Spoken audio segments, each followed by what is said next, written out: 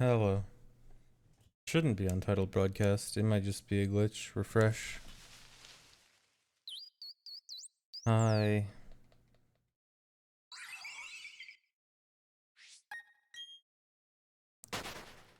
You guys ready for another extremely boring stream?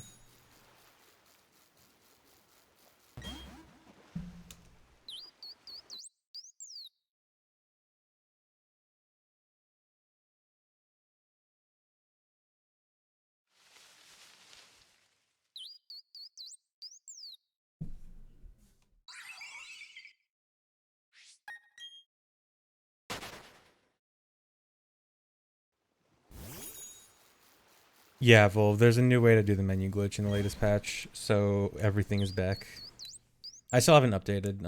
I'm still it's a more tedious method, so I don't want to update, but it works, yeah.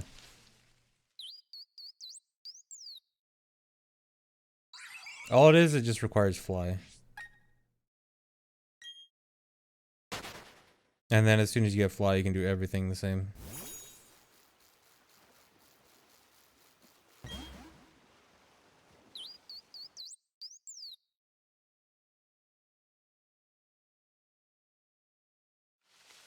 Thanks for 38 months, Cavefish. Thanks for 37 months, Fire Jackson. Next OT category. Back to Hundo as soon as I'm not addicted to Pokemon anymore. No, this is Elf is from trading.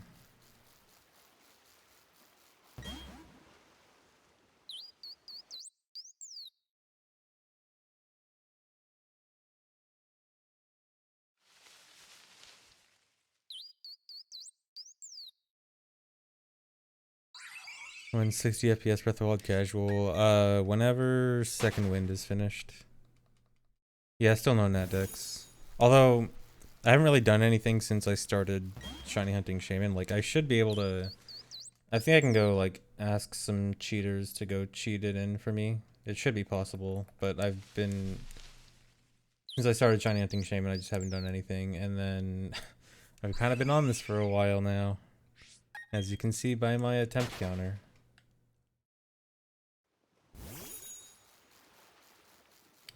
So actually the reason I have Azelf is, so I realized that having a following Pokemon speeds this up by a decent amount, because a following Pokemon is like a second faster than actually throwing out a Pokemon. I think like 2 seconds faster. And I originally started with like Heatran, but then Heatran and I realized most other bigger Pokemon like kind of slow you down and you run into them. But then Azelf doesn't. And I also wanted something, high enough level that I wouldn't ever like not be able to run away. So then Azelf seemed like the perfect pick for not gonna run into when following and good level and everything.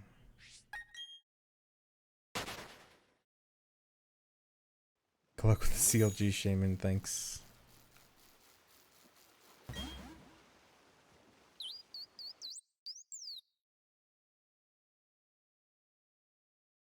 26% chance of not finding a shiny after 5,500 attempts, yeah. I'm getting to that point where the percent that I should get it is getting pretty high.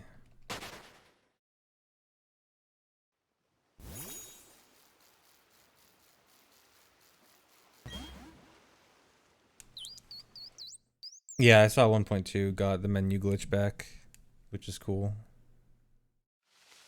There's also apparently a few new applications of it, like you can use it to get version exclusive fossils or just any fossils without the actual fossil.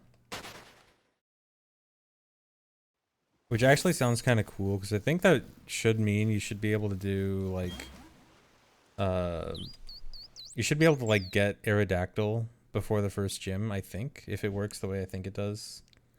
And like the thought of playing through the game with Aerodactyl sounds super cool.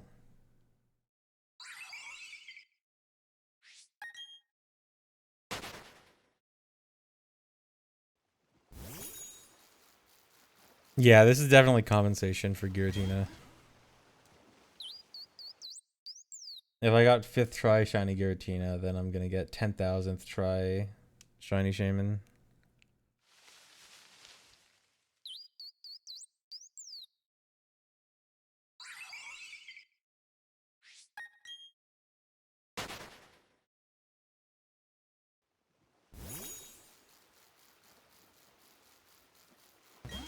Hope we get to 69-69. I hope I don't. This is one situation where I do not want to see 69-69. No, the probability of getting it by now is around 75-ish%. Probably like 73 or so.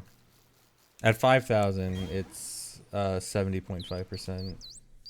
Everything like, so the way probability works, it doesn't just mean that like if it's 1 in 4096, then once you get 4096 attempts that it should be like 99%. At 4096, the chance of getting it is only like 62-63%. Spreadsheet time. I did actually graph out the possibilities on a random online graphing calculator.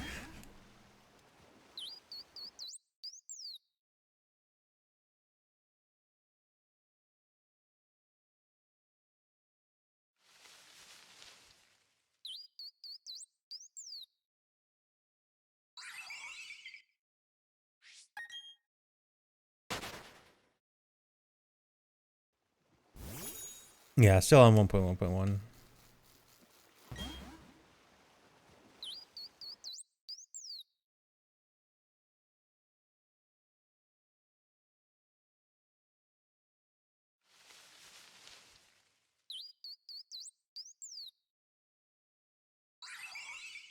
It's not due to Ribbon, it's due to the fact that it's just not released yet. But yes, Shaymin cannot be traded. No, I'm still not updating.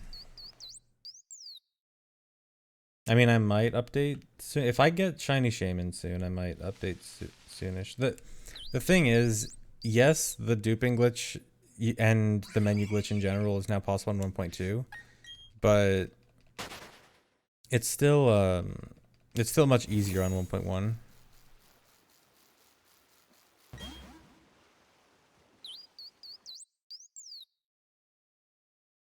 Are my ears bleeding from the squeaks yet? I've completely tuned out the squeaks.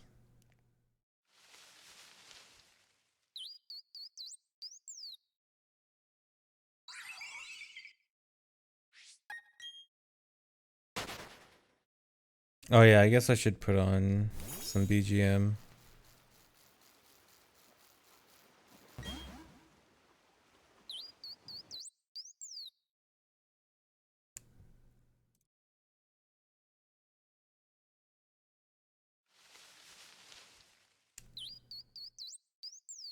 "10 hours of relaxing rainy night Animal Crossing music. Thank you."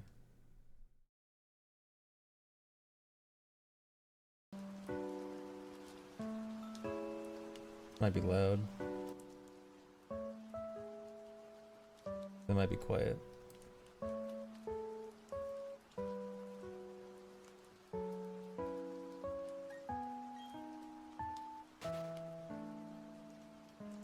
Any plans for holiday streams? Playing Pokemon and or OOT.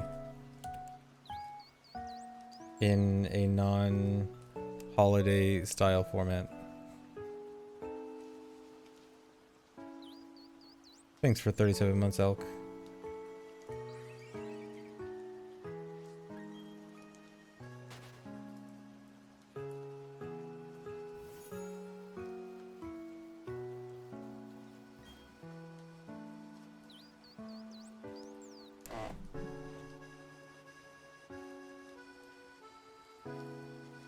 Yeah, I'll go back to Hundo when I'm done with Pokemon. If only Pokemon wasn't so interesting with the glitches. Oh yeah, I guess I should probably do some Animal Crossing holiday stuff. I need to get back into Animal Crossing again. I don't want to miss winter again.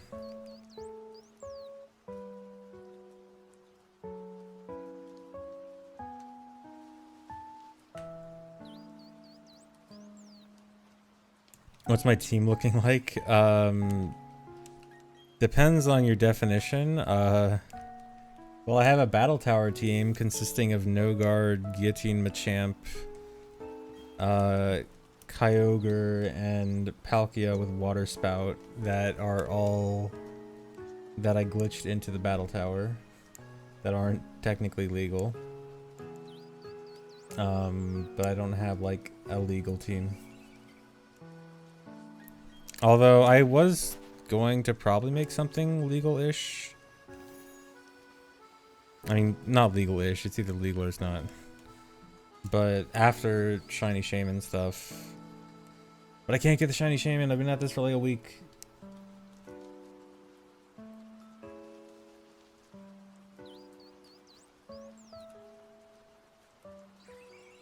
Water Spout Pelipper? Oh yeah, just because of Drizzle. Yeah, well... I mean, Water Spout Pelipper may be interesting, but I think... the Water Spout Kyogre plus Water Spout Palkia team is the best. I snuck them into Battle Tower doubles. And I just have them, I just Unga Bunga mash the Water Spout button. And it's so good. Yeah, at least you can sneak in water. Wait, actually, does Pelipper learn Water Spout normally? Or do you have to glitch it to learn Water Spout?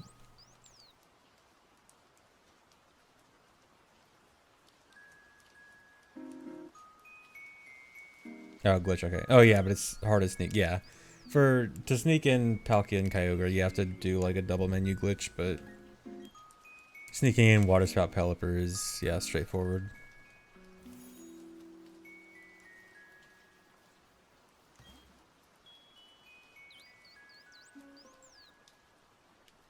I have never closed out on Shiny Shaymin. I've never found a Shiny and then accidentally ran from it.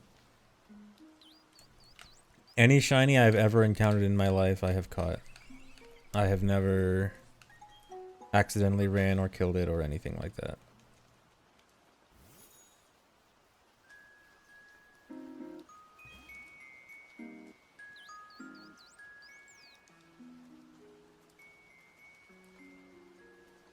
Still trying to find Shiny Piplup in the briefcase. That sounds awful. Finding a Shiny starter sounds awful. Is there any reason you're doing that specifically instead of like finishing the game and then doing eggs? Like, do you specifically want it for the main game?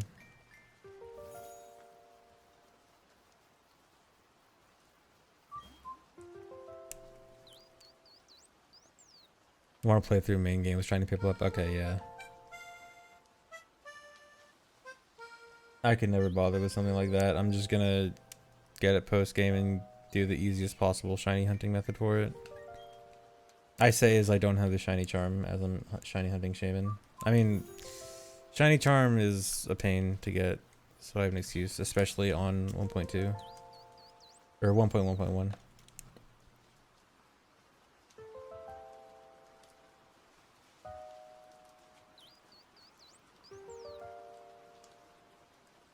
Wait, you have 3 times the odds for Heart Gold Soul Silver starters being shiny? What?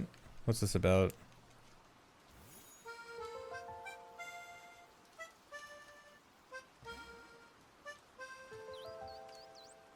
They fixed shiny charm. It was bad, but because it didn't work on regular encounters because of a bug, but it got fixed in 1.1.2. Oh, because there's 3 stars to look. Oh, because you can just check each one if they're shiny. Okay.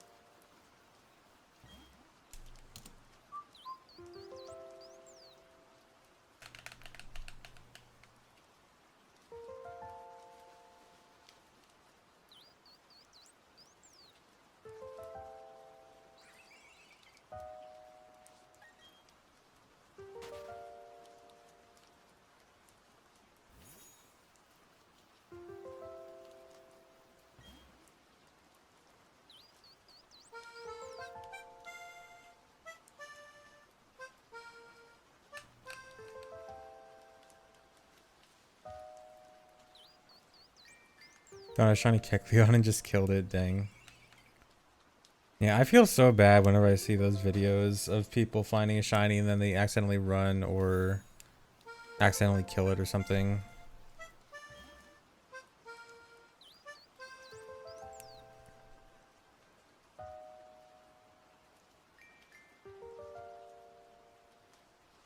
I won't put down the controller to prevent running away, but once I see it, my neurons will activate, or once I hear the sound, more realistically. The shiny animation in this game is very long, so I think it will be a very obvious tell when it takes very much longer than usual, and I hear the sound and I see it, then it'll be like, okay, now it's time to actually press the X button.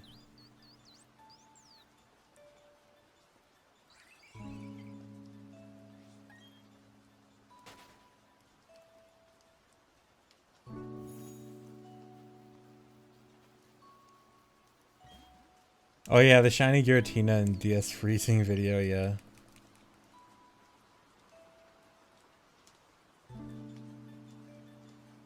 Lucky my Switch didn't crash when I found my shiny Giratina.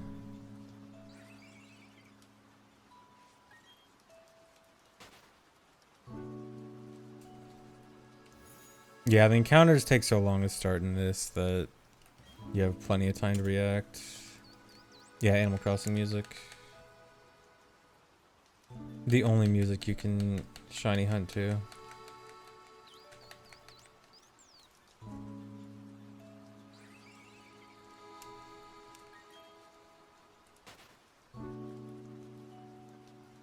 Yeah, this is my 5-try shiny Giratina punishment, I know. I knew I never should have tried for shiny Shaymin. I knew that it was gonna end like this.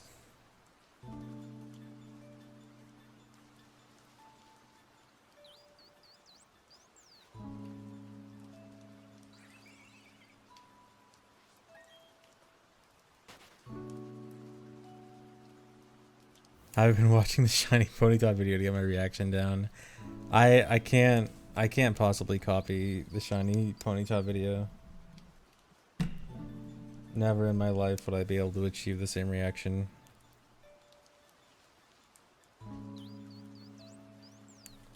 The video here. I should actually get the video up. In case I actually get the shiny Shaymin, I'm gonna play the video in the background. Oops. Here we go. Last shiny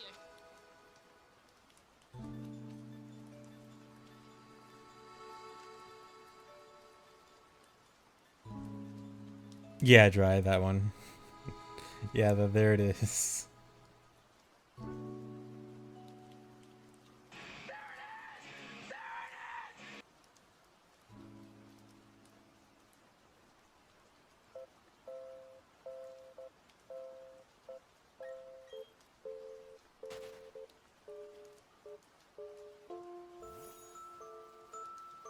Yeah, it does have copyright music in the background, so maybe. I mean, he's screaming so loud over it that I think that the mic like cuts it out.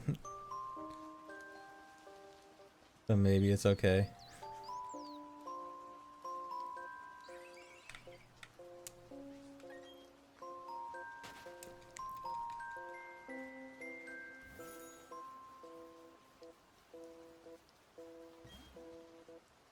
Yeah, that's a pro setup. The 3 GBAs. Why is he screaming so loud? Wolf, you've never tried to get a shiny Ponyta and taken 28,000 encounters for it?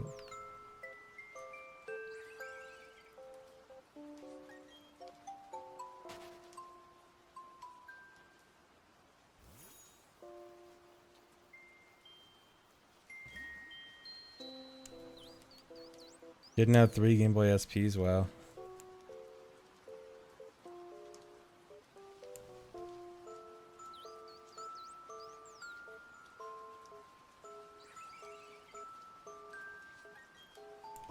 I don't think I will scream that loud even if Shiny Shaymin takes that long.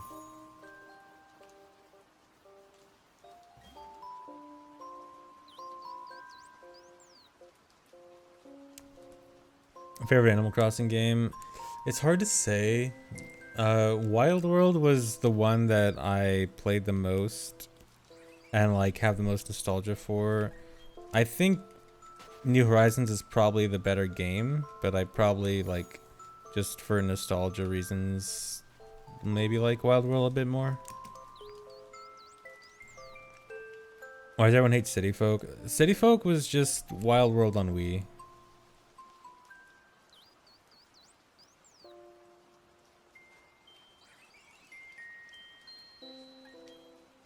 Yeah, like City Folk just didn't add a whole lot of new stuff. Like, it added some new stuff. Like, it's a bit of an exaggeration to say it's Wild World on Wii, but it's also kind of not.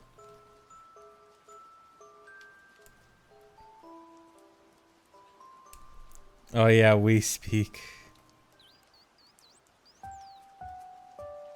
Can't believe I've been playing Pokemon more than I played Metroid. How I actually... Hold on. I need to check if I've actually... Wait, it's gonna... Don't show my... Wait.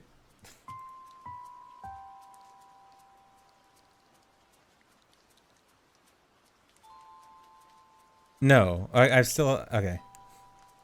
I still have 60 more hours in Dread than Pokemon. I didn't want it to show my friend code. I don't want... Even though it's already been leaked like 5 times, I don't want you guys sending me friend requests.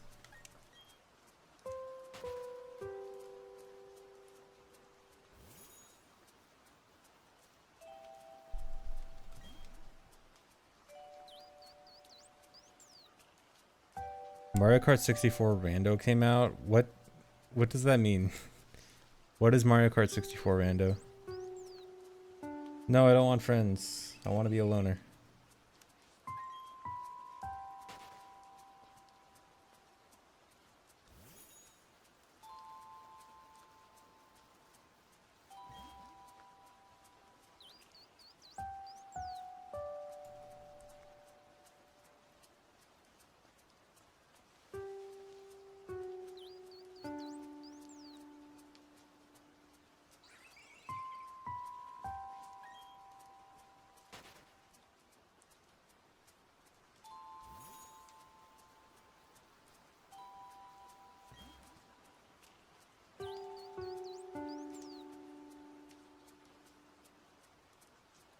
Thanks for 13 months, Zarathustra.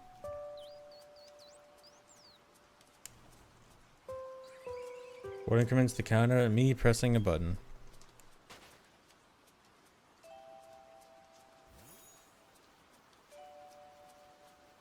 Metroid Dread Rando. I would play Metroid Dread Rando.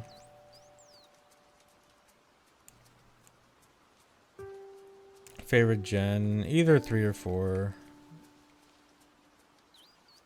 I'm not sure. I know my favorite game is either Emerald or Heart Gold Soul Silver. So it's like, I don't know. One of those.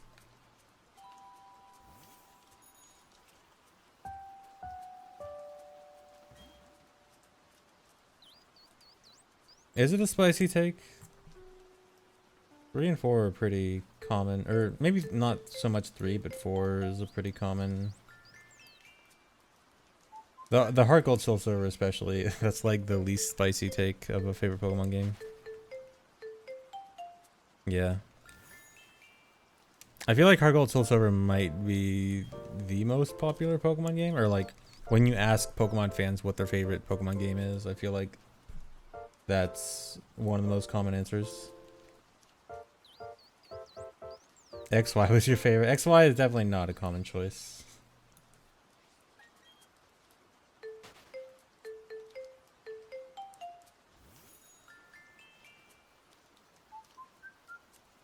Yeah, honestly, if you choose anything 1 through 5, well, I don't know. I'm kind of biased against Gen 2. I actually don't like Gen 2. Well, I mean, I guess when I say I don't like Gen 2, I also have to say I don't like Gen 1 either. I like kind of have, I don't know. I shouldn't. Gen 1, Gen 1 and 2 are both kind of bad. Well, the thing about Gen 2, I don't dislike Gen 2 conceptually, I guess. It's just like I just think Gen 3 added so many mechanics and things that made Pokemon like just way better. Like running and abilities and you know, like Gen 3 just improved Pokemon so much more, and Gen 2 was kind of just, I don't know, like Gen 2 still feels kind of primitive, I guess.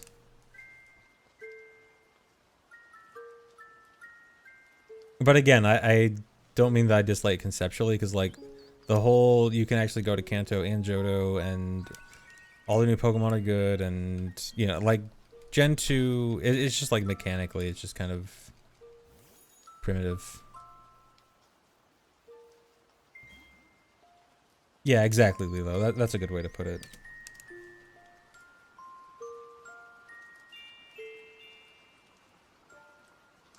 Yeah, and Gen 2 did fix a lot of the a lot of the messy stuff with Gen 1.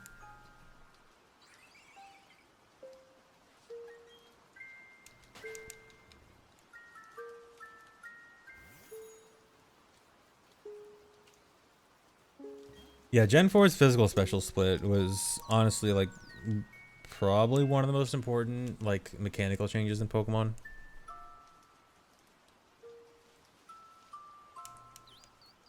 Which remake of Gen 1? Do you mean like between Let's Go and Fire Red Leaf Green? Fire Red Leaf Green by a mile.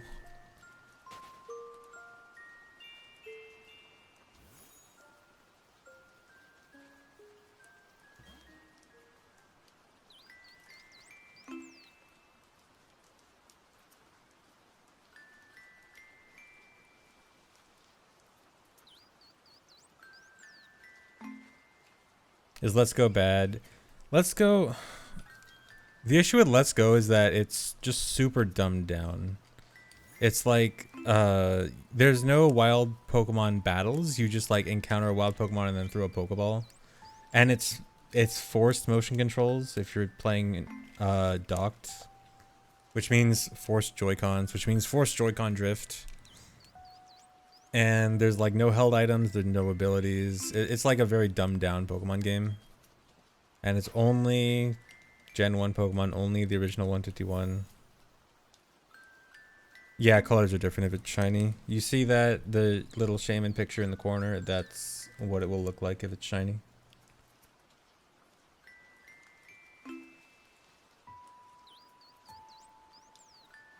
So yeah, Let's Go is just a very dumbed down. It's like, Let's Go wasn't the worst. Like, for what it did, it was fine. It's just that what it did was just also dumbing down Pokemon so much. Like, to be fair, it did introduce, finally, like, seeing Pokemon in the overworld and, like, actually running into them to encounter them, which is actually one of the best changes of, you know, Let's Go in Gen 8. Because catching Pokemon is actually very fun in Let's Go. Like, I still really wish it was regular old encounter battles, but I like catching Pokemon, and catching Pokemon was unfortunately good. Or like, at least in the sense of you could find them in the overworld and like that.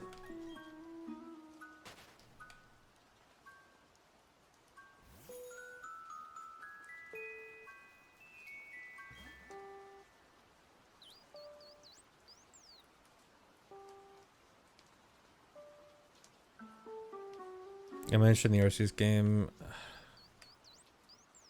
only by obligation, I guess. Not obligation, but it looks like a cool concept that's not going to be done very well. Is my impression of it.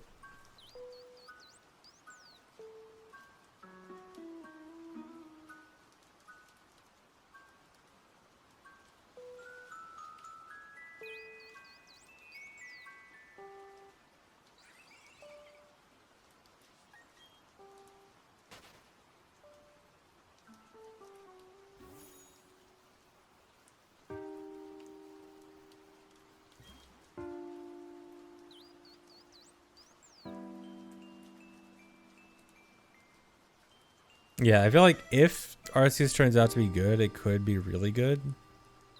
But it's just like, that requires having faith in Game Freak, which having faith in anything Pokemon nowadays is Not a good idea.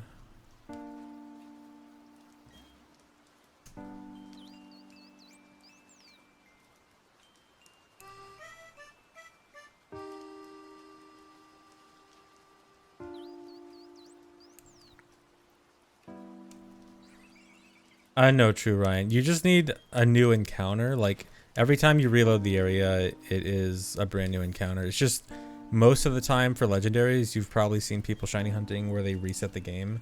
That's because they don't just respawn when you just leave the area and come back. Shaymin just happens to be in a very convenient place where you can reload the area very quickly. It's just a lucky situation.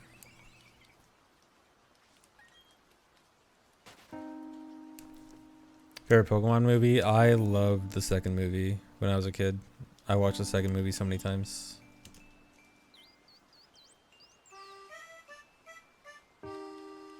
Yeah, 2000.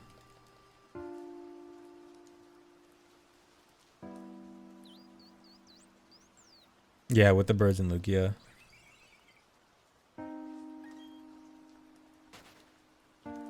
One, two, and three. Yeah, I also like the first movie a lot.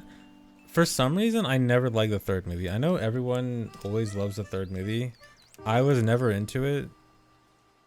And even a few years back, well, it was probably a long time ago now, but I eventually like rewatched it thinking like, is this movie actually good? And for some reason I just didn't like it as a kid or something, and I watched it again and I still didn't like it. I don't know. I was never into the third movie. I don't really know why.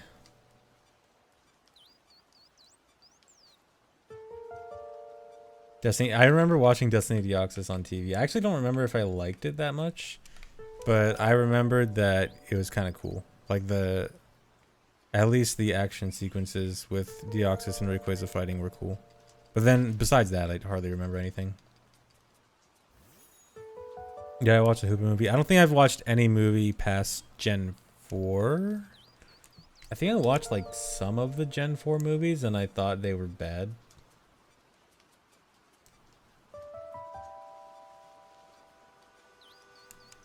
Oh, Celebi movie's so good. I love the Celebi movie.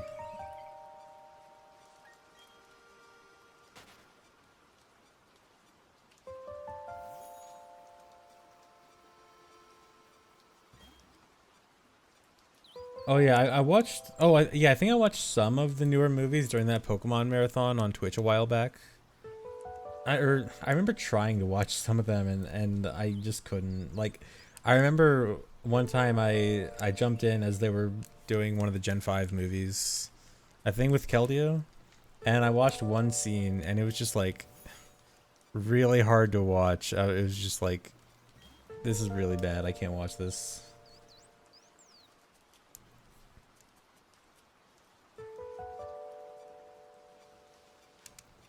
Miss the old VAs. Yeah, I'm one of the kids that grew up on the original VAs and stopped watching right around when they switched. And so watching any of the newer ones, which at this point isn't even new. At this point, the new VAs have probably been around longer, right? So like I just can't watch Pokemon with the new VAs.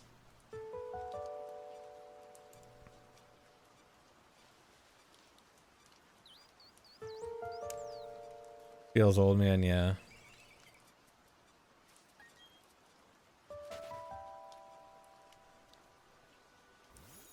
You can now see your Nintendo Switch year in review, really? Where do you find that?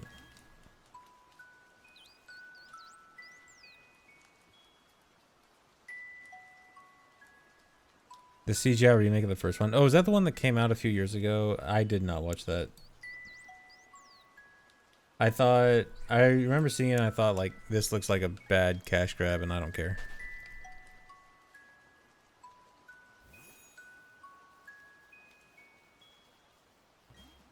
Nintendo Switch year in review. Is this, can you see this on your Switch or is it only on the site? You might be in the wrong place. I don't think so. Oh, Dry, did you, is this, no, Dry didn't link it. Is this a link for, oh, it's because I'm logged in my Australian account. That might explain things.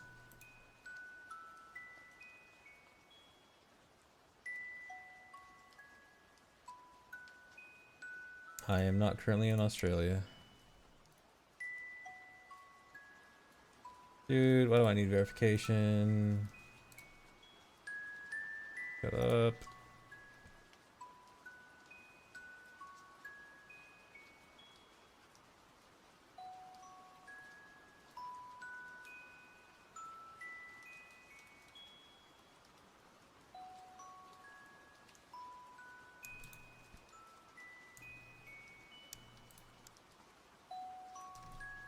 Alright, my 2021 year in review. Check out all the fun you had.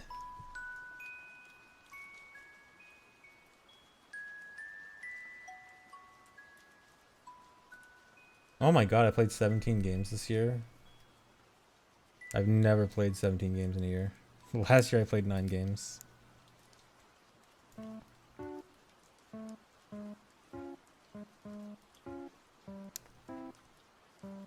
$415 hours, last year 432 hours. I assume last year was just higher because of Animal Crossing.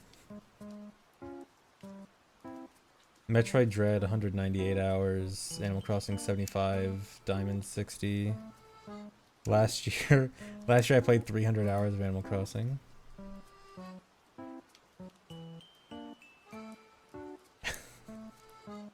I basically played my Switch not at all from January to September. 200 hours in October, 128 hours in November.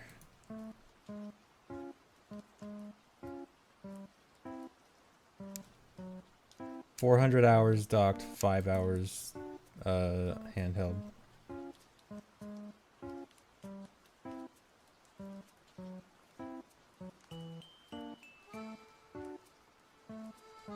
Favorite game this year, Metroid Dread.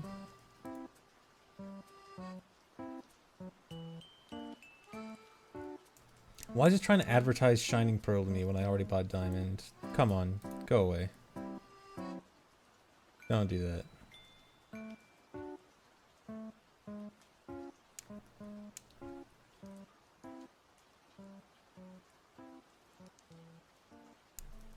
Okay, that was moderately interesting.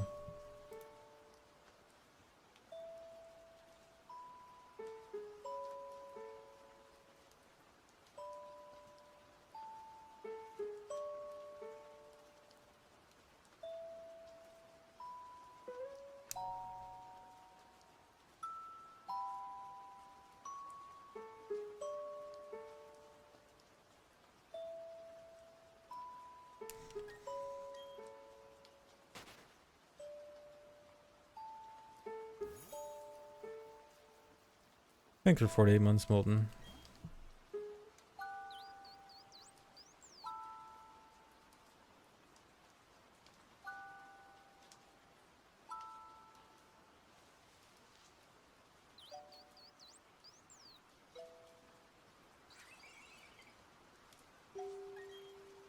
Which New Horizons music was this good? What's the general opinion of New Horizons music? Do most people think New Horizons music is not as good as the others?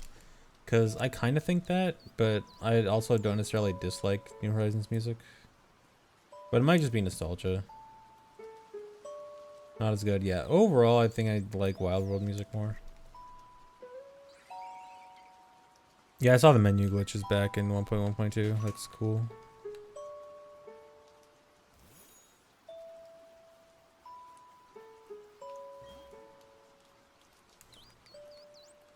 Yeah, it's not bad music, but just like the other games were better. Yeah, I mean, New Horizons definitely still has plenty of good tracks. But I don't know. I think it might just be nostalgia. Or I don't know. Wild World music was pretty good.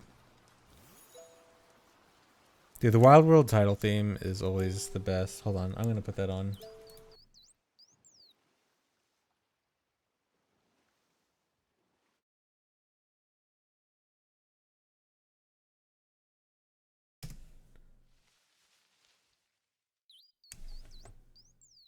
Is this it? What? Isn't it?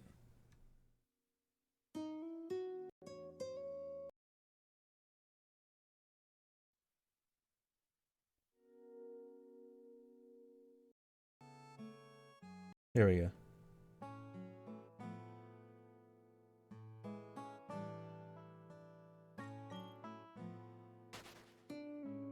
Yeah, this is a Pepe Jam. Wait, this doesn't sound like the right version.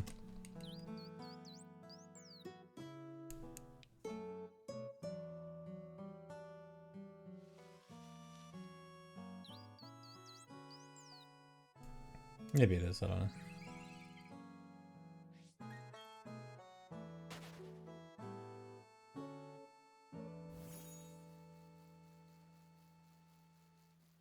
My childhood, yeah. Same.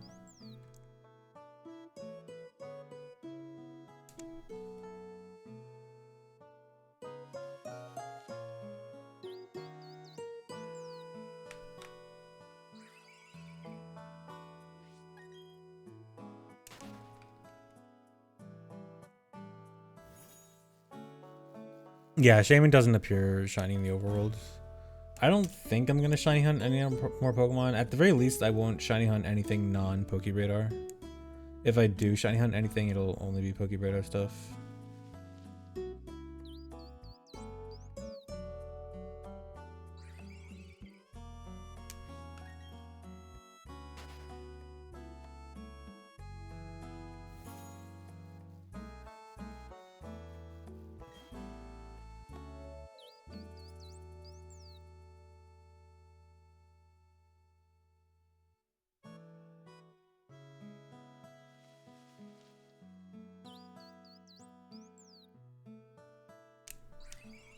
Something like that, Volvia. I know it's around the same time frame at least.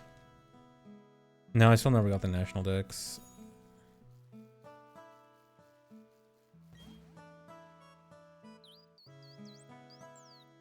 Alright, let me go back to the other music.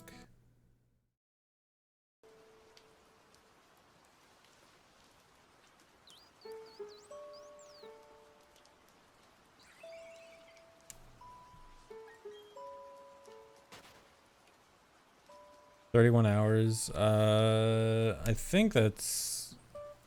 What number are you using for time per encounter? Because time per encounter should be roughly like 27, 28 seconds. Although that's optimal. You'd probably just round it to 30. But...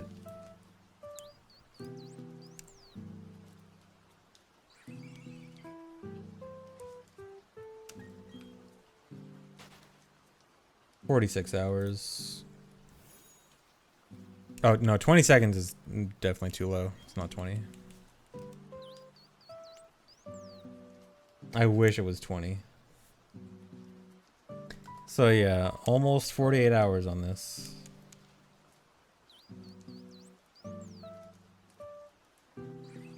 ZFG Spliced is from TSA's super old OOT run. I think it was 505. Back when OOT any percent was 505, 5 hours and 5 minutes.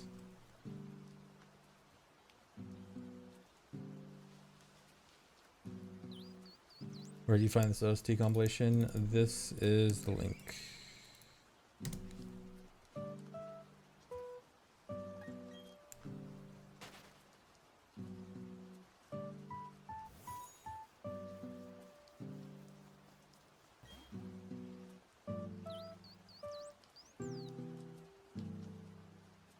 It's like that so many of us were inspired by those runs and they were fake.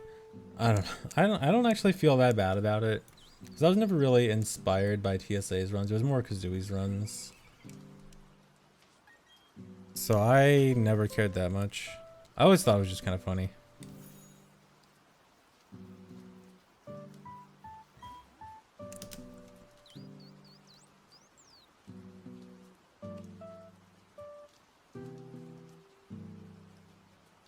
Birdie Birds, I mean, I've kind of had a thought of that similarly, but it's just like, it doesn't work out that well because, I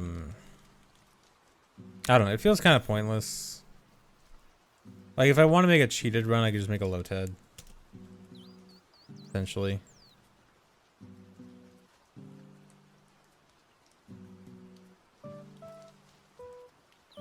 Dang, 6K encounters for Gligar and hasn't got... And Phil has Shiny Charm, I assume, right?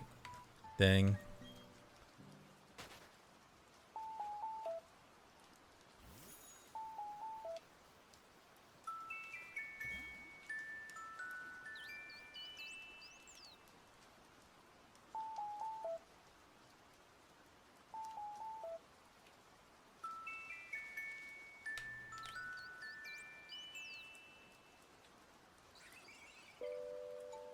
Yeah, there's Shiny Charm in this game.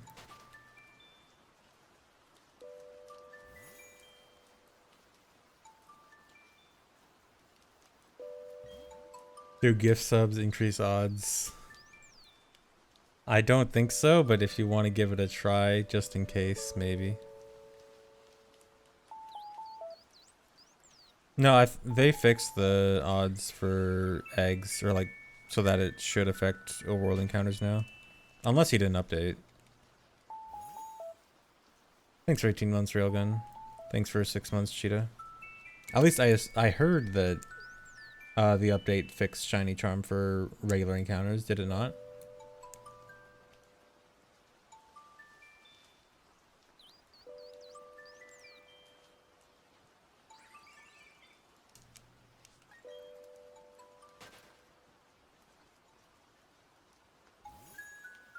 No, you can still get Shaymin even if you update. I just haven't updated because stuff is easier in the earlier version, in the version I'm on.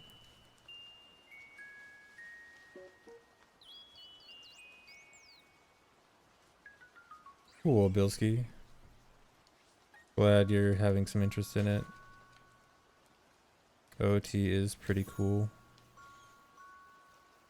How you come to Shaymin? You can do out of bounds glitches to get here early. You can look up a video on YouTube. There's probably a million videos on it.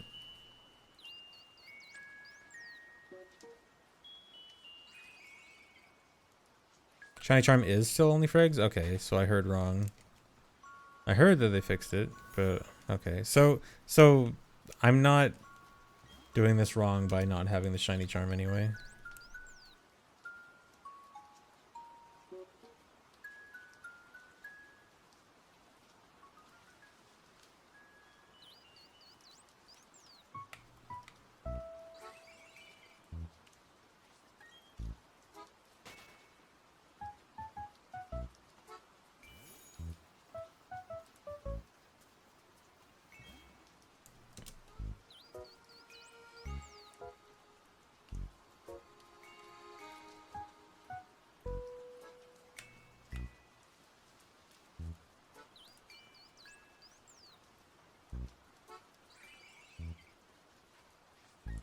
I think the only non-tradables are Shaymin, Darkrai, and Arceus. And apparently certain forms of Deoxys. Which is weird. I think someone said like attack and speed forms you can't trade or something.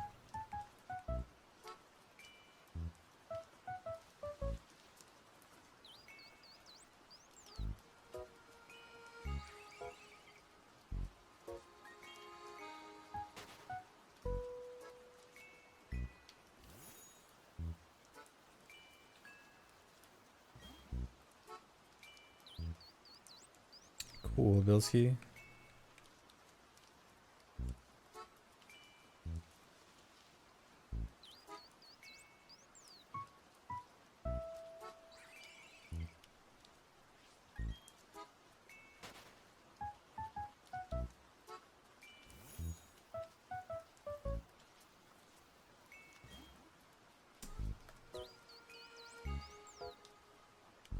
What's so special about 5597? Because it's going to be the shiny. That's what's special about it. It's going to be the shiny right now. Dang. Thanks for 49 months, Hob. How long is this actually going to take? I want this soon.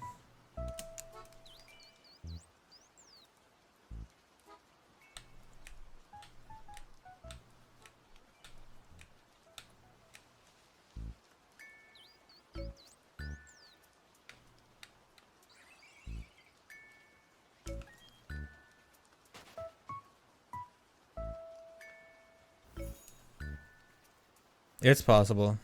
There are videos of people getting shiny Shaymin. I even looked it up to make sure that I wouldn't be wasting 50 hours of my life or more.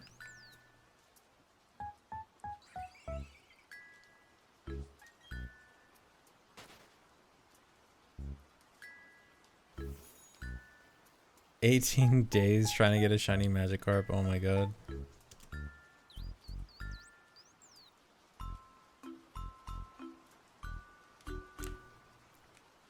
No, Shaymin's not my favorite legendary. Although, well, I actually don't really like Shaymin normal form, but I like Shaymin Sky form. But it's still not my favorite legendary. Actually, my favorite legendary is Darkrai. Oh, I can't get... You can get 2 New Moon Island, but he doesn't spawn. Although shiny Darkrai kind of sucks. So I don't think I'd shiny hunt for it anyway. But specifically, the reason I'm going for shiny Shaymin is Shaymin is the only obtainable Pokemon that isn't tradable, which means if you have a shiny Shaymin that you got it on your own and it wasn't someone duping their own shiny Shaymin and trading it a million times on Global Room. So shiny Shaymin is essentially the single actually valuable shiny now that isn't just being cloned and traded everywhere. Not that I don't like that the shinies are cloned and being traded everywhere, because I'm part of it. But it is nice that there's one special Pokemon. What will I name it? I will name it Shaymin.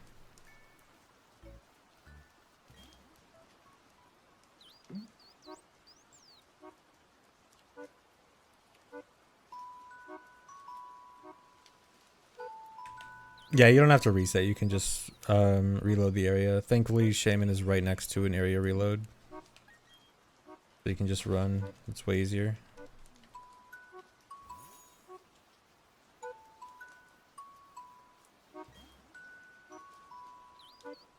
Yeah, you can get Shaymin just with out of bounds glitches. Can I kill him? Yeah, I can kill Shaymin. That works too. I'll kill this Shaymin for RNG manip. I don't even know if I'll kill in one hit. I probably won't. Oh, come on.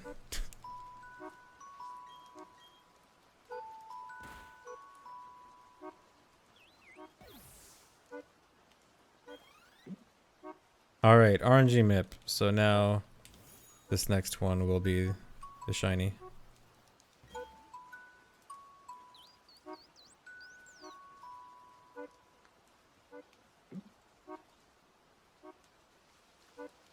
Dang, I messed up the RNG MIP.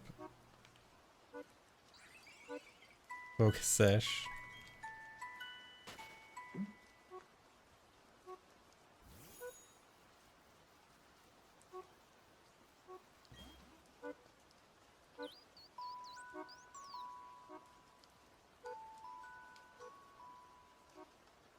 I don't think there's any I don't think there's any method of RNG manip right now. I know people have looked into the RNG and it's like mostly the same as Sword and Shield, except for I think eggs and apparently eggs and roaming Pokemon are different, but otherwise it's the same as Sword and Shield. And as far as I know, Sword and Shield didn't have any RNG manip, so I assume none here. And I'm pretty sure it's like pretty good RNG. Good in that like it's not easily manipulatable. Hey Moxie, thanks for 52 months.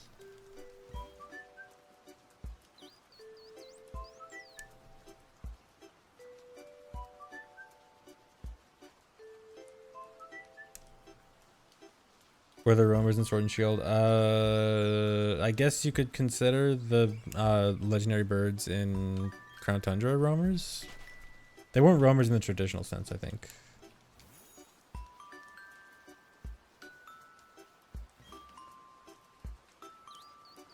I usually like the more significant variations of shinies. Shaymin's isn't like super significant, but it's like significant enough that it's pretty cool.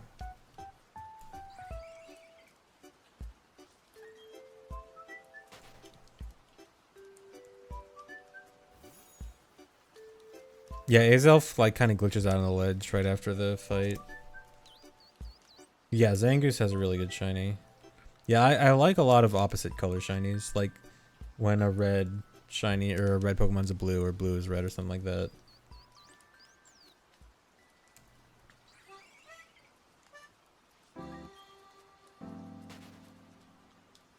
That's a very hot take, Lilo. I strongly disagree. Dude, Shiny Ponyta. Shiny Ponyta is so much better shiny. I mean, yeah, there's definitely a good number of Pokemon that their normal forms look better than shiny. But dude, shiny Ponyta is so cool.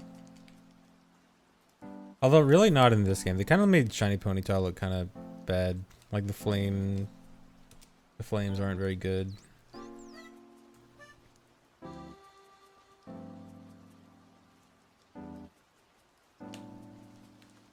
Wait, I forgot what Shiny Voltorb is. Is Shiny Voltorb blue?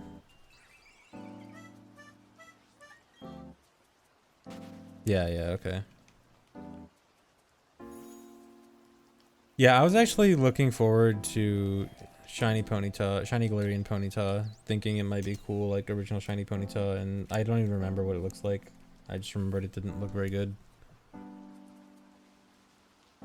Any lame Pokemon with 6 shiny colors?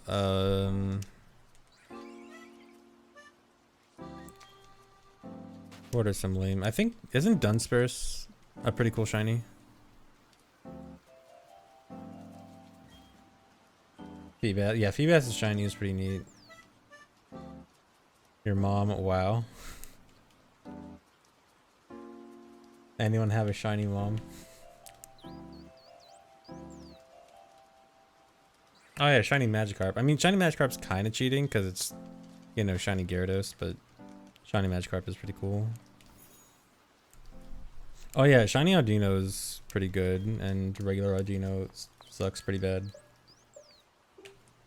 Did they fix the Shaymin glitch yet? They tried. Well, there wasn't a Shaymin glitch. There were various methods of getting out of bounds, and they patched one, and various others are still possible. No, dude. Dude, friendship is actually one of the worst things about shiny hunting this.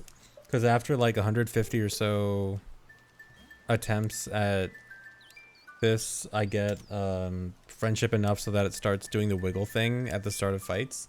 And then that just wastes more time in the fights. So I want to like just close it as soon as I get enough friendship.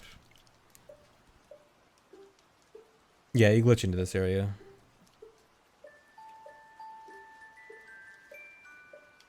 Yeah, shiny Espeon's really good.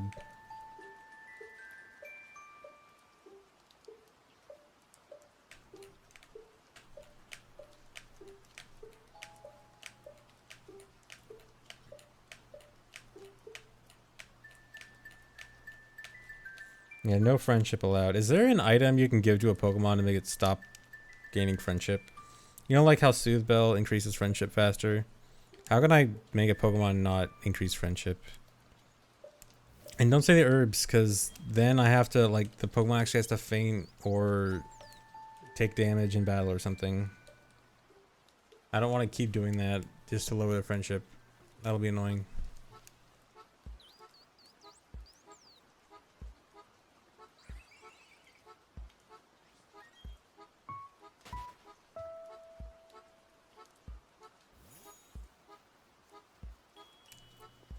Well, I can switch front Pokemon, but I specifically wanted a small Pokemon that I won't run into for a front Pokemon, and Azelf just happened to be... It seemed like Azelf was the best choice for that. Like, I want a Pokemon high enough level that I'll easily be able to run away, and small so that I don't run into it. Because you just, like, push Azelf out of the way. Like, I was using Heatran before this, and Heatran kind of sucked because Heatran slows you down a lot. I'm walking with them because it starts the fight faster. Like, not having any Pokeball throw animation saves a lot of time.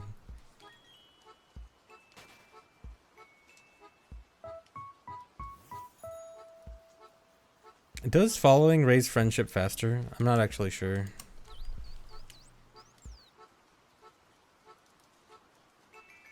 It does. Oh my god.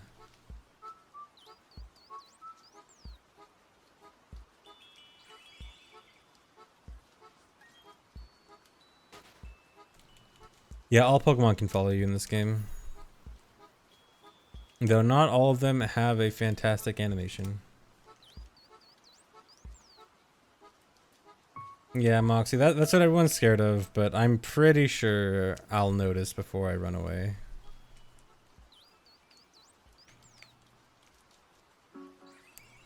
Switch to another Lake Pixie. I guess I could do that. I guess I can get... I need to see if I have non-shiny Mesprit and Uxie in my boxes. I might only have shiny versions of them, and shinies are bad since they have the sparkles every single time.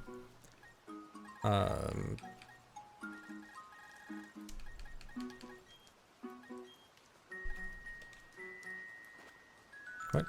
No.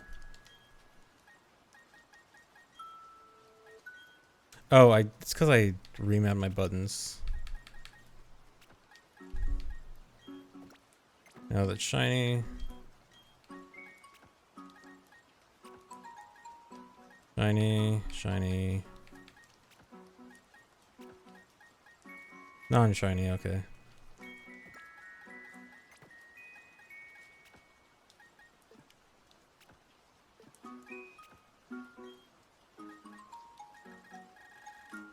Here, actually, let me reset first so that I don't have extra friendship on Azulf. Is the game worth getting? Not really. Well, okay. It kind of sucks normally, or it doesn't suck. It's just like they didn't really add anything special to it. It's like literally just exactly the original Gen 4 games. But it has a lot of glitches that are really fun to mess with. And the glitches actually make it pretty fun. But overall, the game kind of sucks. No, I'm not saying Gen 4 is bad. Gen 4 is fine. It's that they could have improved it by so much and they did absolutely nothing. And Pokemon is the kind of game where improvements in remakes should be expected and not absolutely nothing. Like there are some games where a faithful remake is the better option, and there are some games where a remake should do a lot more, and this is the kind of game where a remake should be doing more, and it didn't. Heatran, I guess.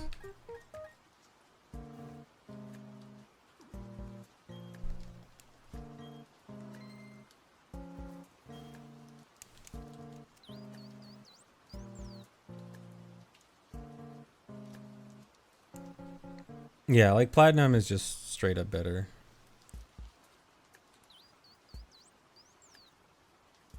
Like Platinum just has more content and is overall the better game, and the fact that they specifically chose to make these remakes based on Diamond and Pearl and not Platinum.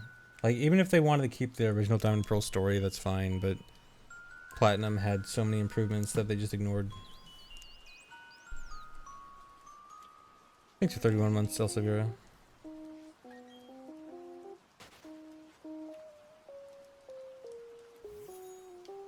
Yeah, and Diamond and Pearl had their fair share of plot problems as well that they did nothing to address. Or Platinum's improvements. Battle Frontier expanded Pokedex for the main game, which means you actually had more variety in the main game, which is one of the most significant issues, really. Is like the Pokemon variety in the main game before National Dex is so bad. What else did Platinum do?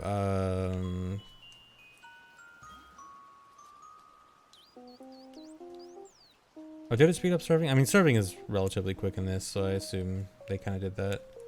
I'm blanking on other stuff right now. Distortion World is super cool. In this, they have like essentially a reference to Distortion World. They have a single room of Distortion World that you don't actually explore.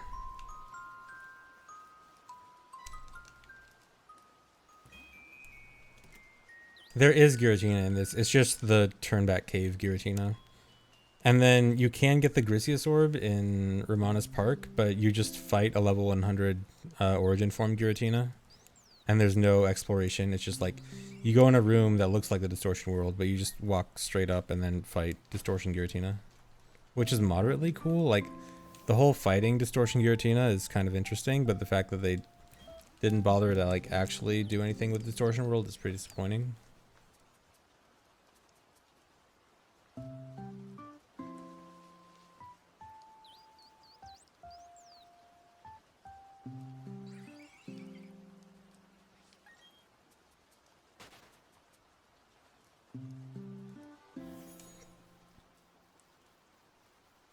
What did Ultra Sun do to Sun and Moon story?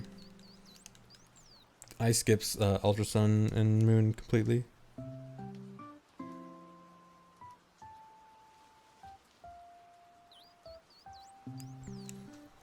Yeah, the HM stuff is definitely a big improvement, getting rid of HMs.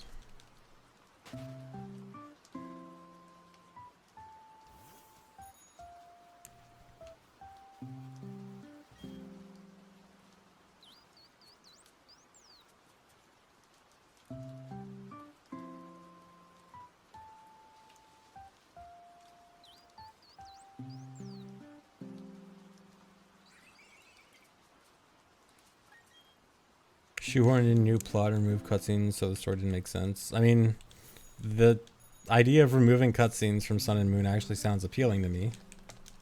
But I guess if it does make the story make less sense, then yeah.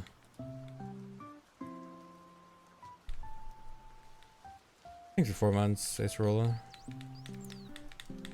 Dude, honestly, if Sun and Moon wasn't half cutscene, it might actually be a better Pokemon gen. Because, like, I was actually thinking recently more about Sun and Moon. And, like, it actually did some kind of cool stuff. But, like, it's just cutscenes. The whole game is cutscenes. Why is it so many cutscenes? They tried to make it interesting. I mean, I almost agree with that. Like, at least they tried with more of a story. And the story isn't necessarily even that bad. It's just like, let me play the game, please. I can't play the game.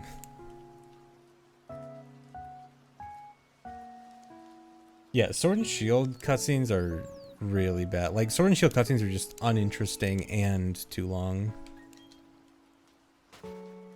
At least Sun and Moon's cutscenes were kind of interesting. Like, I did like the Ultra Beast concept. I know some people don't like the Ultra Beast. I actually thought they were pretty cool. And it's like, it just gave them an excuse to do more wild Pokemon designs, which I think was neat. Yeah, they chose to go in a different direction, but chose the wrong one. It's like they almost went in the right direction. If they could style the story in a similar way and just not have it be so heavy on cutscenes and heavy on forcing you through the story, like, but keep the same like kind of ideas of the story, it wouldn't necessarily be that bad.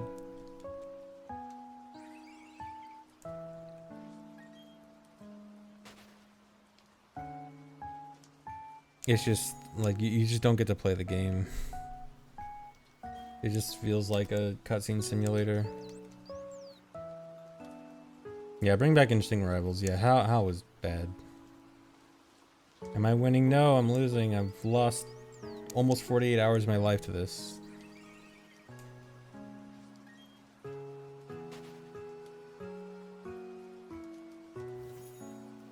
Hop was even worse. I think I like Hop very, very slightly more than How. It's not... It's a strong competition for worst rival, but...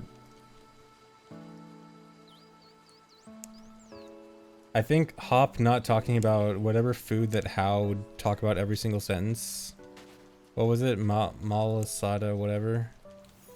The fact that he had to say that every single sentence was just like, oh my god, shut up.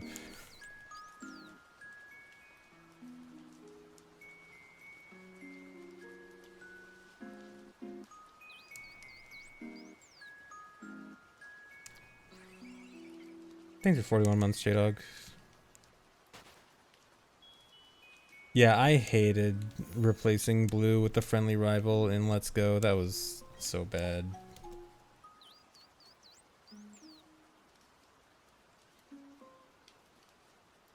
Dude, the ending of the story in Sword and Shield is so bad, yeah.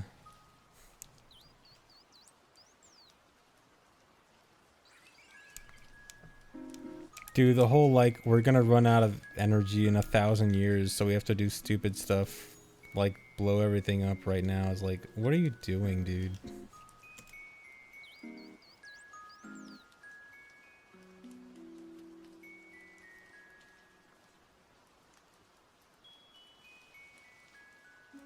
Oh, dude, the sword bird. I actually forgot about sword bird and shield word. That's so... that part was so... I could not take that seriously when I saw those guys the first time. I'm like, there's no way this is real. Thanks for 19 months, Troubles.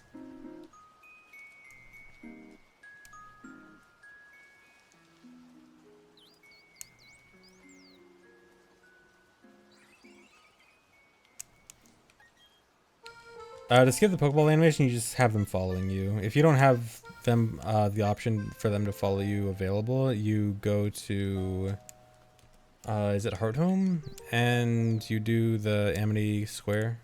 Wherever Amity Square is. It's either Heart Home or Veilstone, I forgot which one.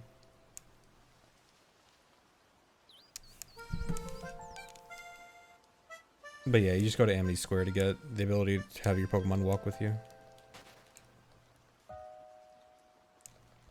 I want a shiny Shaymin because it is the only valuable shiny that can't be traded. So if you got it, then you got it yourself and not from a random shiny trade. A dupe shiny trade. You don't like the friendship effect? No. Friendship effects, not liking the friendship effects is not a hot take, I promise you. I don't know if I've seen anyone say the friendship effects are good. It's such a bad mechanic. It might be one of the all-time worst mechanics introduced in a Pokemon game. I swear.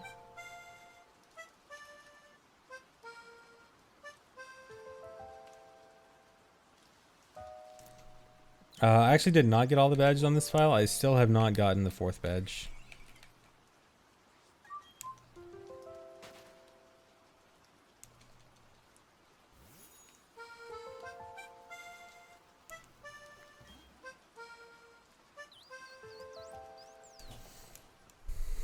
Dude, it's not even being a speedrunner about it. It's just like, the effects just... they're just like, it adds so much meaningless text and animations. Like just the like wiggling animation or the your Pokemon is waiting for instructions text or whatever. It just adds so much extra useless time to every single encounter and every single fight. Like, it's not even a speedrunner thing. It's just like, this game is wasting my time. I don't like when a game wastes my time.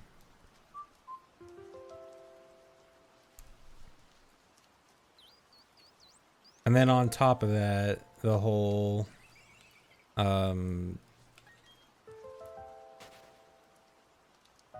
issue of just like letting your Pokemon just freely live for no reason or miss for no, or dude, you know what the worst thing is when you get a crit and then it's like your Pokemon is so happy you got a critical hit, it wants to be praised by you. I'm like, shut up. Oh my god. That's the worst, because it's not even like a battle effect. It's just extra text for no reason.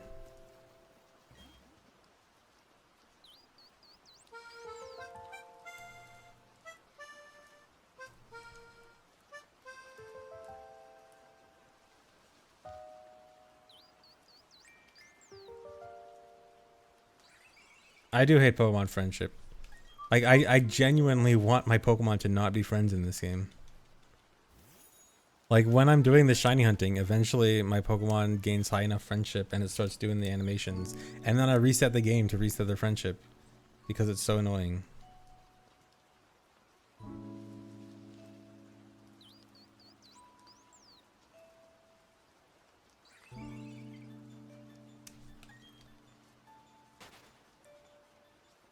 Dude, I wouldn't mind friendship if it wasn't wasting my time so much. Friendship is such a waste of time.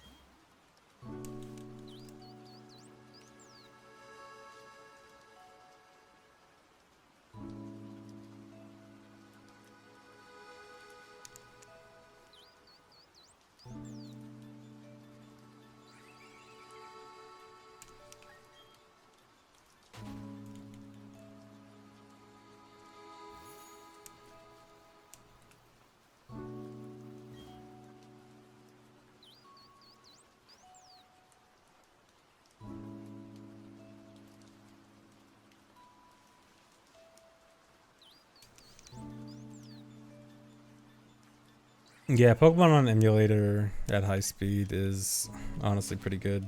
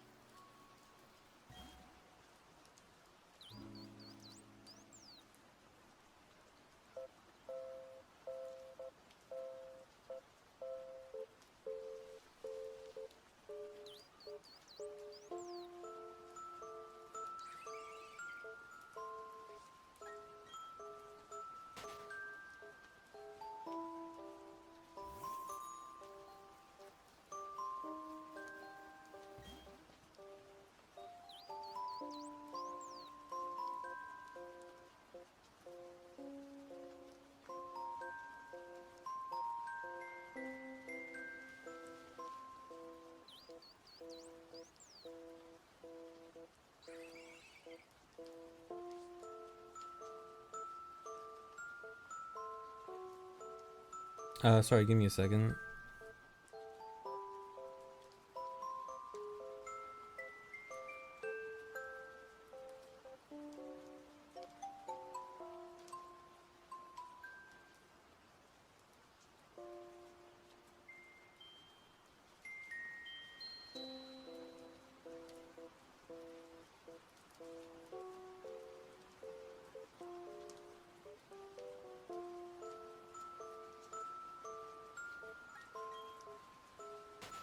Hi.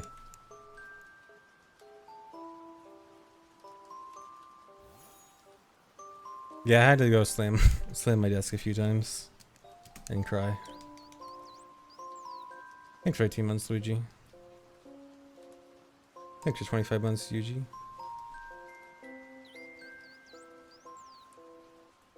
Thanks for the $6.66 donation. Artificial intelligence. Max and Child commentary is soonish. I think it'll be by the end of the year. Probably. Hopefully. Maybe. When I get a shiny Shaymin.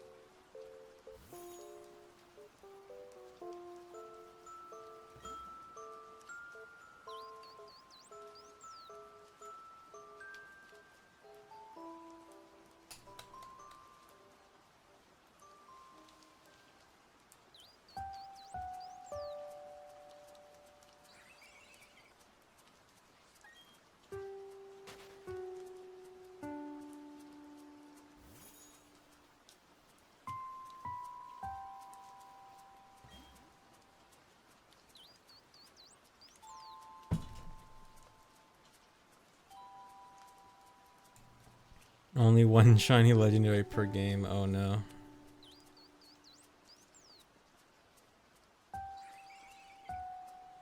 Yeah, Darkrai not being obtainable is super sad.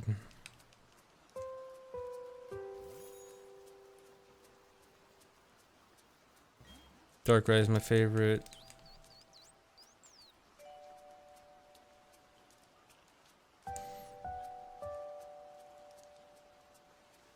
Why is this Shaymin that's available and not Darkrai? I'd honestly prefer getting Darkrai than getting Shaymin.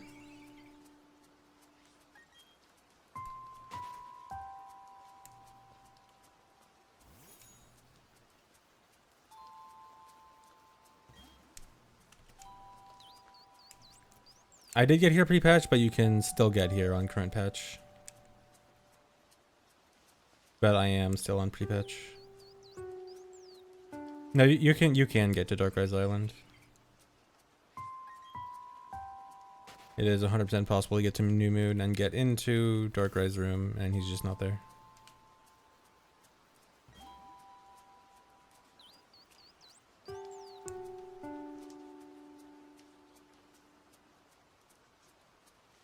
Yeah, Darkrai Shiny just like a little bit bluer. Like I like Darkrai more than Shaymin, but Darkrai's Shiny is kind of lame.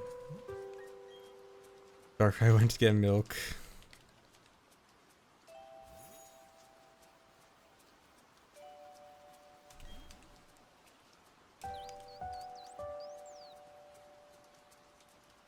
Yeah, I'm planning to clone it.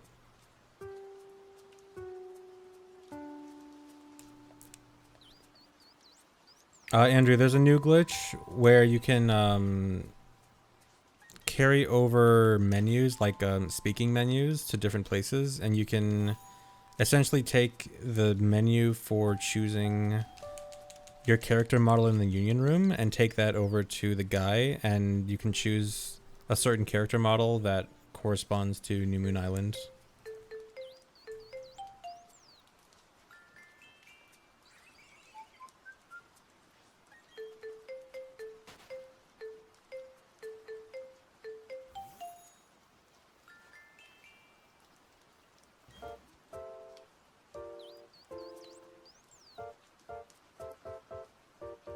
No, I haven't tried it in 1.1.1 yet because I've been busy with this. Although you can apparently use the same glitch for stuff like fossils, which I want to mess with.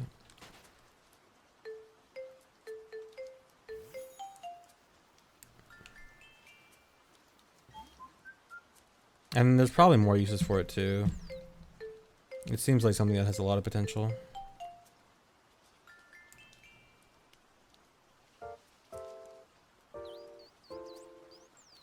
Yeah, the issue is the key item. Like, people have confirmed if you hack in the key item, then Darkrai does spawn. So the key item is the solution. Huh? Where's the music? So, like, if we can find some way to glitch in the key item, then it should work. Why is it... What happened? An error occurred. Hello?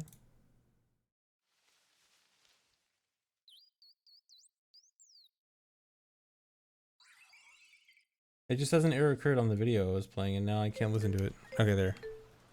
Why? What was that? What was that all about?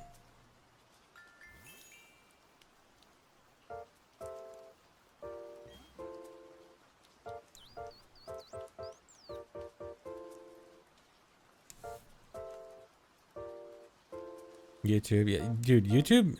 Has YouTube's player been worse lately for anyone else?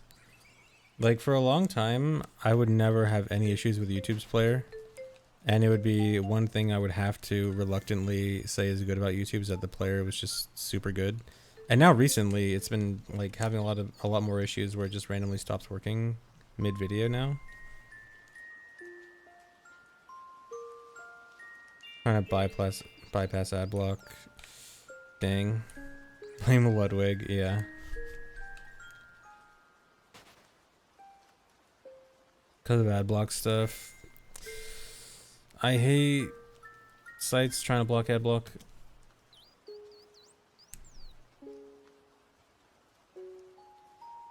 Yeah, I'll have to update eventually, but I'm gonna make sure that I make the most of all the glitches before I update.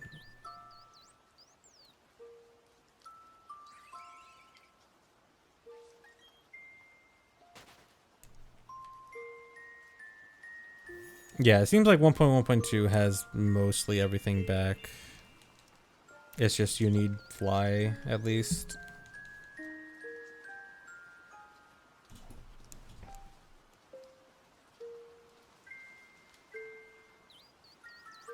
Just remember downloading real media videos. I remember trying to like download QuickTime videos back in the day, and I didn't get it.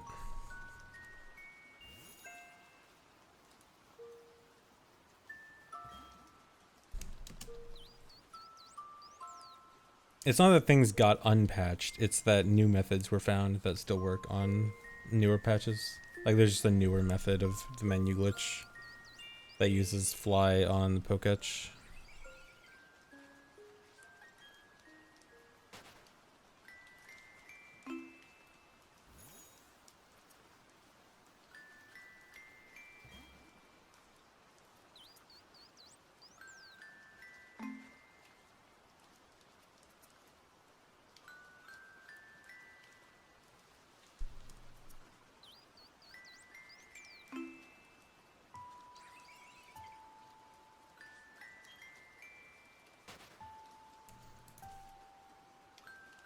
My favorite starters, Charmander. Mostly the fire. I've mostly been a fire type picker until the more recent gens. But yeah, Charmander, Cyndaquil, Torchic. Gen 4. They're honestly all pretty good, Gen 4.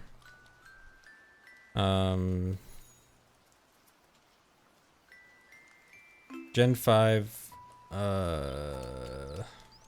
Gen 5, they all kind of suck. Gen 6, they all kind of suck.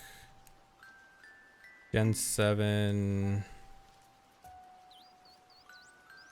Gen 7 had Decidueye, right? Kind of okay.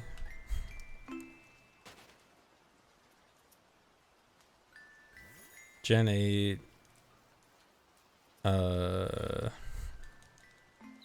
I don't know.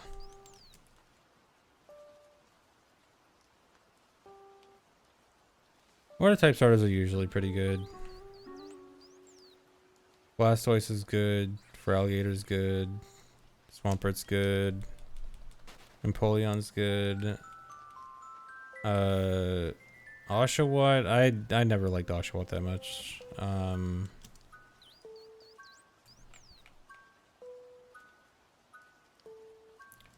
Gen 6. Oh, Greninja. I am a contrarian and I do not like Greninja. Well, I mean, Greninja's not bad, but like I never got the hype behind Greninja. And then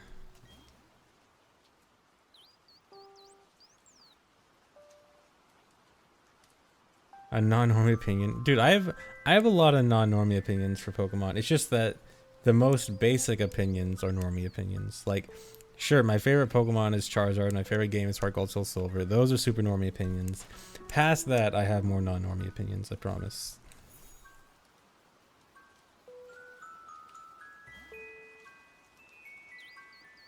Yeah, I have seen Helix played. I'll probably play it. I might play it tomorrow.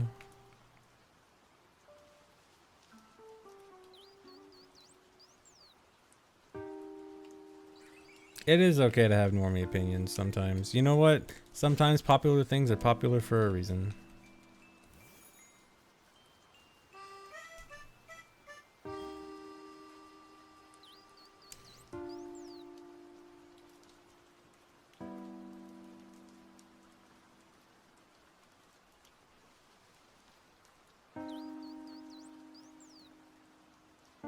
Primarina's a queen though. I don't know. I am not the biggest fan of Primarina.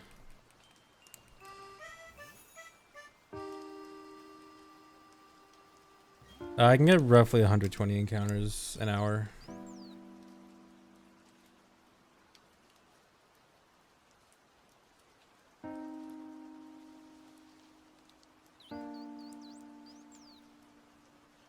I did watch Summit 12. It was neat.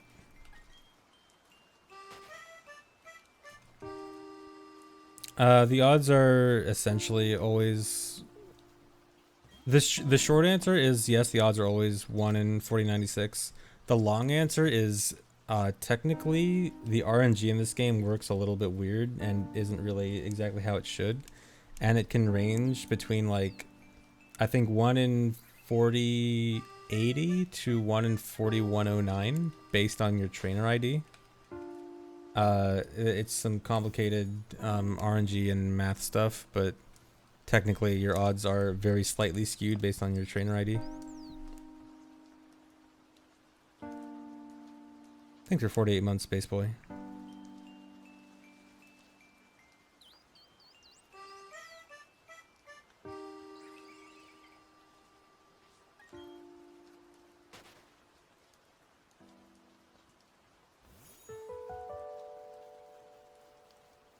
Yeah, in original Gen 4 and earlier games, the RNG was 1 in 8,192. And then more recent games, everything what was it, Gen 5 or Gen 6 and upwards, where it changed to 1 in 4096. I think it changed Gen 6, right?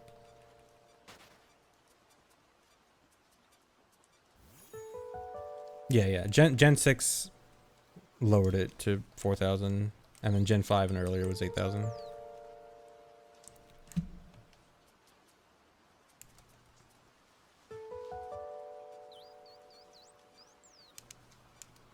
$81.92 was better, made shinies more exciting. Kind of, but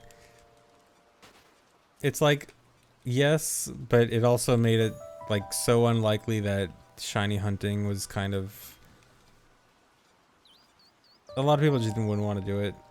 It made shiny hunting more accessible, but then shiny hunting more accessible means that it's easier to get. Yeah, shiny odds are pretty accessible nowadays.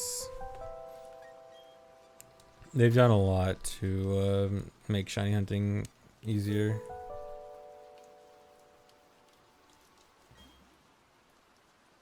If the shiny charm worked properly, the odds would be something like 1 in 1300. I forget the exact number. I think it's more specifically like 3 over 4096 if you want to do the math on that. But yeah, apparently shiny charm does not work on anything but eggs.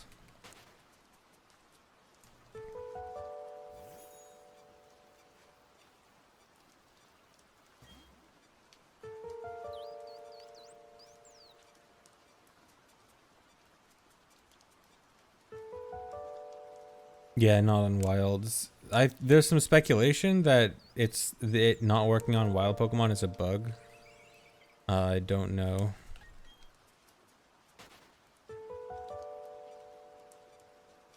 Because it did work for overworld encounters in previous games and doesn't really make sense for this game to not make it work like that. I was shiny hunting Shaymin last week too. How observant of you. Yes, I have been shiny hunting Shaymin for over a week now. And have been playing for almost 48 hours in game.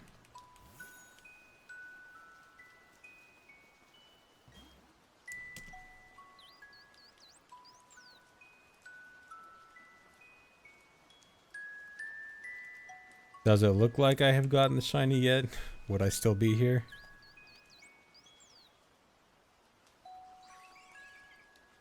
Yes, yeah. Once I get the shiny, I'm just gonna shiny hunt a little bit more, just for fun.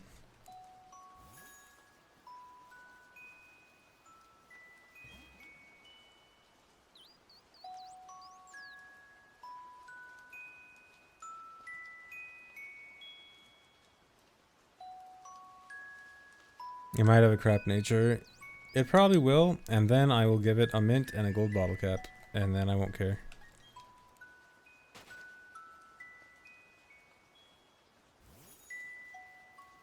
I mean, it won't kill the... Oh, are you saying, like, for will it kill the event? Do you mean, like, if you catch Shaymin and then the event happens, does that mean Shaymin won't actually spawn? I don't actually know. That's a good question. I guess someone could hack in Oak's letter and see what happens. I would assume Shaymin just isn't there, but the event otherwise works normally.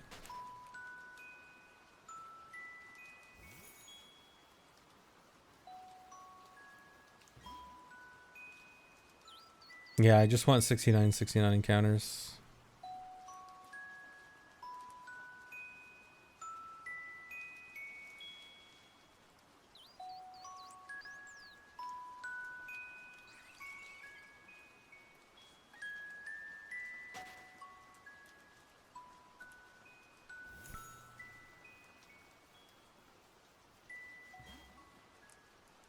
Come on.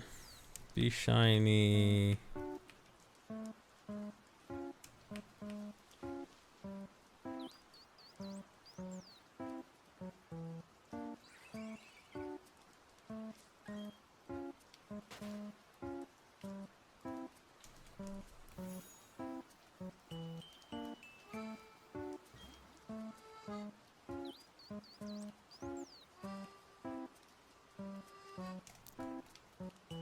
I've never really done an extended shiny hunt because pretty much the only time I've ever truly shiny hunted was Gen 4 Pokeradar stuff and then a little bit with eggs in Gen 8 in Sword and Shield. And well, okay, Sword and Shield, I shiny hunted for 2 eggs. I did shiny Litwick, which I actually ended up getting 2 because after I got the first one, my last batch of spare eggs ended up being a second shiny one. And then I tried for a shiny Charmander, which I probably went like 1,500 eggs without getting anything. And then I ended up getting a shiny Dynamax Charizard. And then gave up on the shiny Charmander eggs. So shiny Charmander was probably my longest shiny hunt that got nowhere.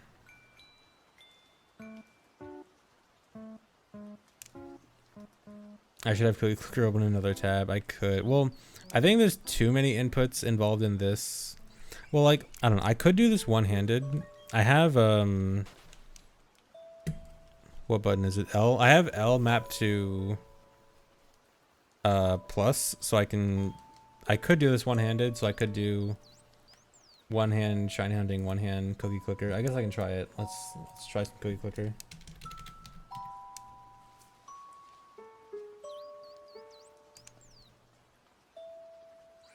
But it does make it a lot more awkward. All right. Especially because like I have to mash click on one thing and then like regular click on another.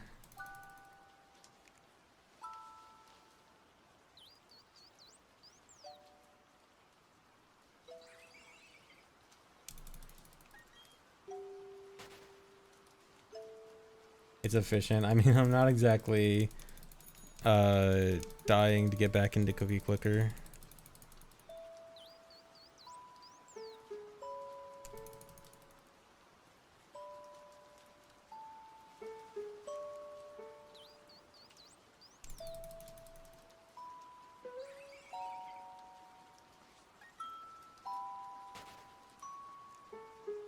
All right, I'm not playing cookie clicker. I can't let myself get back into that.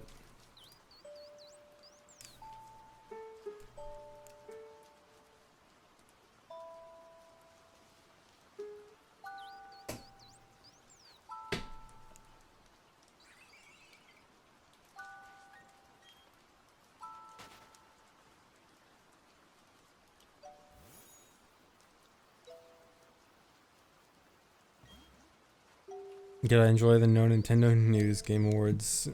Yeah, it was super fun. Actually, I spent, for those who didn't see, I spent the Game Awards, shiny hunting Shaymin with Dry and Volve, and we were just, or I was just like on Discord with them, and we were just like making fun of the whole Game Awards. And that made it fun. So I had some moderate fun at the Game Awards.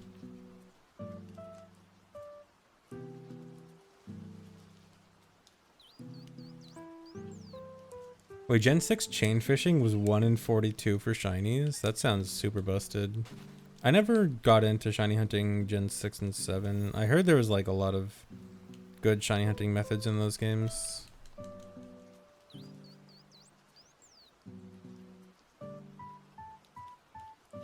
Is chain fishing literally just fishing in the same spot over and over?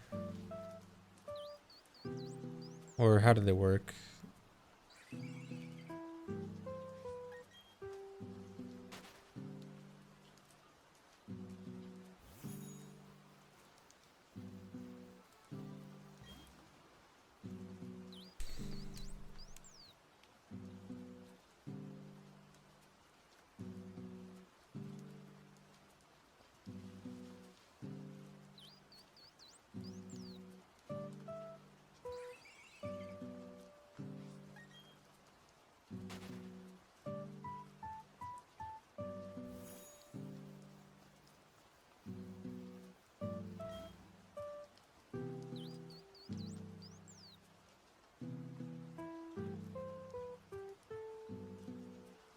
Oh, you had to KO or catch, but just fishing the same spot. Okay.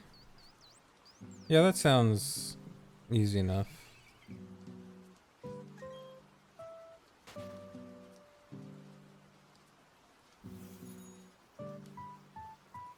Shaymin is not shiny locked. People have already gotten shiny Shaymins with the exact same method I'm doing right now. I did my research beforehand to make sure that I wasn't wasting my time.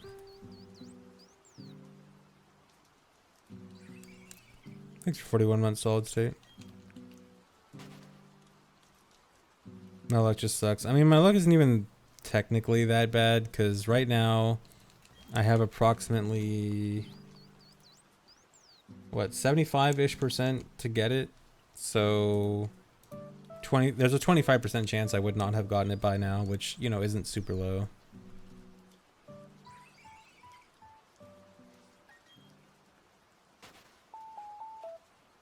But hopefully I didn't do it again. Why does YouTube suck?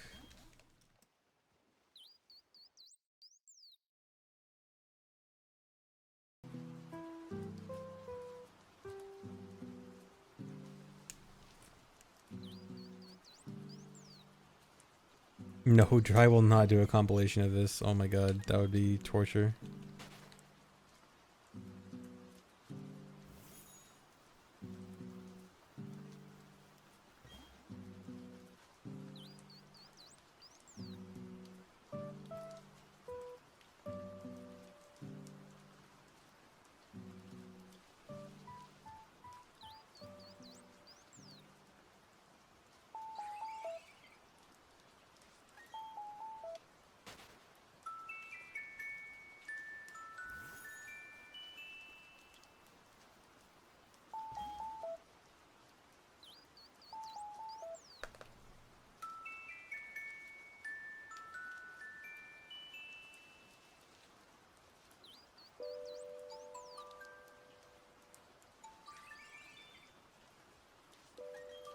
Just get 4 or 5 different clips and copy paste fake it, I guess.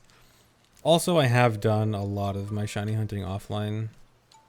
So I would probably only need like, I feel like I've done like 1500 or so on stream and then the rest offline.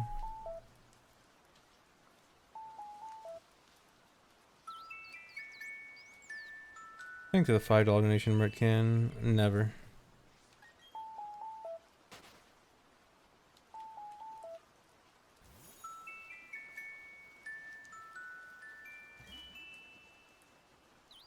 Alright, it's gonna be this one. This is it. This is the shiny. Never mind.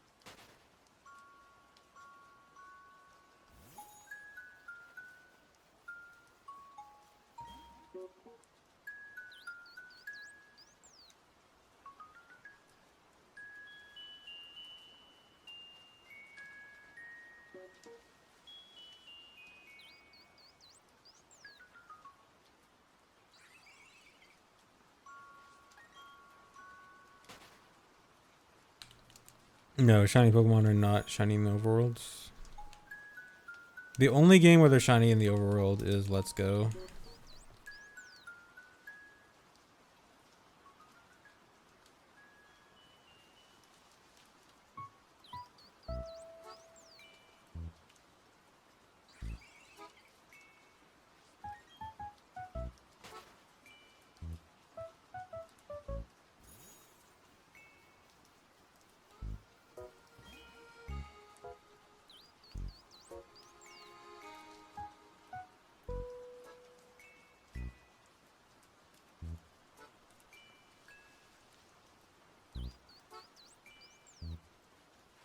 Yeah, it seems like it's easy to just completely miss a shiny in Let's Go. I remember when I played Let's Go, I found a shiny Kadabra and I almost missed it. I think if it weren't for chat yelling at me that there was a shiny Kadabra. Because, you know, Kadabra looks exactly the same. It's just like slightly lighter.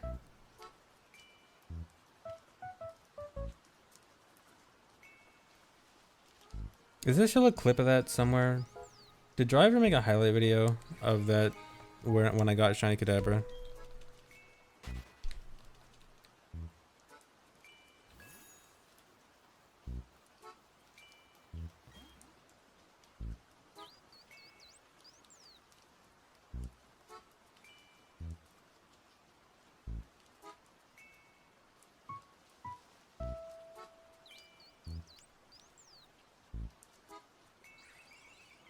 Let me see if I can search it up real quick.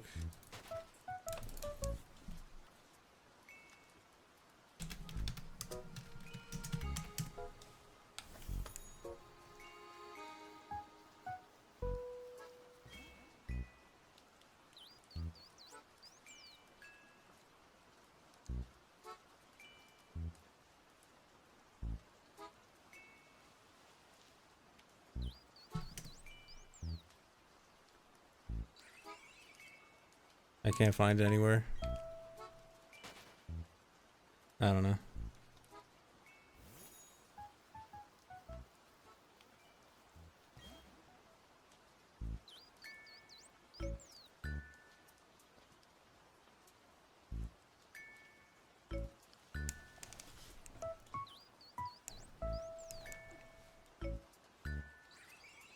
Yeah, it's weird that there's so many shinies where the colors barely changed.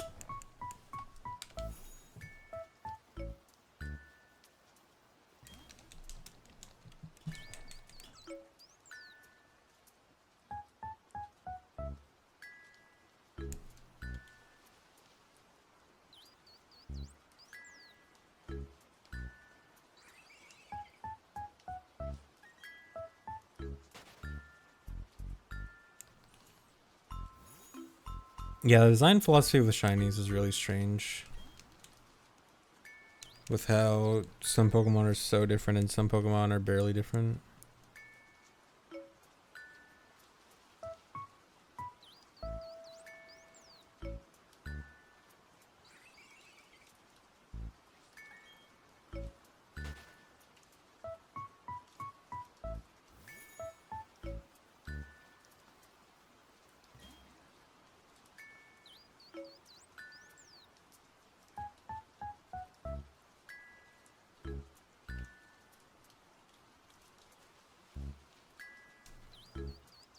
Yeah, I think Gen 4 with the both different gender stuff and also stuff like Gastrodon being different between East and West, I think that probably tripped up a lot of people thinking they found a shiny.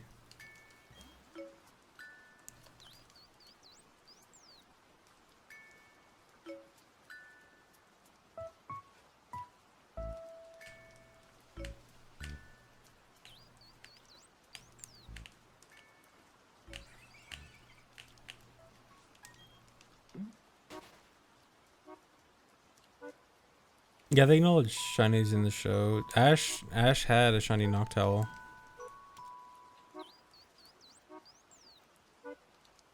And I think there were occasionally some other shinies in the show, but not very often.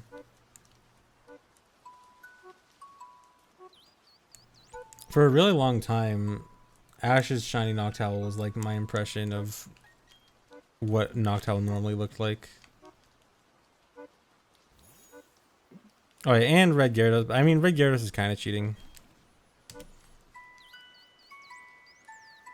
Oh, there's a shiny Halucha. Wait, they gave Steven a shiny Metagross? Really?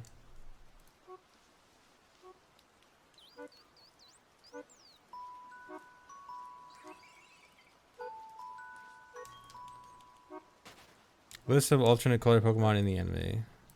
Let's go look at this. Okay, Noctowl, the obvious one. Shuckle? I don't remember Shuckle. Red Gyarados, obvious. Magneton.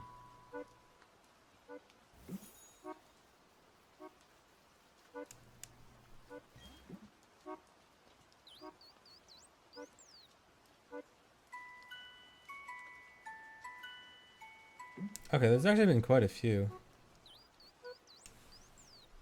I didn't realize there were this many.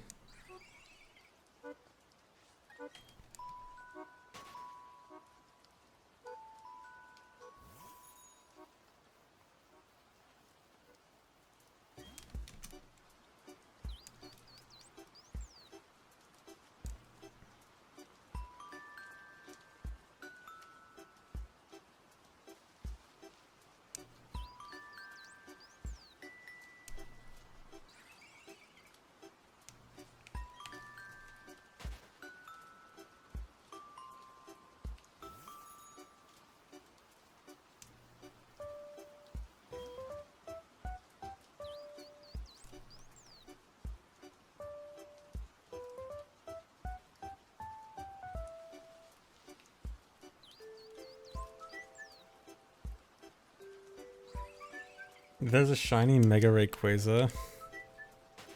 Oh, it's in the Hoopa movie. Is the Hoopa movie the one people said was really bad?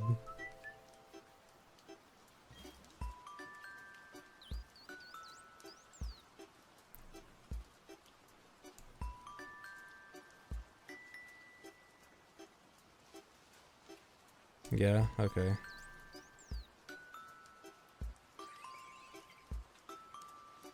Yeah, it's definitely worth getting into New Horizons. The newest update and the DLC added so much content. Like, if anything, it's probably better to get into it now than when it first came out, because you have like way more content now than when it originally had it, or when it originally came out. So yeah, New Horizons is very good with all its content. No friendship. I hate friendship.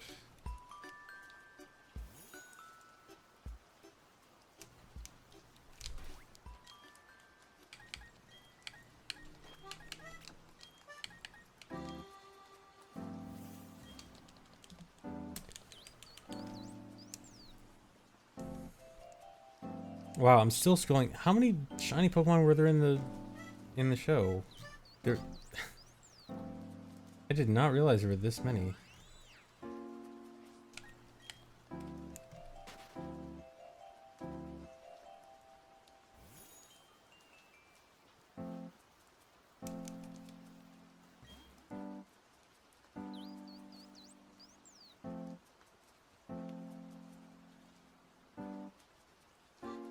Oh wait, oh, like a third of these are like not shiny. They're just like alternate specific variations.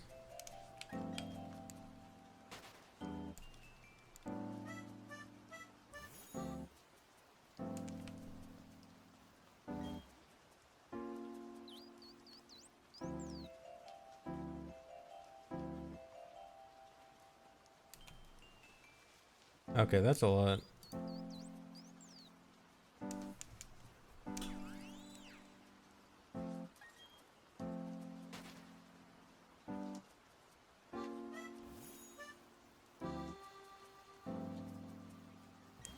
Yeah, Woozy, actually the exact same thing is happening to me right now. The music you're hearing is a 10-hour loop of Animal Crossing music, and I've gotten an error on it twice so far, where it just stops playing. So yeah, I think YouTube's not doing well right now. I'm hogging all the YouTube. Because I'm watching a 10-hour video, yeah.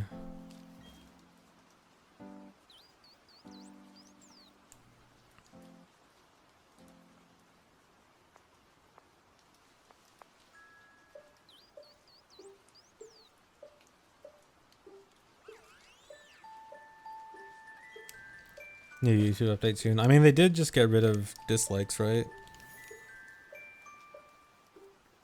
Like, I think the final dislike rollout was a few days ago. So that might be combined with some kind of other update.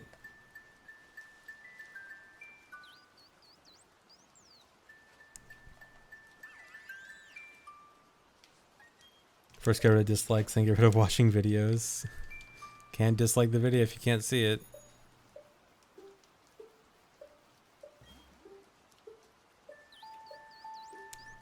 I will get a shiny in 26 minutes. Thank you, time traveler.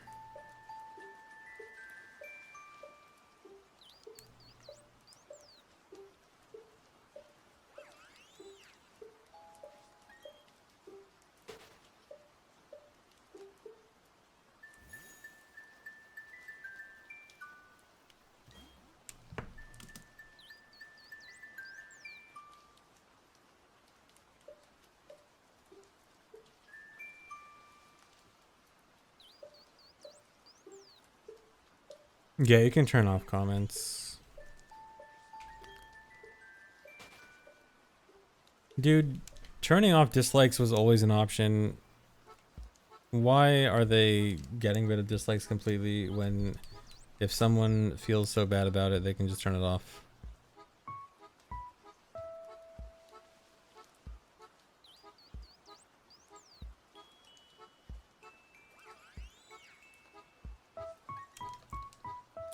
Trying to do bets on when I see the shinies kind of pointless, because it's like, if I say like, will I get the shiny within X small number of tries, everyone's gonna vote no. And if I say, will I get the shiny within X large number of tries, then everyone's gonna forget about it by the time that either large number of tries happens or I get it. So it's kind of pointless to do any bets on it.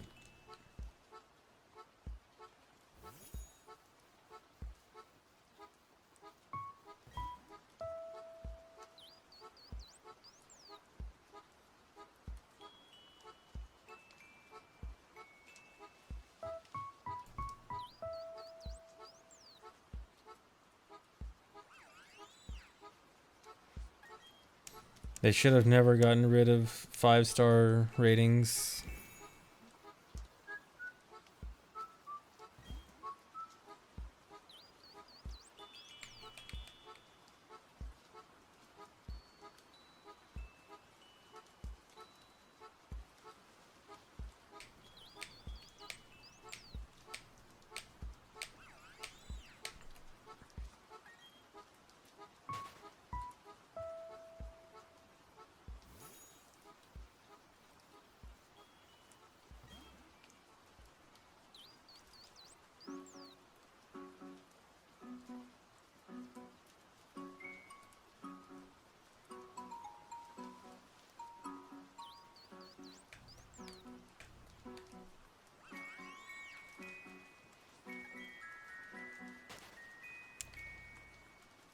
No, I actually forgot the Dampe Gamba while watching the tests. I was going to though. Next time I end up doing a low tab that does Dampe.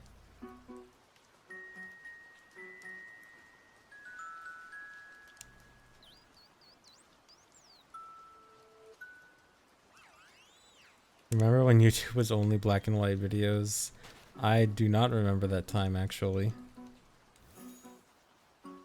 Dude, I remember when they first added a high quality option to YouTube. I remember when all videos were, I assume, 360p, and then they allowed high quality, which I assume was 480p, and it was such a big difference.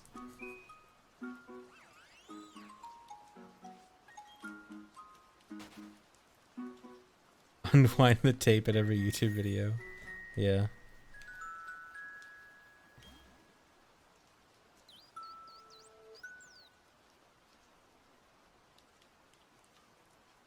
Dude, the neutral aliens from Futurama video, oh my god, that is the biggest tragedy. I have to search that up right now.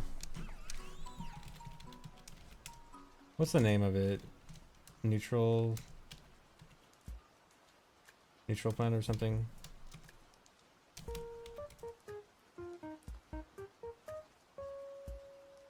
All neutral responses. What are your thoughts on this momentous Wait, the change dislike in your count is still there. Does it save like? Wait, I have the add-on for like showing dislikes on YouTube. Does it just save the last known dislike bar or something? Because it still shows 1.9 on both sides for me. Well, yeah, the add-on takes from the API, but didn't they say like the API would stop working once they fully rolled out removing dislikes? Here, let me see. Can I dislike it right now? Okay, it works, I think. But yeah, the video is still perfectly neutral. Thankfully.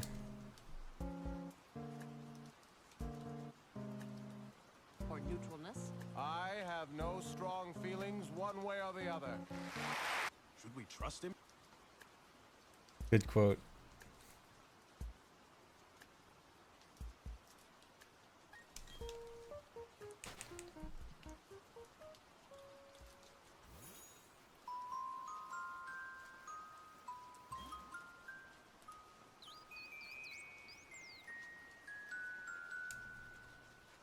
Oh yeah, tell my wife hello. Feel like the neutral aliens are my spirit animal, basically, yeah. Thanks for 16 months, Skichi.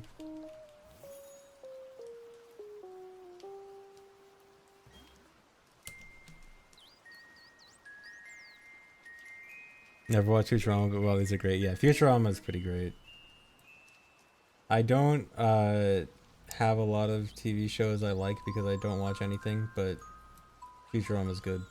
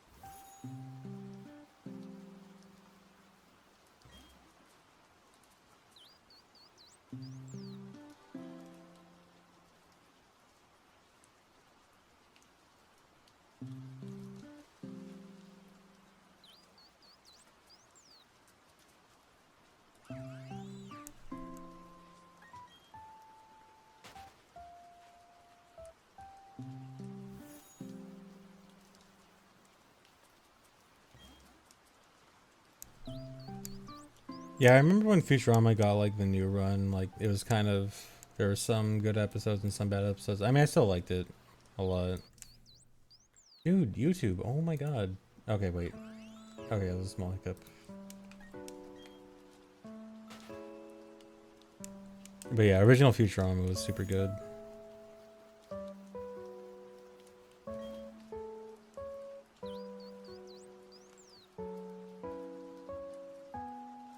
Yeah, I mean, there were still some really good episodes of the newer run.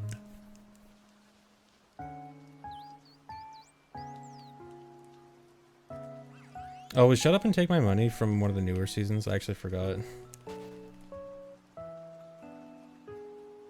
By followers, primes, and viewers. Oh man. Oh, was it the iPhone? I actually remember hating the iPhone episode. I remember thinking that one was really bad, but maybe it had one good joke in it. Which was that, I guess? I don't know. I forgot. I need to rewatch Futurama.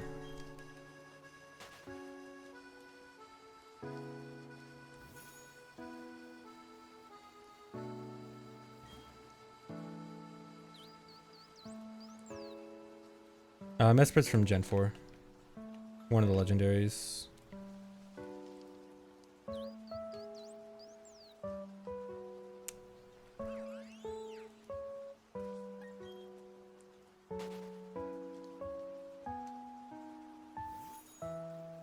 Yeah, the Forwards Time Machine episode was super good.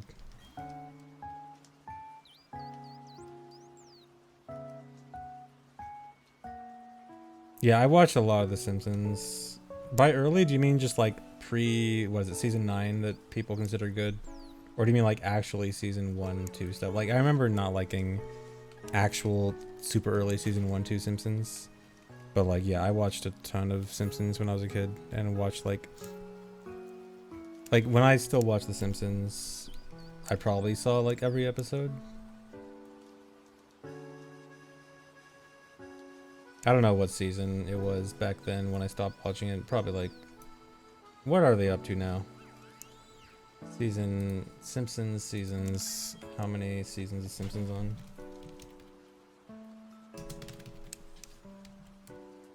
32. 33. Did Simpsons ever like get good again? Or has it been bad for 20 years?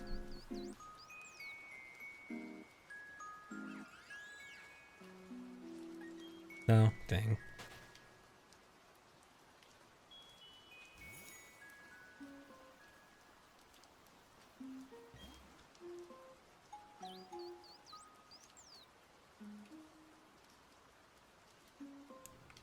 It's just most legendaries, you just don't really have the option of running away and reloading very quickly. But Shaymin just has a very quick place to reload that makes it better than resetting.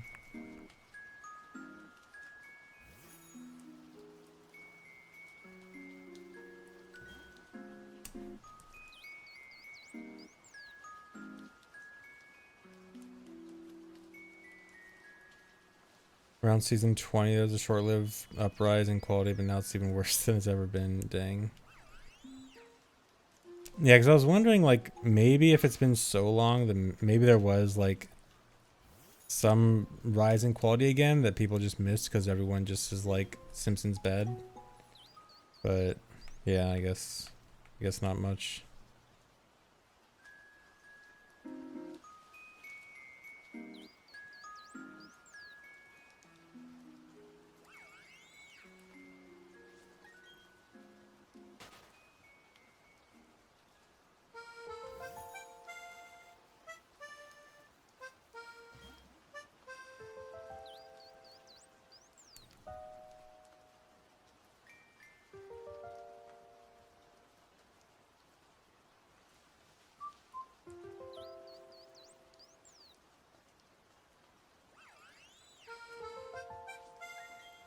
Oh yeah, is Family Guy doing the same thing where it's just kind of going on for too long and it's just bad now?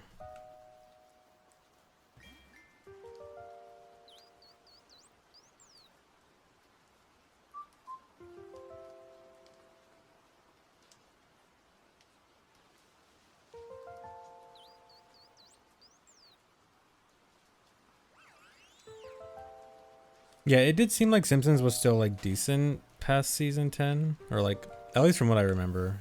I mean, I don't remember the exact like season counts off the top of my head, but seems like it was still okay for a while, even if it wasn't peak. But then eventually got pretty bad. Yeah, I've every now and then I'll watch like random Simpsons compilations on YouTube of like super old season stuff, and I'll try to look up some newer stuff and see if like it really is that bad, and it kind of is.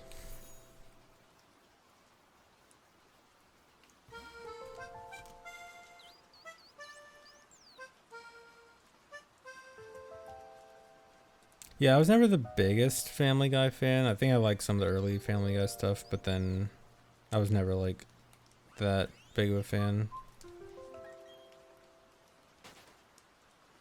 I've still never seen Rick and Morty. I liked American Dad a little bit, but not like crazy.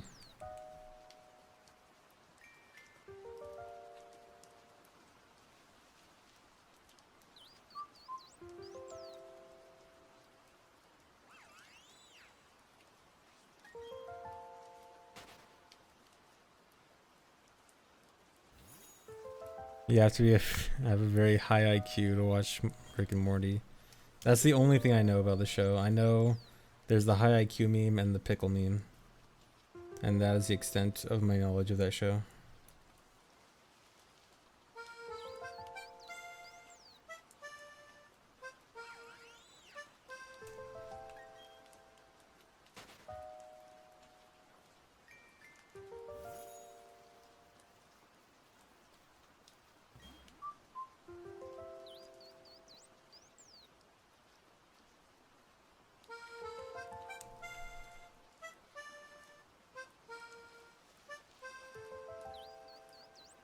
I am grinding for this particular shiny because it is the only shiny that you cannot trade, or only Pokemon you cannot trade. So it is essentially the most valuable shiny.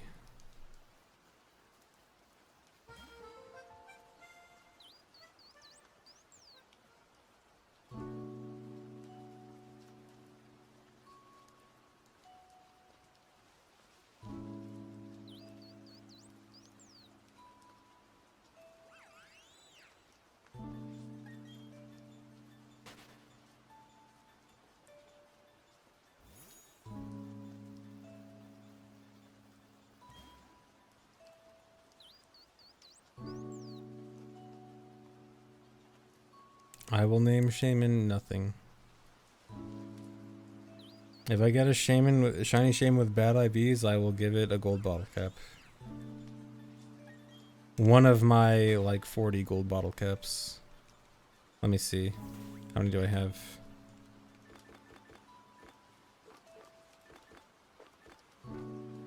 My 51 gold bottle caps. I think I'll be fine.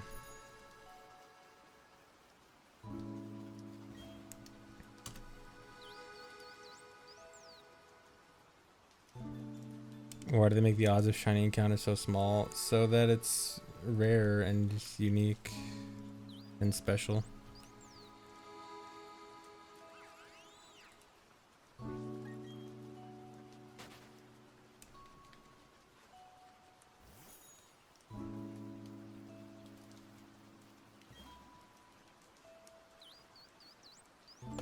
Give it 5 normal ones, don't buff the attack set so it takes less damage from foul play. Dude, I'm not gonna be that crazy. I'm not gonna be that specific.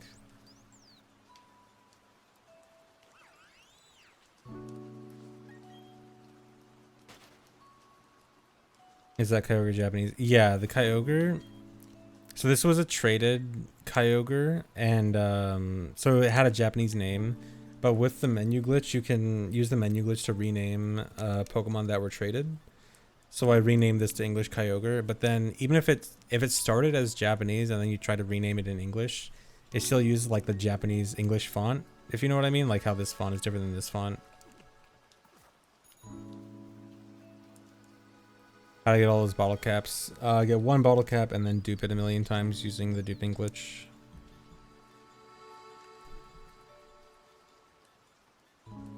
Yeah, it is pretty neat.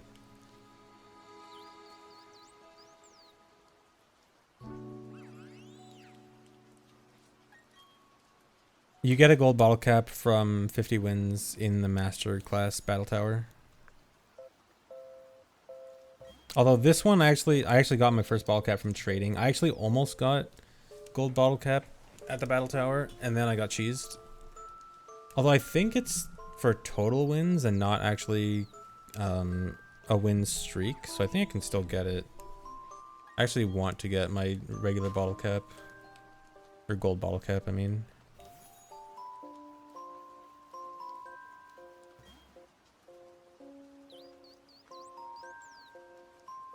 Thanks for 62 months, video.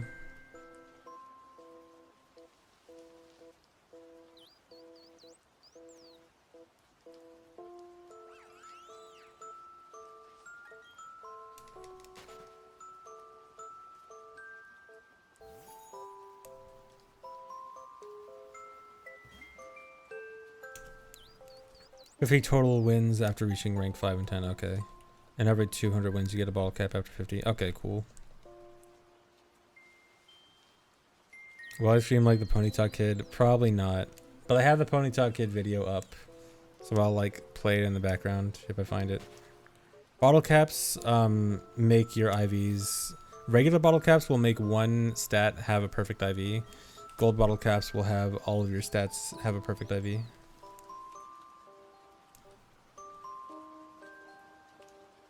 So basically, you can basically take any Pokemon, give it a gold bottle cap and a nature mint for whatever nature you want it to be, and you can take any Pokemon and have it be competitive viable.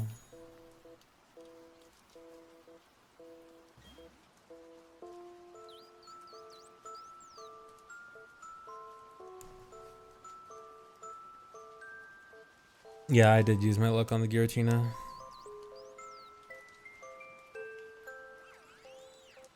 Have fun in the hell that is Battle Tower sometimes. Yeah, although, really, if you still want to continue using glitches, you can even use glitches to cheese the Battle Tower. Because you can use the menu glitch to... one, you can use the menu glitch to give Pokemon impossible moves. Like, I have a Machamp that knows Guillotine with no guard. And you can also use it to bring in restricted Pokemon, which I use to bring in Kyogre and Palkia. So my battle tower team is a no guard Machamp with Guillotine, Sheer Cold, and Fissure, a Kyogre with Water Spout and Hurricane, and a Palkia with Water Spout to leech off of Drizzle from Kyogre, which is quite a team. Although even that team I got cheesed on. Even that team can get cheesed by Battle Tower. Sounds like a fair and honest team. It is. It's a great team.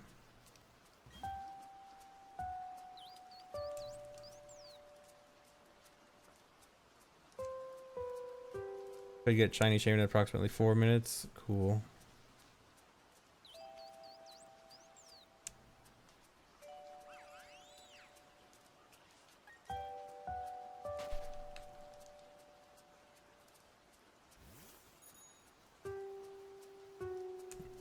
It's too much to explain, like, while I'm doing something else. But if you just look up, the menu glitch, you just use the menu glitch, which you can look up on YouTube, and you use it to swap out Pokemon in your party. Oh no, not friendship. You use it to swap out Pokemon in your party after you've already confirmed that you want to enter the battle tower. So like you choose your regular old team with the menu still up. Then when she's taking you into the battle tower, you go into the boxes and swap your team.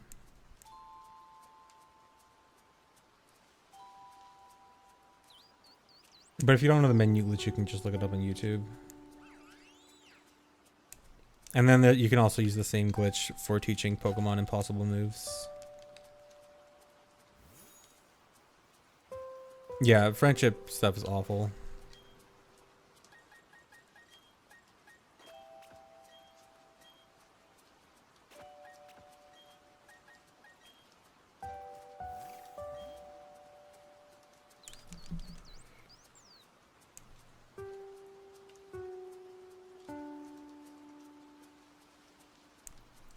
That is if you haven't updated the game, but even if you have updated, there's a new method that does work on the latest patch. Just takes a little bit longer, but still works. Where's my level 100 EV? I mean, I have... Oops, what am I doing? I have plenty of EVs, and I have over 100 rare candies, so... I do not have a level 100 EV, but I can have one within 30 seconds, if I really wanted.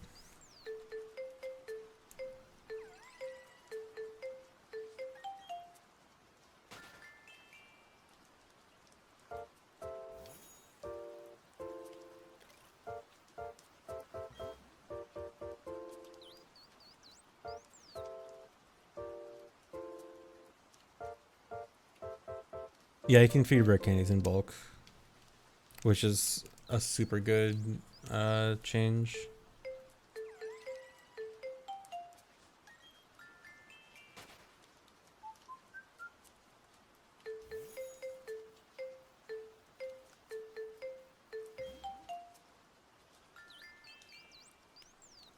I don't know of any way to speed up mysterious shards. Although I was thinking there's a possibility maybe with the newest menu glitch, you might be able to cheese some Ramona's Park stuff. I'm not sure, just like an idea I had in my head, but I'm not sure if it actually works the way I think it might.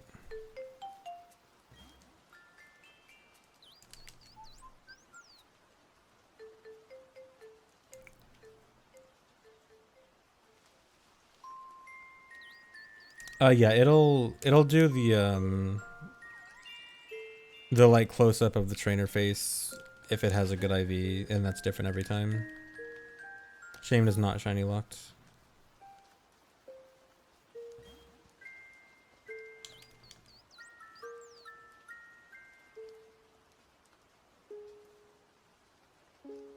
Timer just went off, so this is shiny? No, it's not shiny. Surely it meant the next one.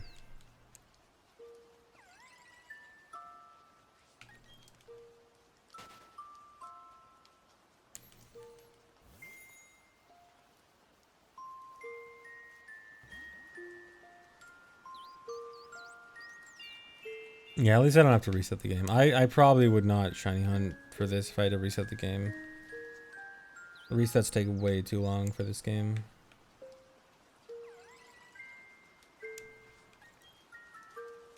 Fifth 800 encounters is roughly 48 hours or so.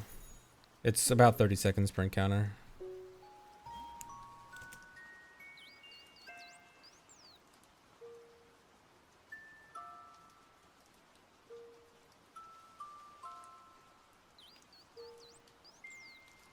Oh yeah, the rain effect is in the video. I'm watching a 10-hour Animal Crossing rainy music video.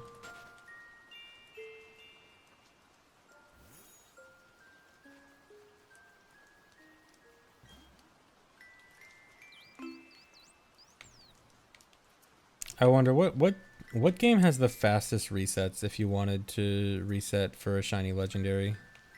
Anyone know the numbers for resetting on like DS and GBA games? I assume those would probably be the fastest. Yeah, my initial guess would be Ruby, Sapphire, Emerald.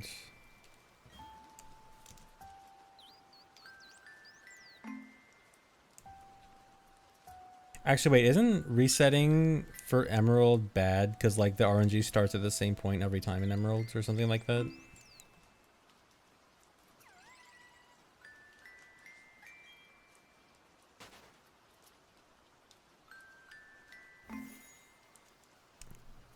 Thanks for 30 months, get some cold cuts and nice math.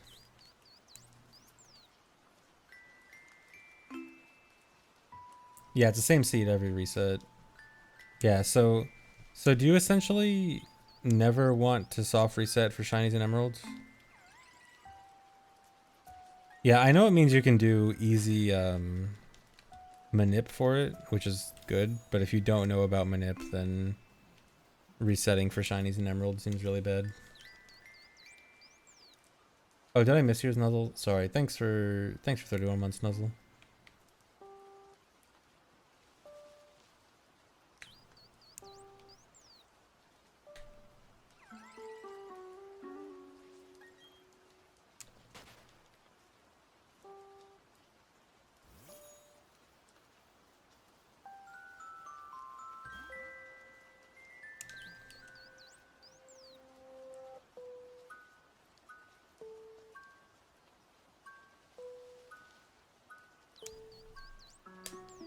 You just have to wait between encounters. Yeah, it seems kind of dumb. It seems like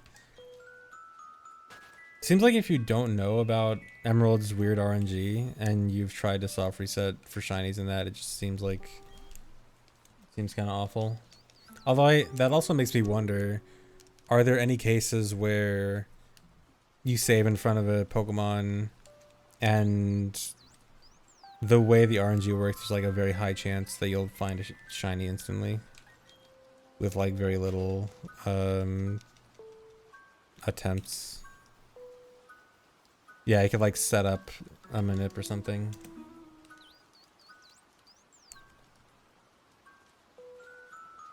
Does fleeing and re-entering work for the legendaries? I think theoretically it would, but apparently for Romanus Park, if you flee, you have to get another slate. So like, for those legendaries, it wouldn't really work.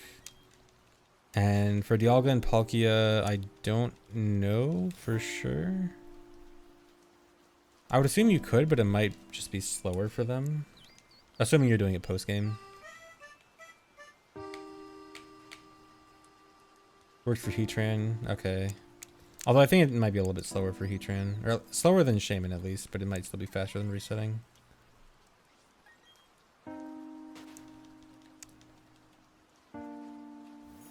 Well, for Shiny Charm, if you're looking for overworld encounters, Shiny Charm doesn't affect overworld encounters, only eggs. But if you want to hatch eggs for shinies, then yeah. Shiny Charm is almost definitely worth it.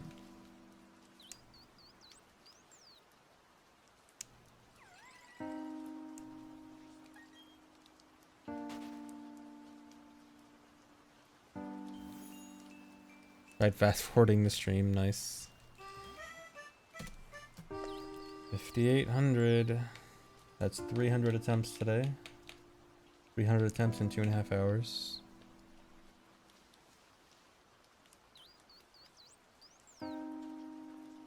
Yeah, sure, Nuzzle.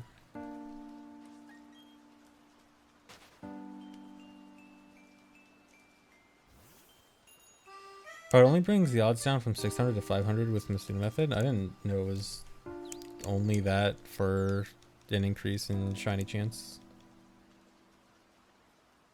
Thought it was more than that.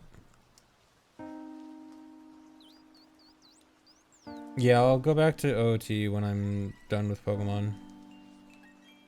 But this game unintentionally got me hooked because of glitches and stuff, and I guess shiny hunting. I'll do OOT Hundo again soon.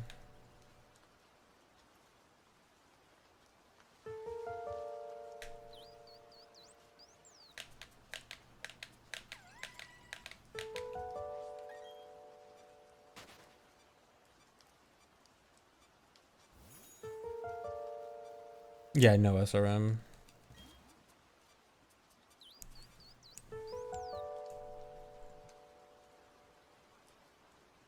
Dang, I didn't realize Masuda Method shiny hunting like lower the odds that much. I thought shiny hunting would do more.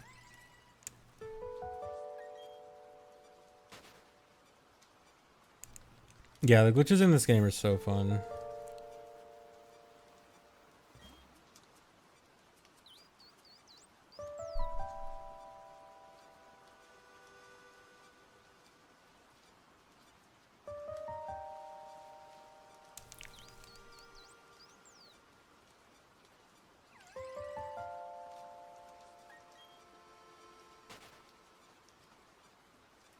Yeah, 1 in 600 alone just from the student method seems really good. That's 1 in 4,000 to 1 in 600. That's such a big decrease.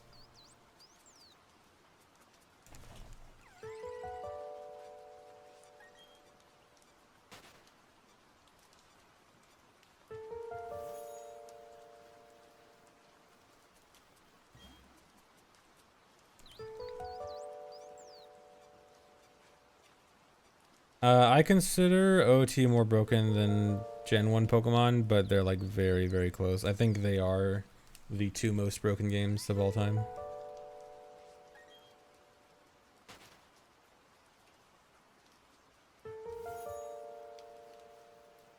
Is it specifically moving diagonally that makes eggs hatch faster, or is it like moving in a circle, or like just generally changing your direction frequently?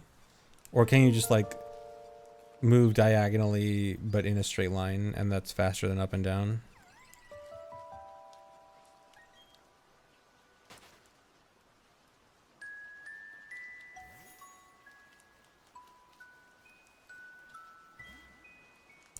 Oh, diagonals count as two. Okay, so diagonal in a straight line is better than straight up and down straight line.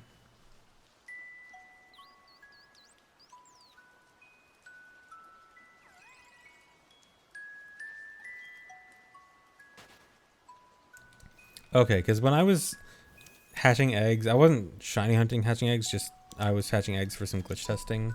I was just doing it in a circle, which was definitely faster, but if you can do diagonal, that sounds a lot easier than a circle. Is MM more stable in OT? In some ways, yes. In other ways, no. MM is actually very, very broken itself.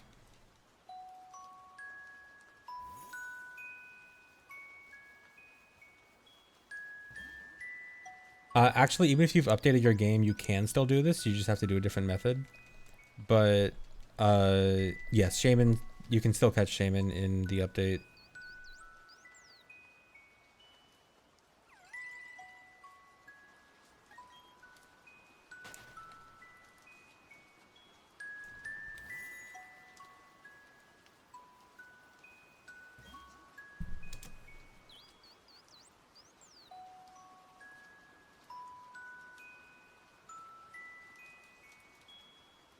Yeah, it's slightly more complicated, but it's really not too bad. Yeah, you can just look up videos on YouTube.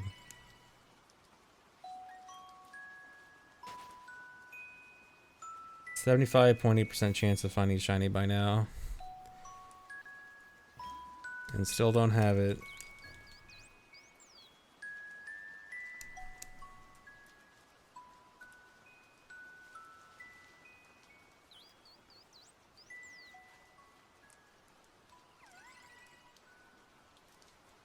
No. I hate friendship.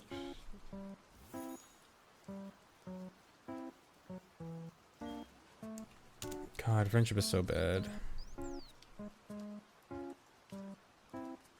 I'm resetting after this.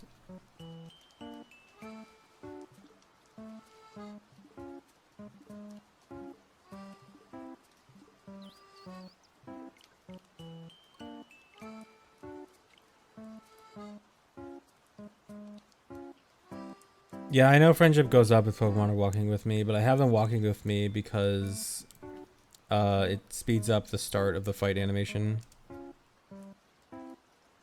Because without throwing the Pokeball, the fight starts a second or two faster.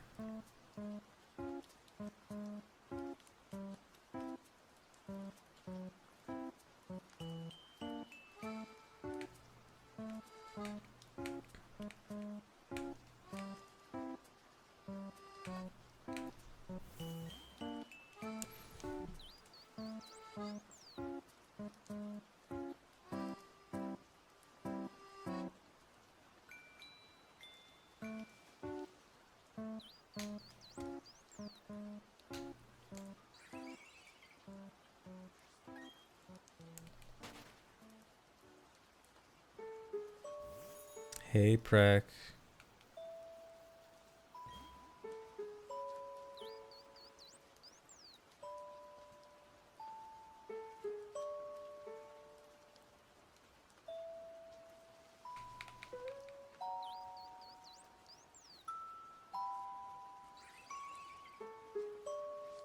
How's shiny hunting? I have spent 48 hours on this and I have gotten nothing.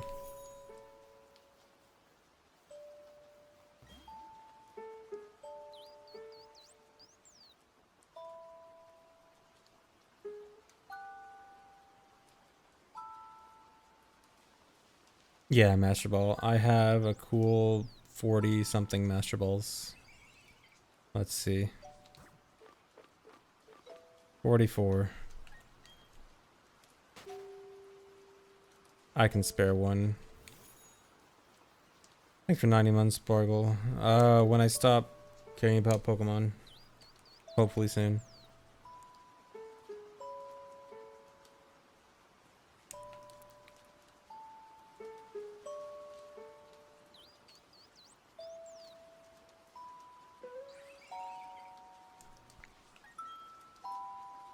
Part that kills me about shiny hunting is that, you know, some person walked up and got the shiny like 3 times. That's me with Giratina. I got shiny Giratina in 5 tries when I wasn't even trying to get a shiny. So now whenever I see someone shiny hunting shiny Giratina, I'm like, ha, pleb. You're at try 3000 on your shiny Giratina hunt. Well, I, the master of hunting shiny Giratina, got it in 5 tries.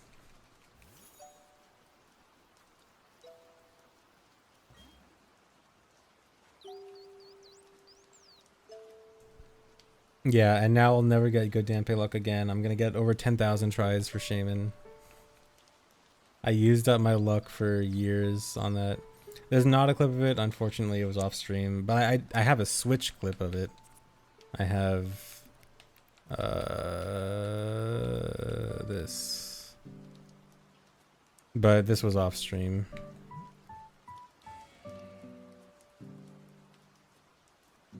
Obviously, this is not very interesting because it's just the regular gameplay. Not shown. ZFG popping off. I mean, you can probably imagine what ZFG popping off sounds like.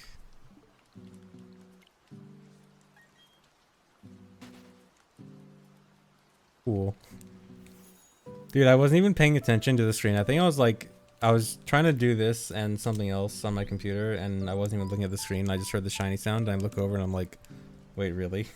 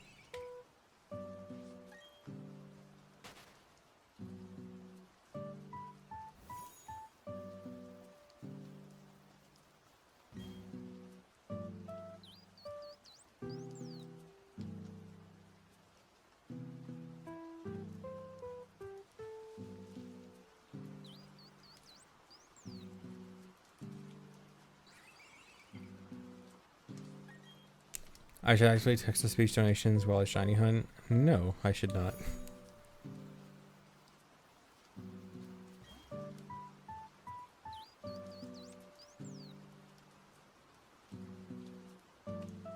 I am not using a Texas Instruments calculator to keep track. I am using LiveSplit, actually.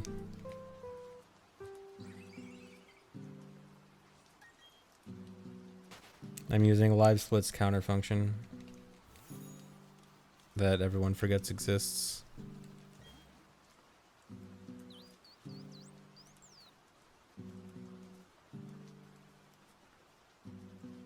Wait, is text-to-speech? I don't think text-to-speech is against TOS. I think it's just a bad idea because people send dumb stuff.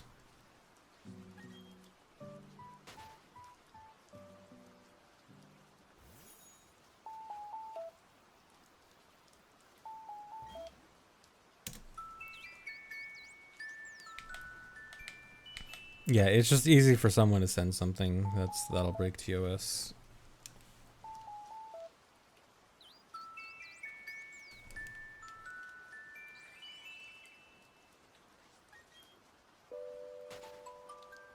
Chat would never. Honestly, I think my chat probably wouldn't do it. Even if you guys wouldn't do something against TOS, so you guys would probably at least send stupid messages. And that's just as bad. At least in regular chat, I can just ignore your stupid messages. Well, then if you attach a stupid message to a donation, then you're making me feel obligated to read your stupid message instead of ignoring it.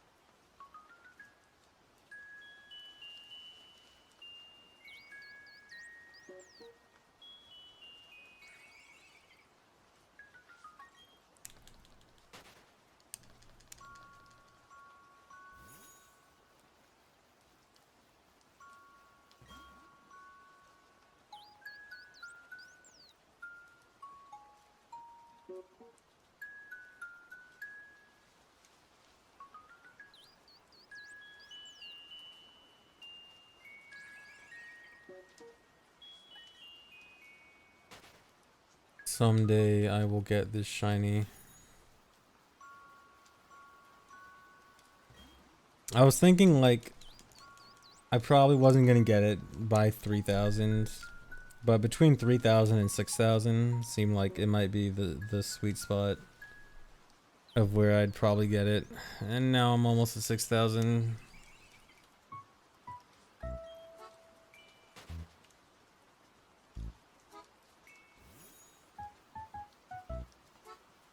No, I definitely did not accidentally miss it.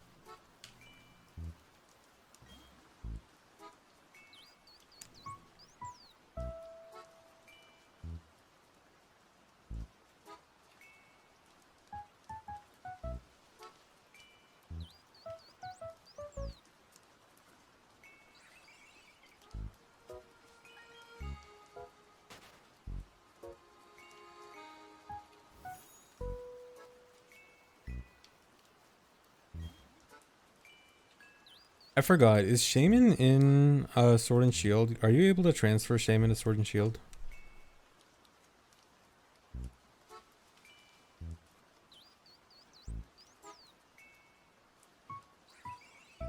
No? Dang. I assume they're not going to update Sword and Shield to include Pokemon in this game, are they? When Pokemon Home gets support.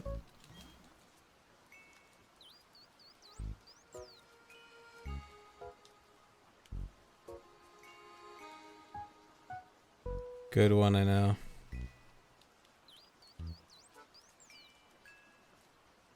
Thanks for the sub, Myth.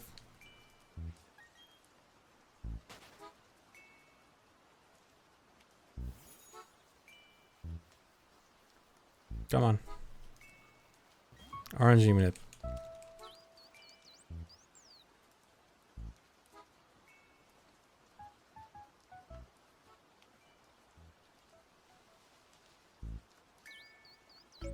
Really, 225, interesting.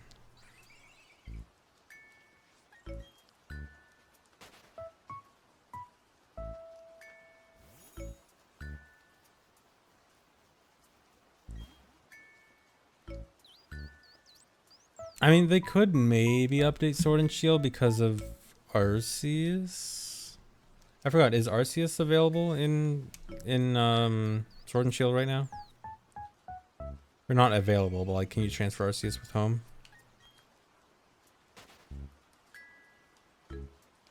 No, okay, actually, if you can't transfer Arceus, then actually that kind of makes me think they are going to update it. Because I feel like they probably will want people to transfer Arceus to Sword and Shield.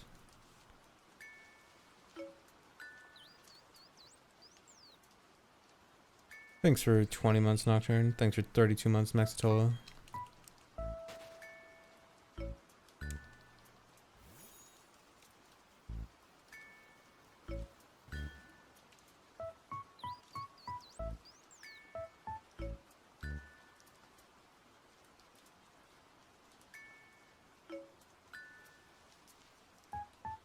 My first shiny was either Shiny Zigzagoon or Mankey. I got a Shiny Zigzagoon in my friend's Ruby, but I got Shiny Mankey in my own Fire Red.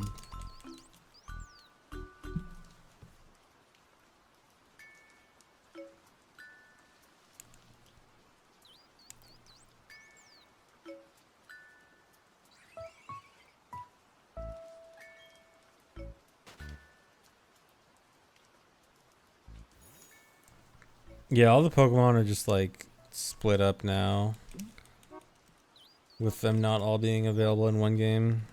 I mean, it almost like I kind of get why they would want to not make them all in one game, because it is they kind of back themselves into a corner, like over the last 20 years by always making that a thing that you can get all your Pokemon in one game, because it is hard to make 900 Pokemon in one game. But I don't know. It's like they can totally do it. It is a lot of work, but they can totally do it. It's 900. I think it's barely under 900, like 890 or something.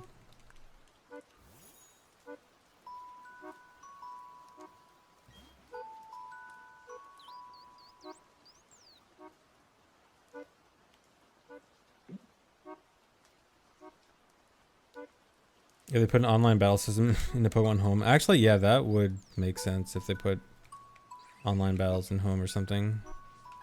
Because Home does have all 890 or whatever Pokemon, right? Because you can transfer any Pokemon from any game up to that. So then, yeah.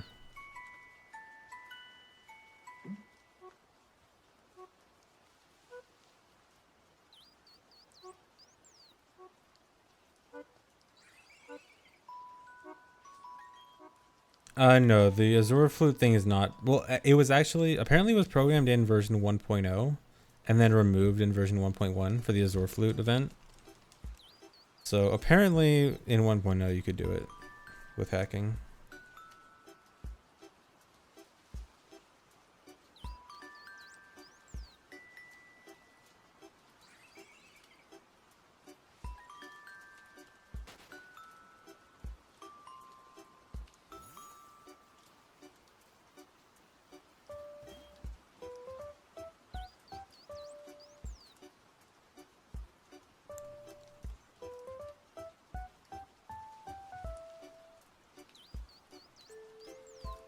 I'm on 1.1, 1.1.1.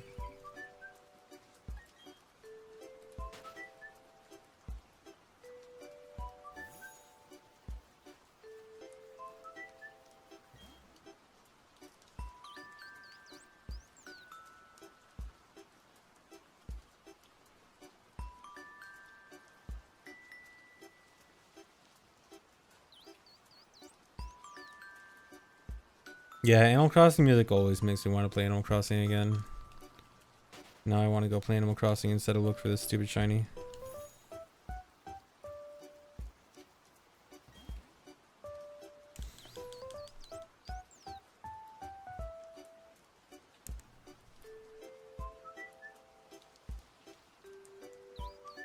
Come on.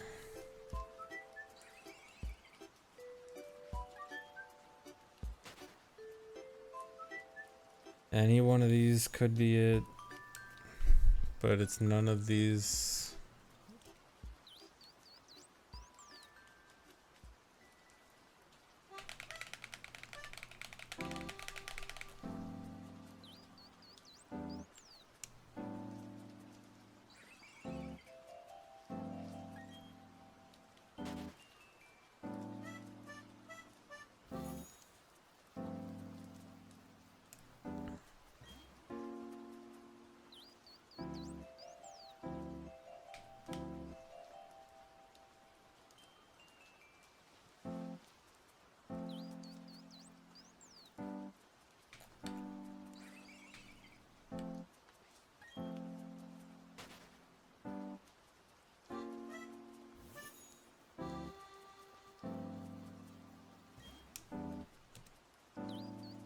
Is this the new Dampe? No, Dampe's way nicer.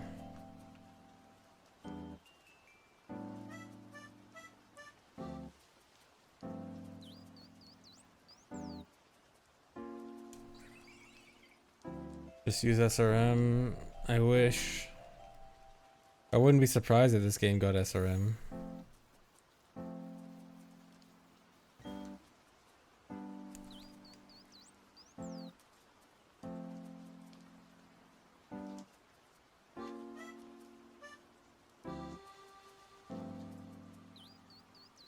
You need to start saying, hey, buddy. Yeah, you're right. Okay, next time I'll say, hey, buddy.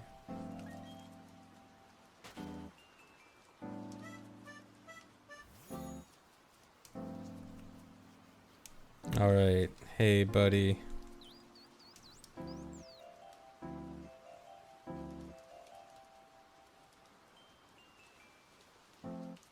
Nope.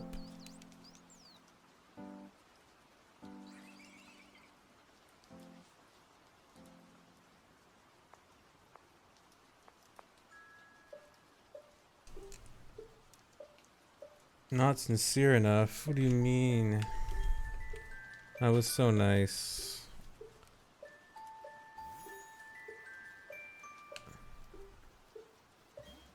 Hey, buddy.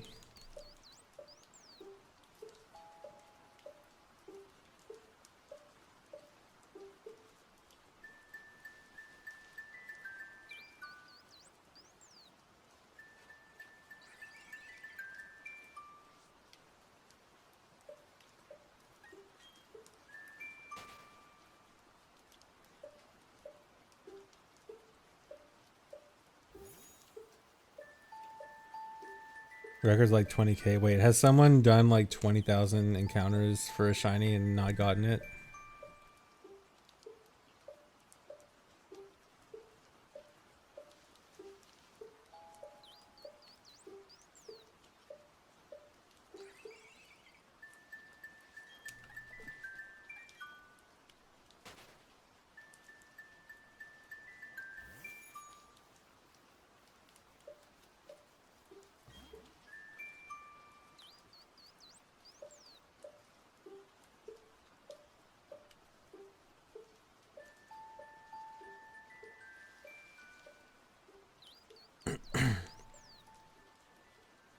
Thanks for 45 months, I'm in Zion.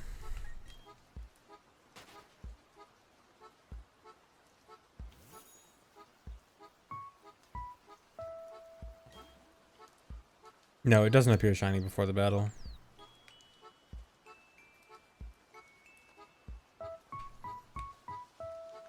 Actually, I'm not sure if the shininess is determined when you press A on Shaymin or when you close the text box. Does anyone know which one is actually when it's determined? I feel like it's the text box. Like, I feel this is the moment when it gets determined, but I'm not sure.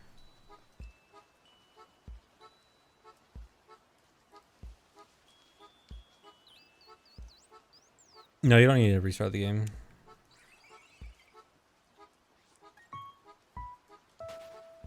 You can tell it's different every time because sometimes you'll get the animation of like showing the trainer face first, which means that it has good IVs, and sometimes it doesn't. So at the very least, the IVs are changing like that.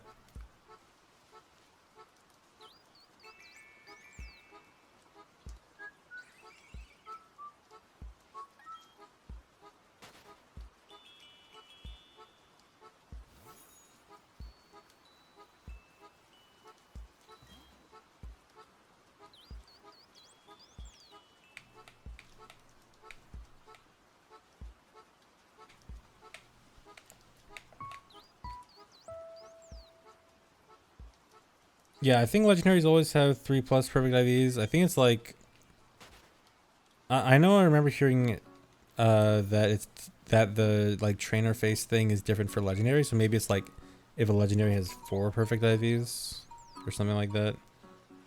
I guess I can do a quick test.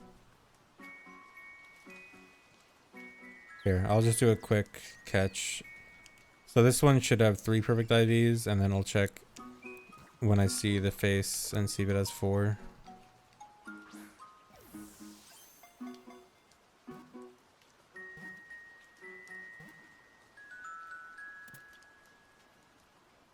I won't save. I'm not that dumb. Oh, I should have added to my party. I have autosave off, don't worry. I've had autosave off since the moment I started the game.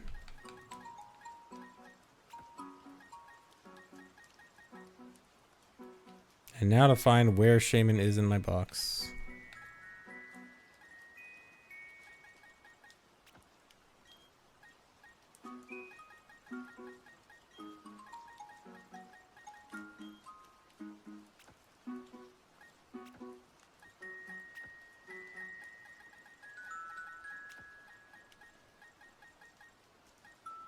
Okay, yeah, 3 perfect IVs.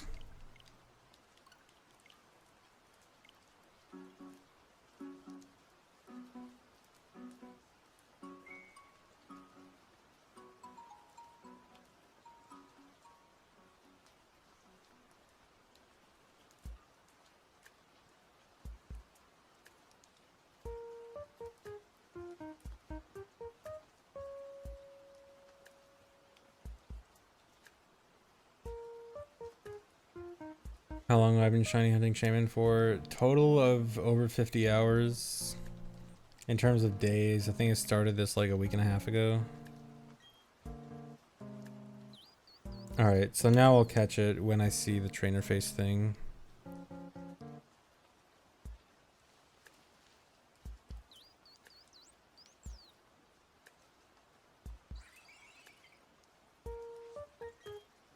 Yeah, it's like 30 seconds per attempt. So do the math on number of attempts and 2 attempts per minute. Yeah, this is music from all the Animal Crossing games. It's just a 10-hour Animal Crossing rainy music playlist. Or not even playlist, just video.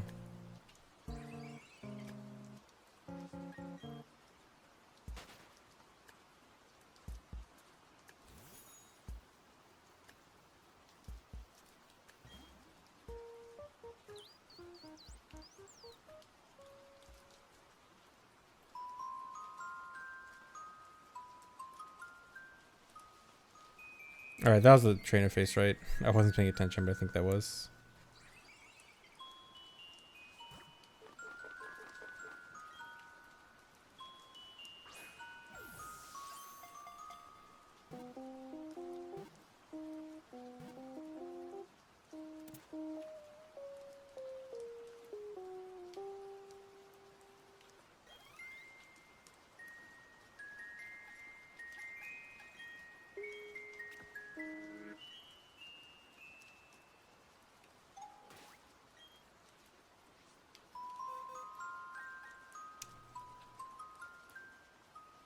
Oh, so I guess it changes to great stats. Because it's still 3 perfect IVs, but it has a pretty good. So maybe it's just the great stats thing. What was it before? What did it say before? Was it just like good stats? Or pretty good stats?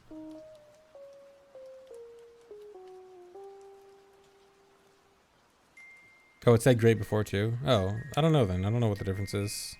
Maybe it's like a stat total or like an IV total.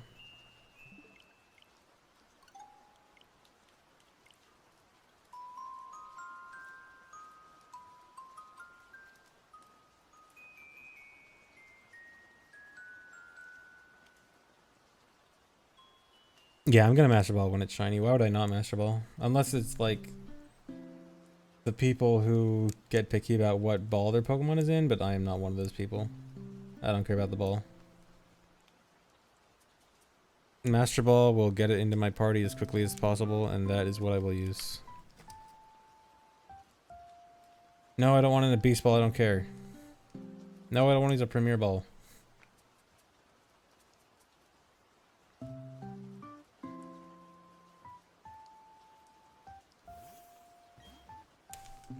I know that shiny is possible because other people have done it. I did my research to make sure I wasn't wasting my time.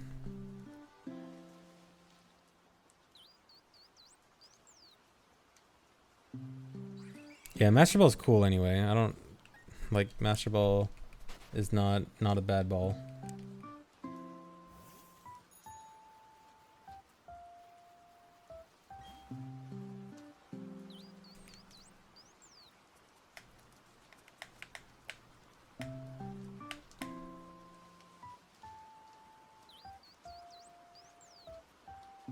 There are shiny locked Pokemon, but I think most of them are like mystery gift event Pokemon. Like how many Pokemon they can actually catch are actually shiny locked? I feel like it's not that many, if any, in any game.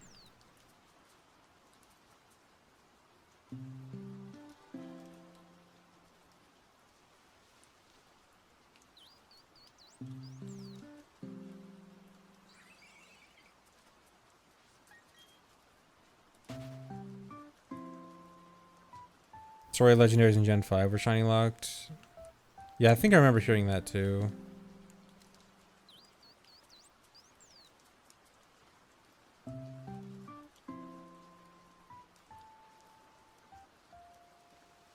No, not Pokemon that have never been available shiny, just like what Pokemon that you could catch in a game, in a Pokemon game, were not able to be caught in that specific situation.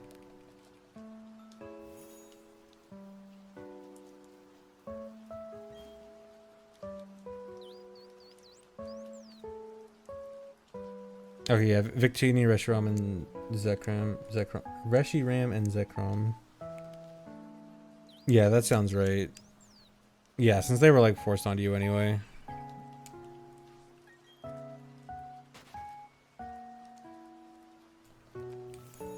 I forgot, what's Victini's deal in Gen 5 anyway?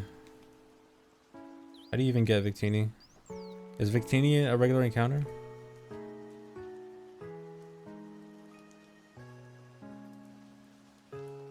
Oh, it was an event, okay.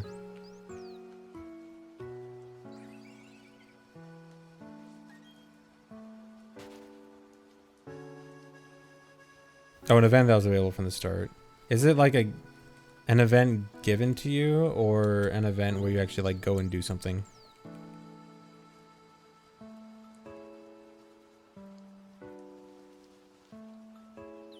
Oh, you go and catch it, okay. I need to do that in black. I guess I need to cheat in the event.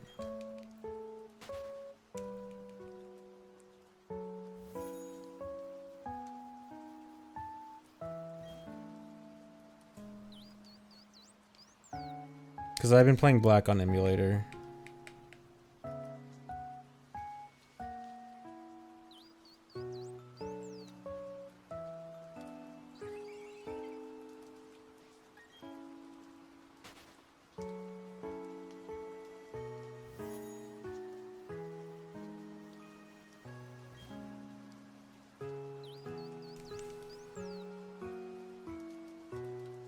What controller you use for Pokemon on emulator? Actually, I got an 8-bit dough. What's it called? So that was their name. 8-bit dough controller. And I use that for 2D games.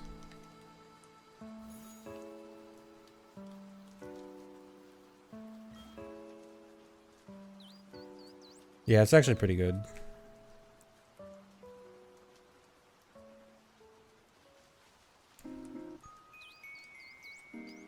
I'm going back to OT after I'm done playing Pokemon. I think I'll still play a little bit more after I get the shiny, but I will go back to OT soon. But yes, getting the shiny will speed up the process. So everyone who wants me to go back to OT so badly, make sure you pray for the shiny Shaymin, because that will speed up everything. Everyone is tired of watching me play Pokemon and wants me to play OT again. Wants me to stop playing this bad game.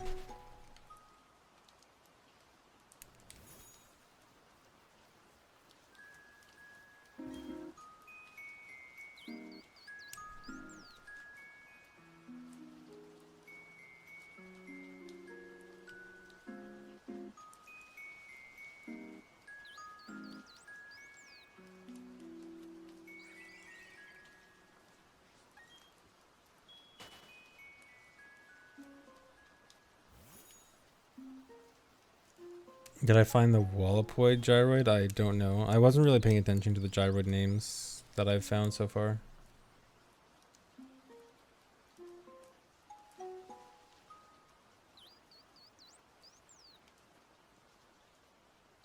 Yeah, I do actually want to do BDSP any percent.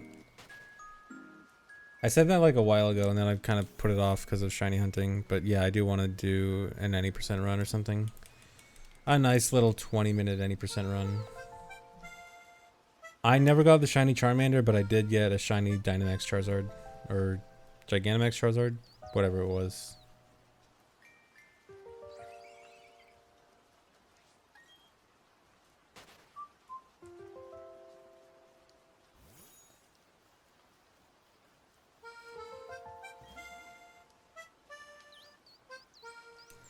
How many shinies do I have on this account? 3.5 boxes. Although they are almost entirely traded shinies, except for a shiny Giratina. Because this game has many duplication glitches, and when people duplicate their shinies, they give them away online for free. And then that's how I ended up with 4.5 boxes. This is all shiny legendary, or almost all shiny legendaries.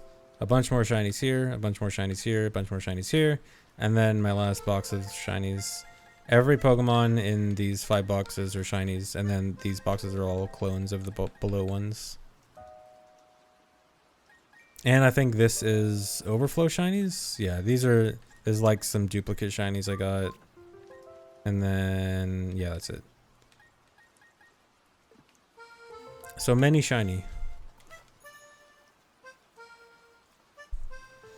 But those are all just from trading, because everyone's just duping their shinies and trading them all over.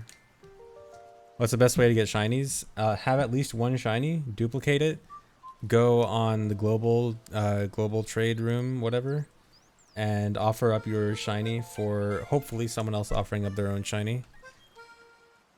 And you will probably find someone. It's really not that hard to find someone trading shinies. And then you get their shiny, you duplicate it, and then trade your new shinies, and then find someone else that wants to trade shinies with you, and you keep going. That's how I did it. Celadon Deoxys were apparently from Pokemon Go. But yes, that is the true easiest way to shiny hunt in this game.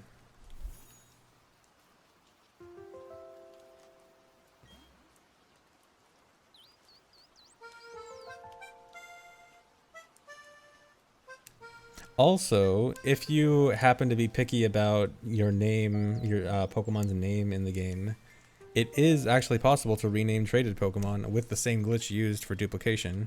So, you can duplicate your shiny, trade it for another shiny. Your other shiny has some dumb name you don't like. Doesn't matter, you can rename it yourself and give it your own name, even if it's not your original Pokemon.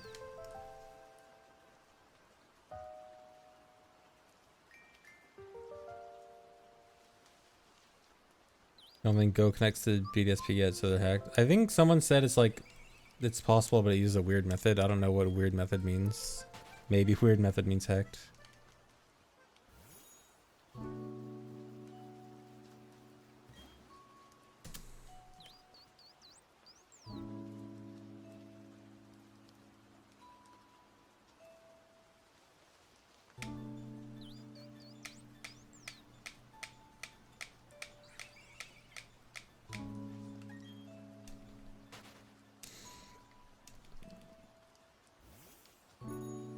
Can Pokemon names be shiny? No, you cannot have a shiny name.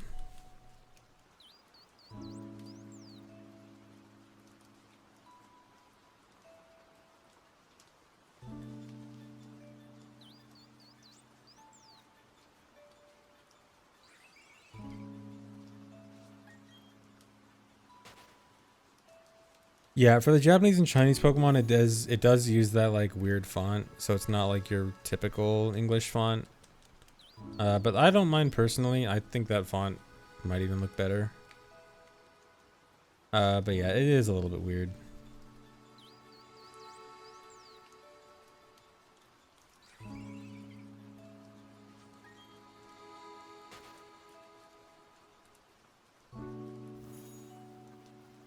If Pokemon shiny with perfect IVs in nature, it's almost certainly hacked. I mean, it's not that unlikely to have a perfect one with perfect IVs and perfect nature, considering the methods to pass them down. I mean, there's a good chance for it, sure.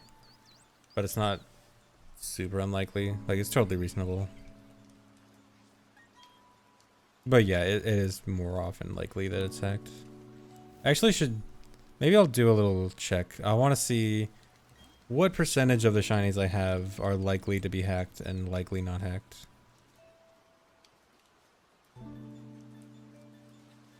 Wait, I thought you could sync the nature, right?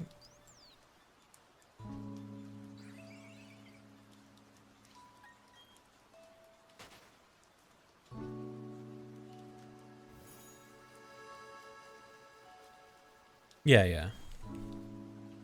Yeah, because I remember when I was doing Charmander stuff, when I was hatching Charmanders for Shiny Charmander and Sword and Shield, I had like nearly a full box of timid perfect IV Charmanders with solar power.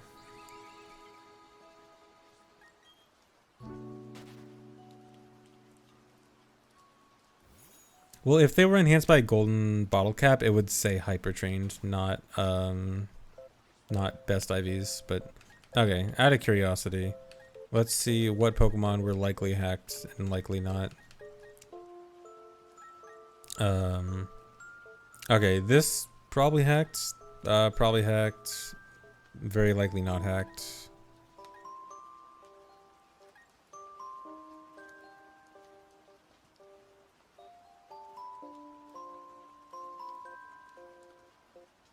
Oh yeah, I guess I gotta check where it was caught also.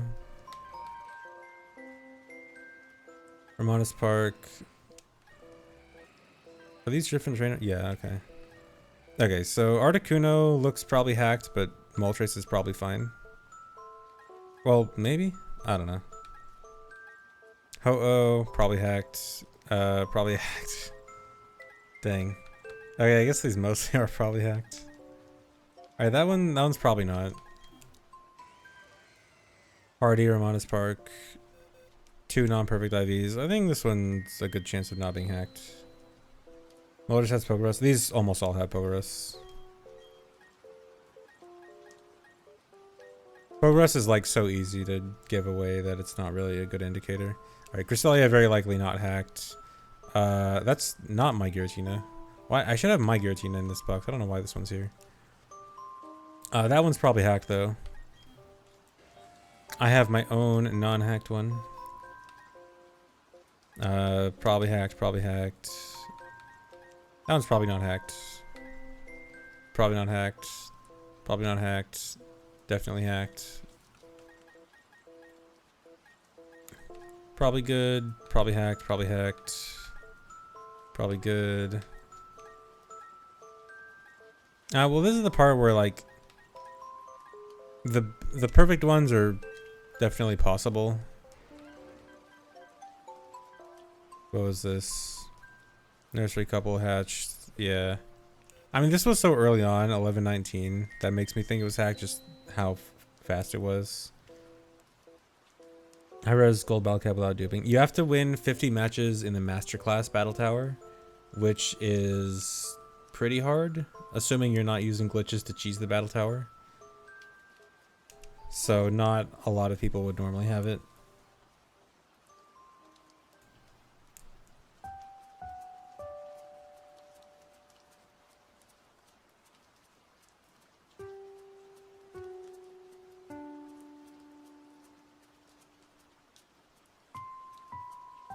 And wait, which one's an expensive BP item? Do you mean bottle cap? I don't think bottle cap uses BP. Or like, I don't think you can buy it with BP. Non-perfect values is worse because of hidden power. I mean, wait, is hidden power in this game? I know they took it out of Sword and Shield. Is it back in this one? I assume so. You can't for sure tell if it's hacked, but if it has perfect IVs shiny, there's a good chance it's hacked.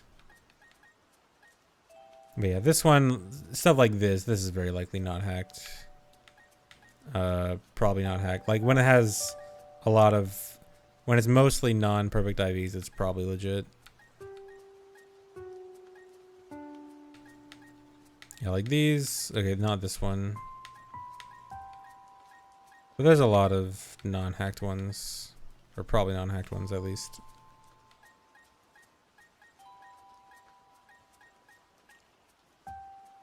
Why would you hack a shiny Snubble?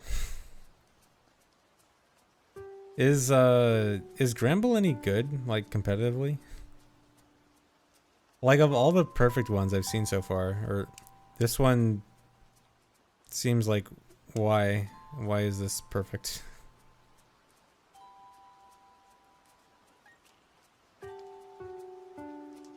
It's like perfect perfect Garchomp and Dratini and whatever here.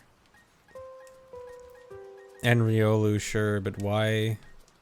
Why are you hacking a perfect Snubble? Yeah, maybe it's just like a full living dex of perfect Pokemon. Alright, these are all EVs. This one, I'm pretty sure this is legit. Like a 5 IV 5 IV shiny EV. Like if you're hatching shinies, you're probably gonna have 5 IVs, right? If you're doing the best method for breeding IVs. Yeah, this one I think is likely real. Especially Calm Nature. Hypertrain is almost definitely real. No, dude, the Heracross is hacked.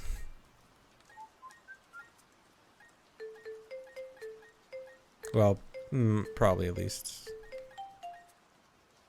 Actually, wait, Calm Nature? You would never use Calm Nature for Heracross, right?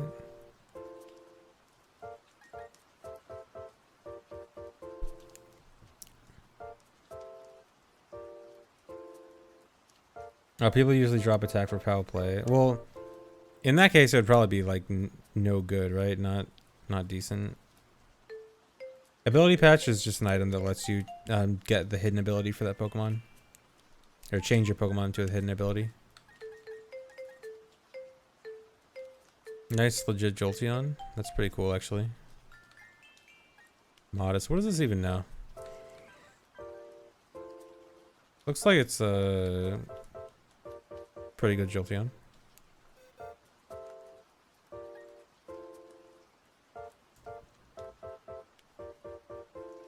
The user hack, you want to have minimal attack. I mean, it's not minimal attack, though. It's decent.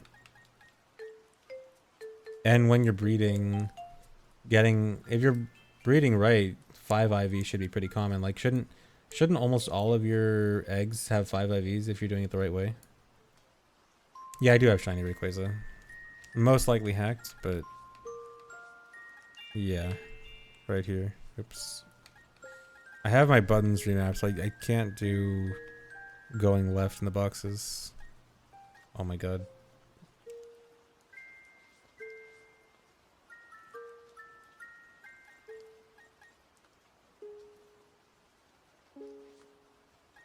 Okay, what about these?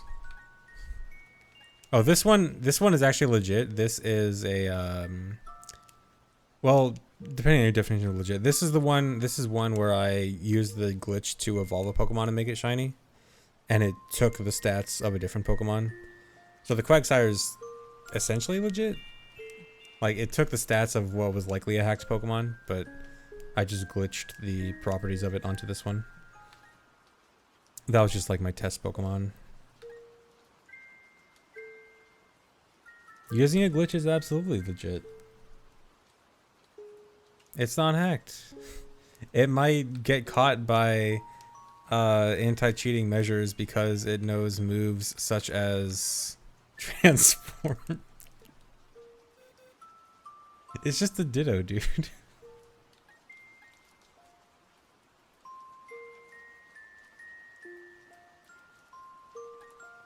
But it's legit.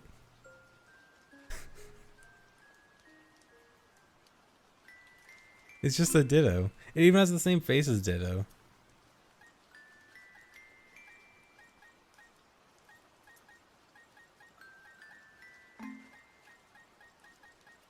Okay, yeah. It seems like roughly half of these are hacked and half are not hacked, or like likely hacked.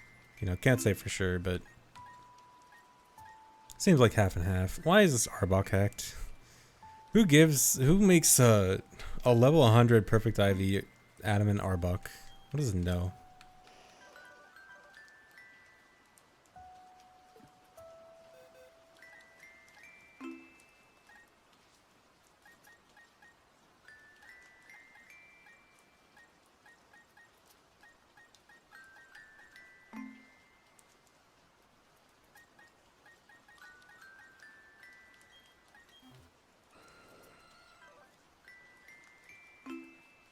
Seems like a legit Aerodactyl.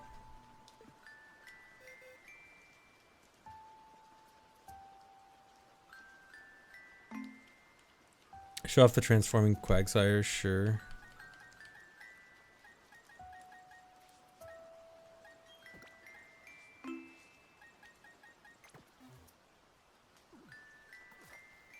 Alright, is transforming Quagsire the RNG unit I need to get this shiny Shaymin?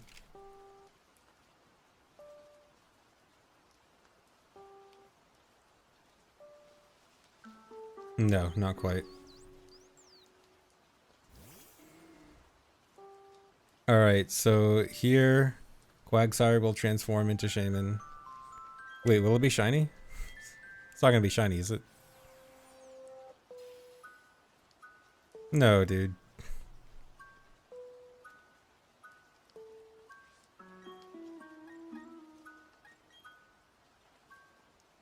Loafing around.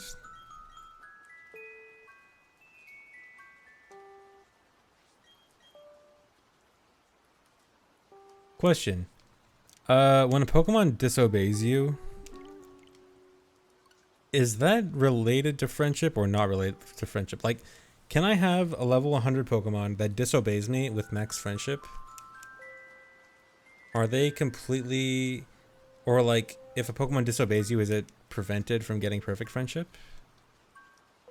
Well, yeah, I know it's a badge thing. I don't have all the badges, that's why. I don't have, 4th badge. Separate it is just badges. Yeah, I skipped all the badges when because my first playthrough was glitched with this, in this file. And I didn't go back and get 4th badge because it was only for defog, and I don't care about defog.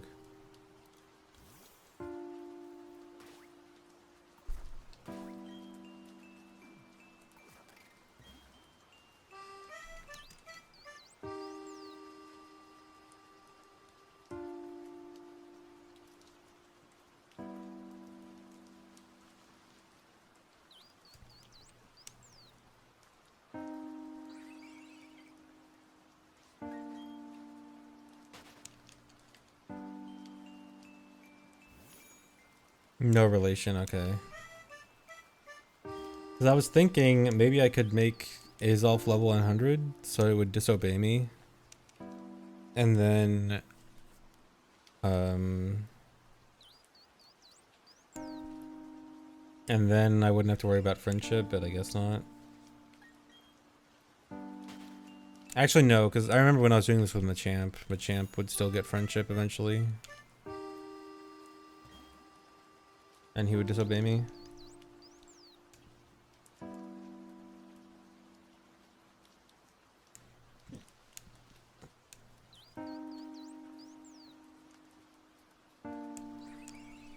Yeah, I know it's for traded Pokemon only. I'm talking about traded Pokemon. This Azolf is not mine. Most Pokemon I have are not mine.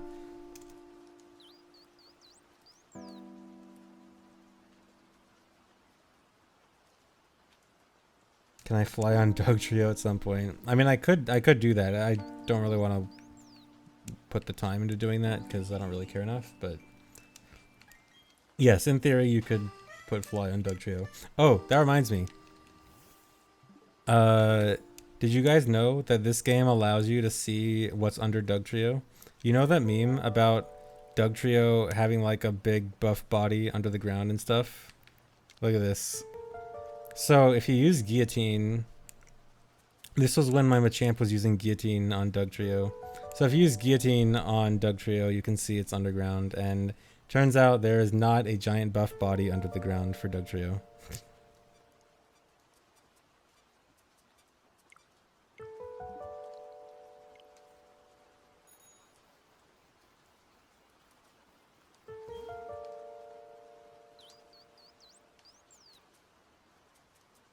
Not canon.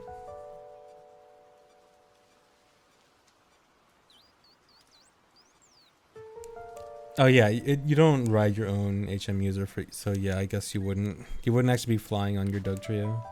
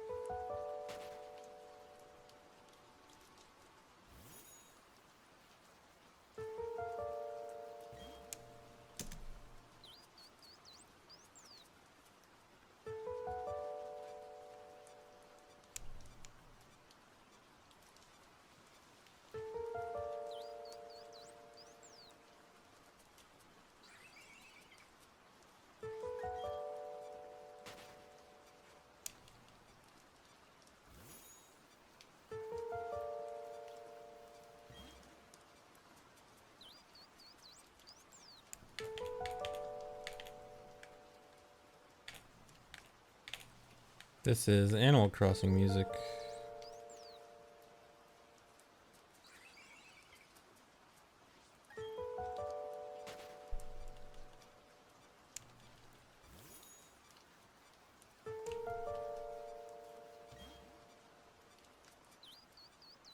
Yeah, it would be kind of cool if, like, if you had a Pokemon with surfing your team, then it would show that Pokemon. But I guess it's not really that big of a deal, at least to me.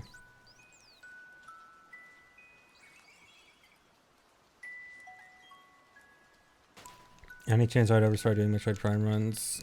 Eventually, I do want to sometime speedrun Metroid Prime again. But I have also been saying that for nearly a decade.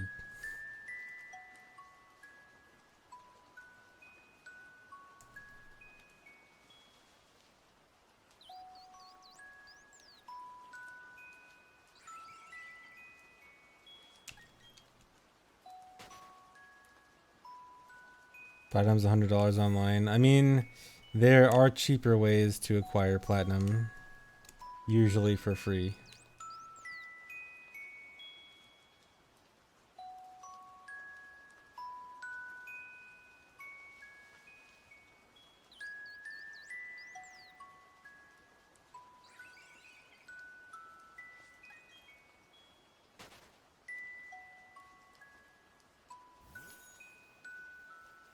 Listen, bud.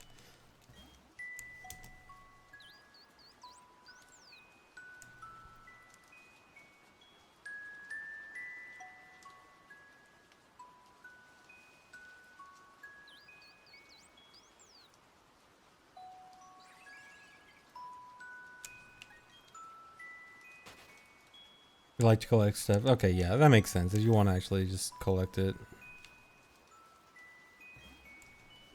Yeah, I'm not much for collecting physical stuff, so I don't really care. But yeah, I get that.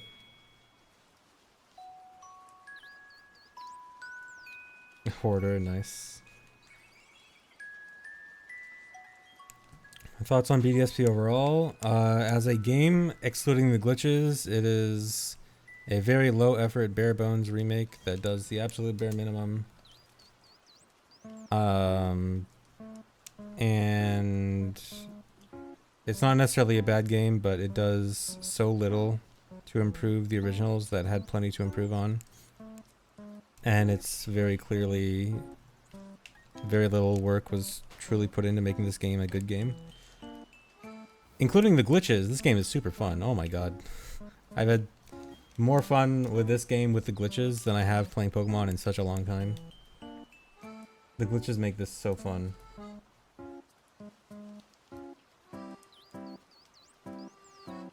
But yeah, I really don't care about this game normally, but the glitches make it very interesting and very fun. The underground is in the game. The underground is one of the few things that is improved in the game because you can find wild Pokemon down there. And it's like you can see the overworld encounters kind of wild Pokemon, which is good. But the issue with the underground for me is that during the main game, when you first go down there, it seems like, oh, there's a lot of new Pokemon you can find down here. It's pretty cool. And then the variety expands as you go through the game, but it expands so little. And so pre-National Dex, the amount of Pokemon you find in the underground is just like so little that it just feels really empty.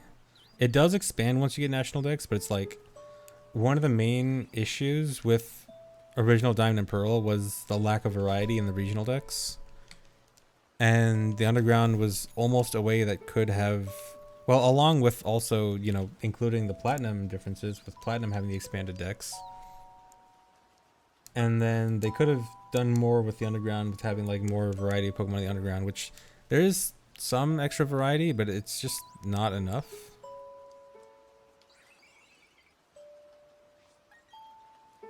Yeah, it seems like post-National Dex, the underground is pretty good, but like, why only have it be good after National Dex?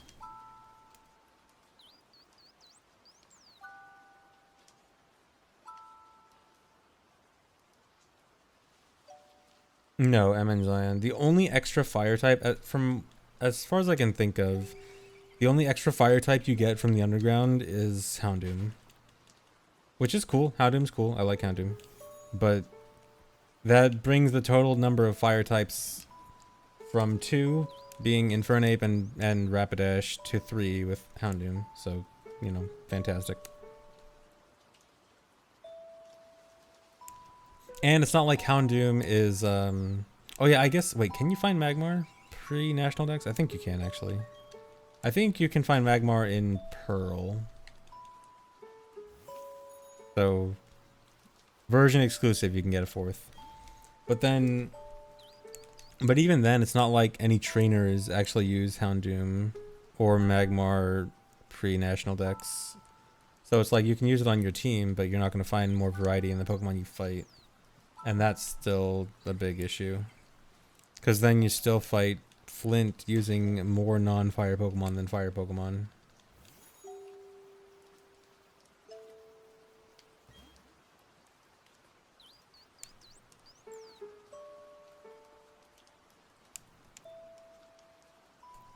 There's still a decent amount of English on 1.0. By 1.0, do you mean actual 1.0 or do you mean 1.1.1? Because actual 1.0 doesn't actually have the menu glitch and is also just lacking a lot of content.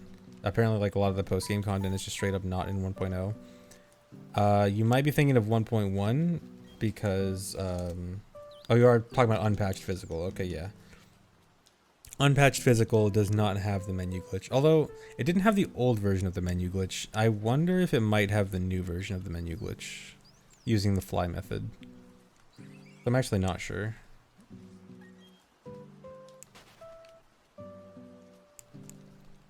How many streams has 6K times taken? I've actually done most of this off stream. I think I've only streamed it like, I want to say this is my 3rd stream of it. Yeah, there's a new menu glitch that does work in the latest patch using fly.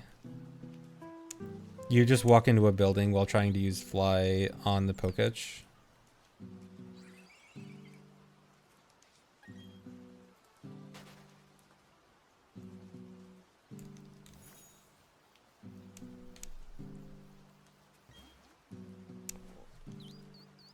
Yeah, I think look up a video for it because I think it's a little bit more involved than what I just said.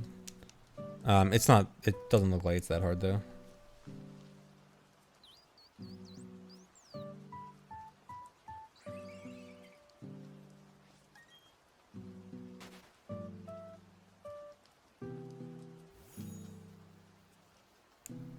I mean, people always talk about the fire type stuff for Diamond and Pearl, like the lack of fire types, but it's not even just fire types. Like, there's a general lack of variety overall. Like, ice types are kind of, well, ice types are a little bit lacking, but not as bad as fire, but still a little bit. What else? I know there's some other ones that are lacking. Like, it's the general Pokedex variety, not just fire. Like, there's a little bit too much emphasis on the fire aspect of it, but there's a lot. Yeah, waters are overrepresented too, yeah. I mean, Fairy gets an excuse, because Fairy didn't exist yet.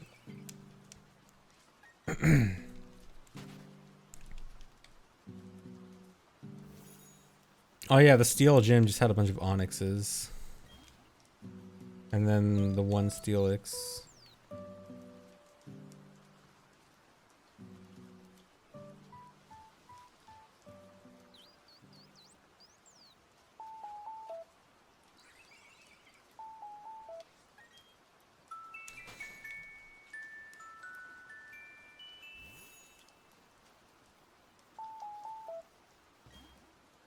I mean, yeah, there probably is always going to be a bit of an abundance of water Pokemon. But, and it's not, like, the abundance of water Pokemon isn't necessarily a bad thing. It's like, okay, if there's an abundance of water Pokemon, sure, but at least try to put some more effort into having more variety of other Pokemon as well. I'm shiny hunting Shaymin specifically because it's the only Pokemon that you can catch that you can't trade. And so you can't like dupe it and trade it, meaning it is the single valuable shiny. Because if you have a shiny Shaymin, then you got it yourself, and it's not from someone else.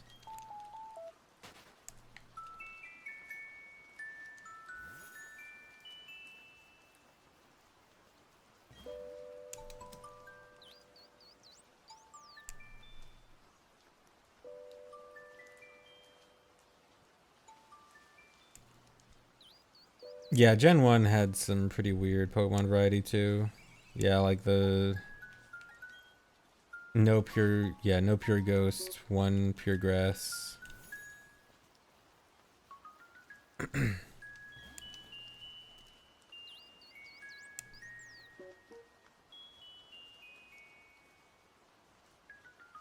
Yeah, the dragons. I mean, that's why that's why in general, like, regional Pokedexes should be bigger. Like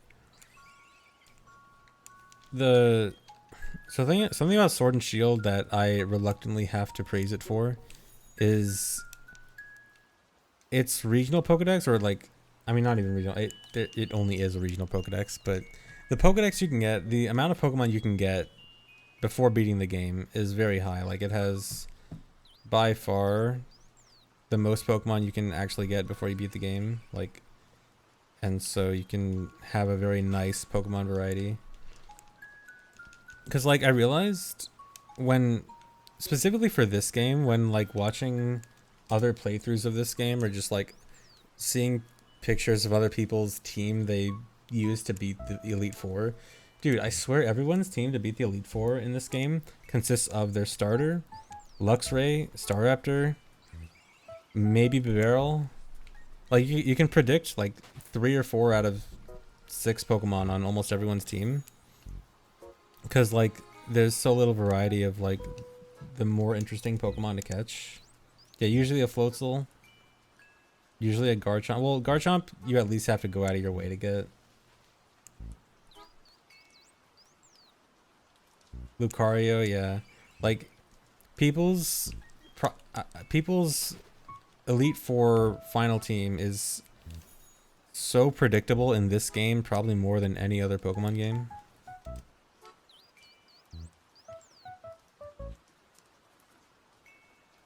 Yeah, starter, Staraptor, Luxray, Garchomp, Floatzel, Lucario. It's like most people's team probably consists of 3 or 4 of those 6 at least. Gen 4 also just had a lot of throwaway bonds. Yeah, there were a lot of Pokemon where, like, you might catch them, but you probably wouldn't use them. There's just, like, a lot of, yeah, throwaways. I mean, yeah, those Pokemon do have good designs. It is true that, like, a lot of them probably are chosen for designs, and they are good, and also they're just, like, the early ones, and people are probably gonna pick the early ones. But at the same time, like, the early routes also just have so little variety. Like, at least going back to Sword and Shield, like, there's actually a pretty good variety even early on.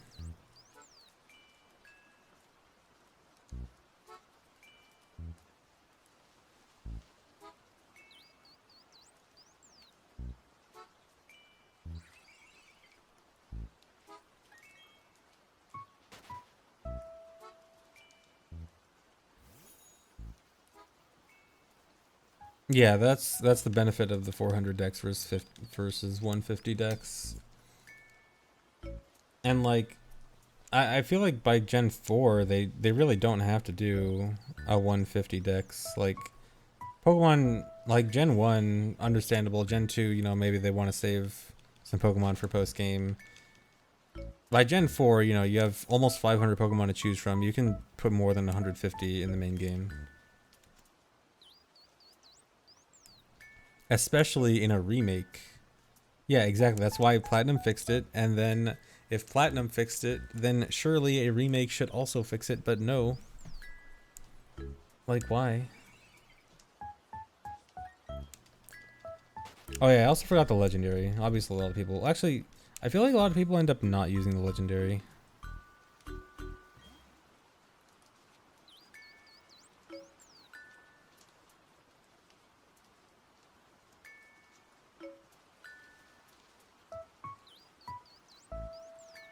But it's not a Platinum remake, and that's a bad thing.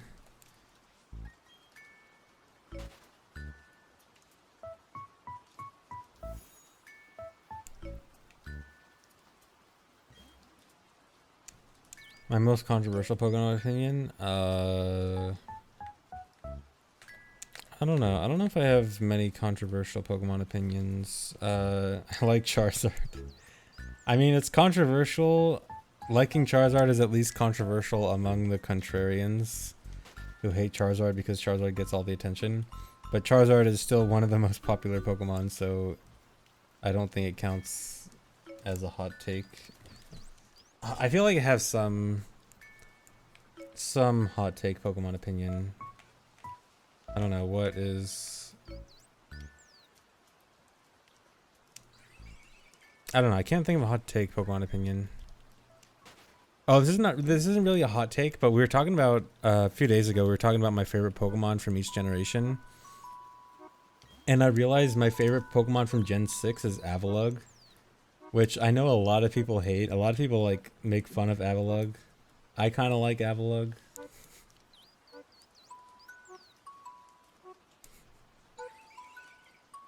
Yes, the ice table. Dude, I think Avalugg's cool.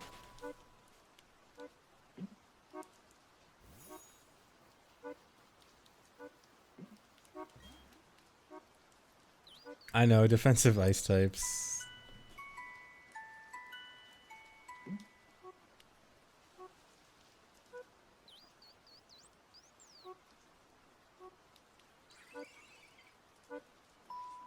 Appleton is a 6-9. I think a lot of people like Appleton. Favorite Gen 3 Pokemon? I'm actually not really sure what my favorite Gen 3 Pokemon is. My quick answer would be Blaziken. Or actually no, probably Latios. I really like, or Latios and Latios, I think. But it also seems like kind of a cheating answer because it's a legendary. But yeah, I like Latios and Latios and Blaziken a lot. Metagross also, but I want to choose like a non-starter, non-legendary, non-pseudo-legendary. I actually don't like Salamence that much, or I don't like dislike Salamence. I'm just not like a big fan of Salamence. I'm a Dragonite guy. I like Dragonite over Salamence. Flygon, yeah, Flygon's pretty cool, but I don't know if I'd say Flygon is my favorite. Aggron, I kind of like Aggron, but not really favorite material. It's weird because I like a lot of Gen 3 Pokemon, but I also don't. There's not many Gen 3 Pokemon that stand out as like one of my favorites.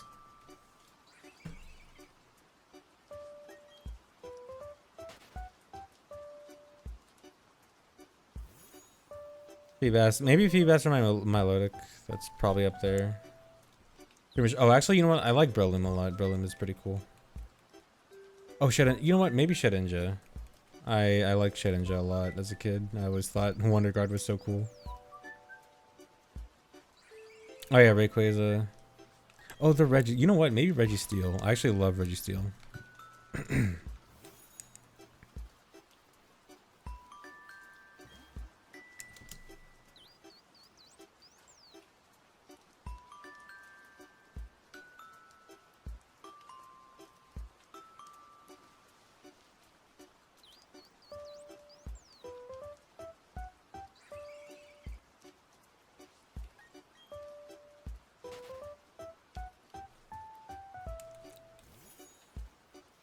Yeah, Shiftry's pretty cool. Oh yeah, I don't remember the dub voice specifically for Registeel, but I do remember like the general Reggie voices that they give them. It's so funny.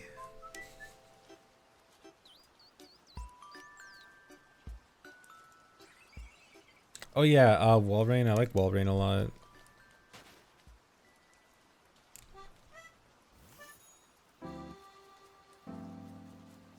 Yeah, I actually like Aegislash. Although I imagine that if I played competitive when Aegislash was good, I probably would have hated it. Because I just read up on it and I'm like, oh my god, this sounds like the most annoying Pokemon ever. But I never really got into like Gen 6 competitive.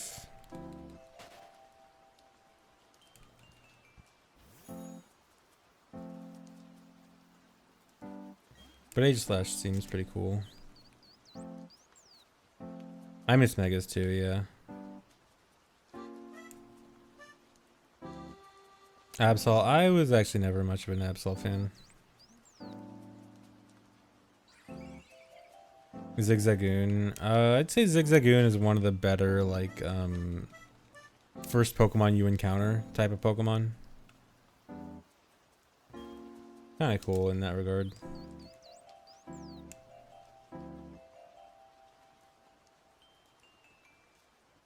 Zorua. I do not like Zorua and Zoroark. Oh yeah, Spinda's cool. I like Spinda.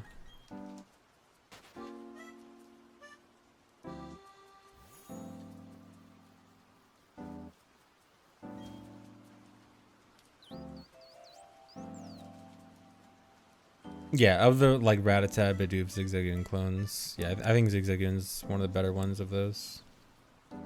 Although after playing Black and White, I'm also a fan of what's it called, Lillipup and Herdier or whatever. Forgot the name. Forgot the name of the Pokemon that I supposedly like.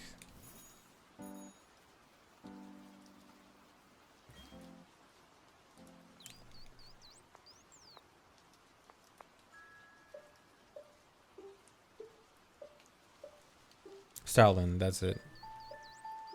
I do not like Gudra.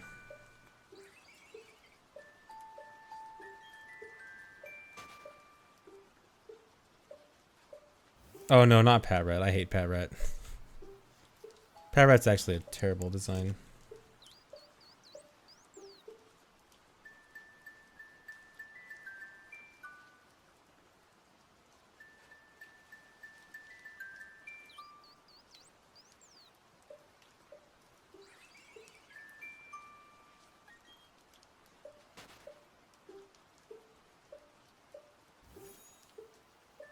Yeah, most early normal types are not great.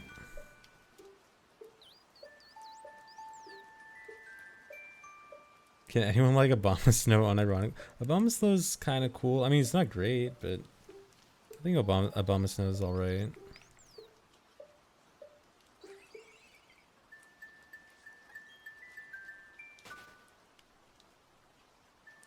Abomasnow.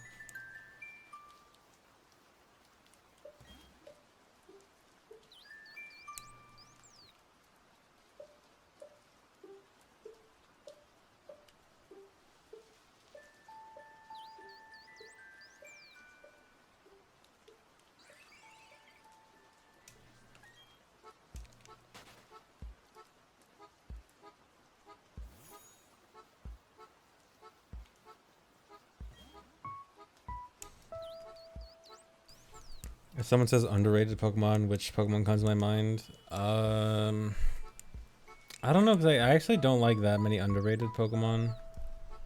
A lot of Pokemon I like, well, a lot of Pokemon I like are, they may not necessarily be like fan favorites, but they're ones that a lot of people would probably say like, oh, that's a pretty good Pokemon.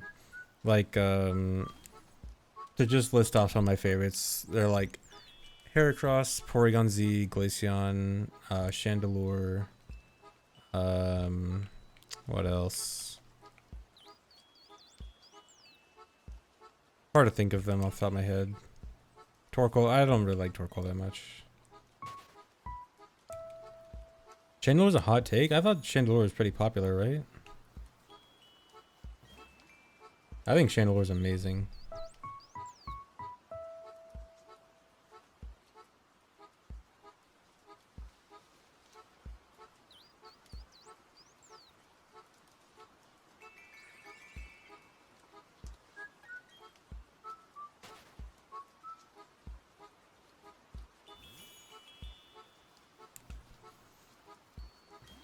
Someday I'll do a Pokemon ranking stream where I rank all Pokemon.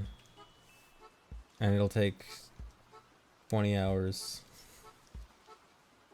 No, I could never do that. I almost want to, but it just would take way too long. I didn't play Coliseum, but I played XD Gale of Darkness, and I really liked it. That was a good game. XD.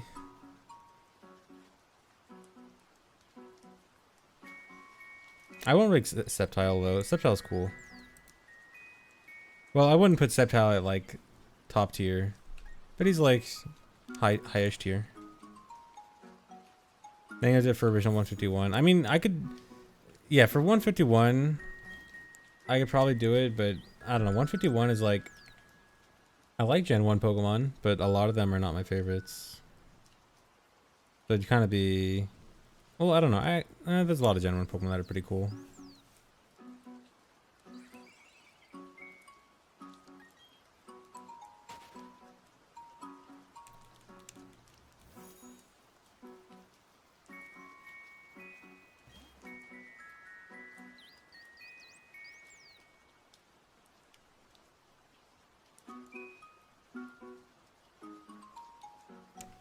Rate one gen at a time. I guess I could.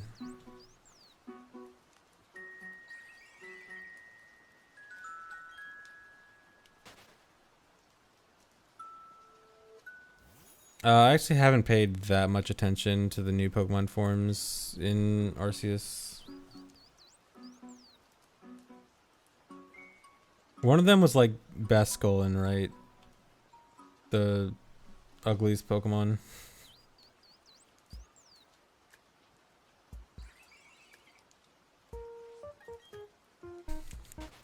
I remember when Sword and Shield came out and everyone was complaining about everyone was complaining about the lack of Pokemon and stuff, and people were like, of all the Pokemon that they're gonna keep in Sword and Shield, why is Basculin still in the game? It's like, how do they choose this guy over literally any other Pokemon? And from that point on, I realized, yeah, Basculin is absolutely terrible. Basculin is actually a trash design. Why does this Pokemon exist?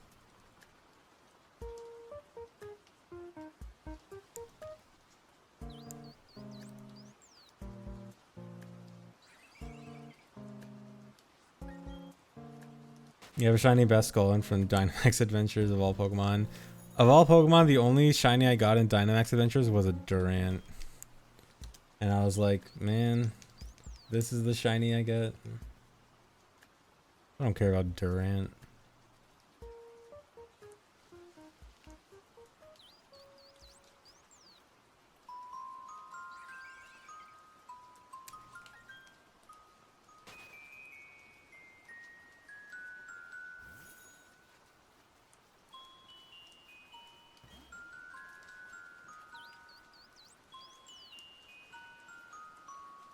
Oh, Wishy-Washy. Yeah, I actually love Wishy-Washy. Wishy-Washy is really cool. Honestly, Gen 7 had some pretty cool Pokemon. I like Wishy-Washy. I like Toucannon. I honestly like a lot of the Ultra Beasts, even though I know some of them are not super popular. Is liking Ultra Beasts a hot take?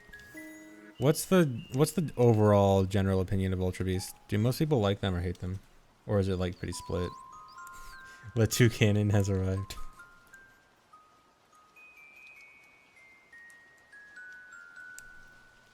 Ultras are cool. Another potentially hot take. One of my favorite Ultra Beasts is Stakataka. I didn't even play Ultra Sun and Moon, but Stakataka I think is fantastic.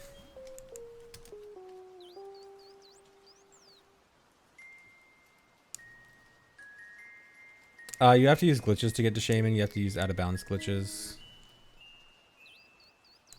But you can just get out of bounds near Sunny Shore or Route 224 and then just swim up to Shaymin.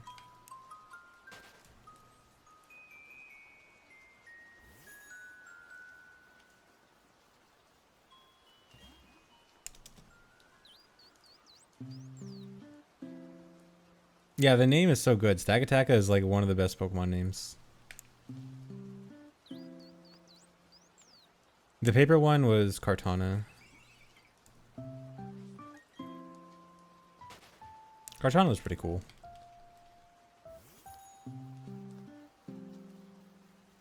Yeah, Mudsdale was alright. I wasn't like a huge fan of Mudsdale, but it was kind of cool, I guess.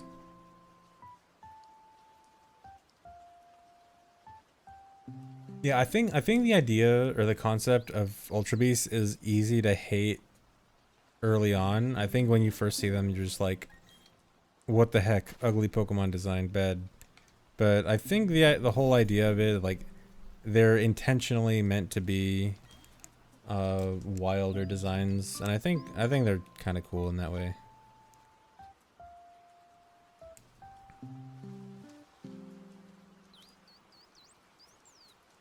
Yeah, I think Cartron is pretty cool.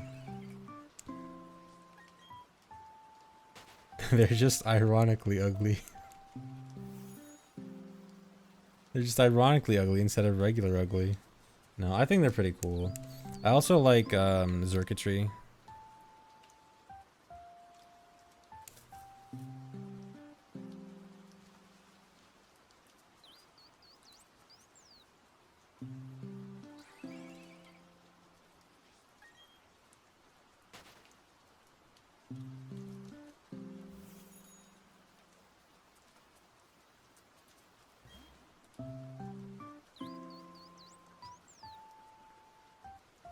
Dude, circuitry with tail glow, yeah.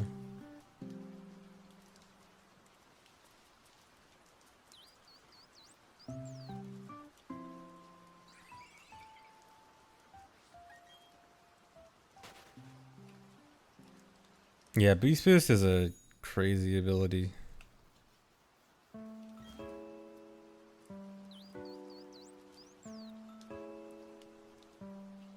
Milkry is literally just spilled milk. Okay, I actually like Alcremie. I think Alcremie is actually kind of a cool concept. The cake. Who doesn't like cake?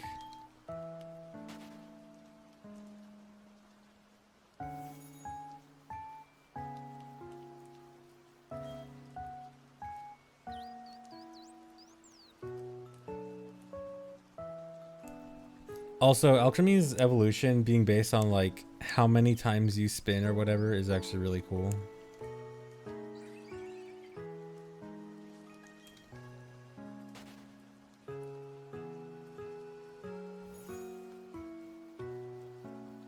Yes, the people who hate Vanillux. I will defend Vanillux forever. I love Vanillux. Well, not love, I guess, but I like Vanillux. Gen 8 fossils, yeah. Gen 8 fossils, I know a lot of people hate the Gen 8 fossils. I get why people hate them, but I also kind of like them. I don't know. I kind of like the intentionally weird designs. NK Zevo is kind of cool. Malamar? I don't really like Malamar.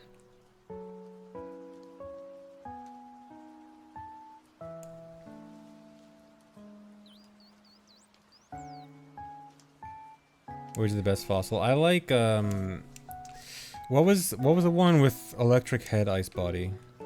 That one I like. I forgot the name.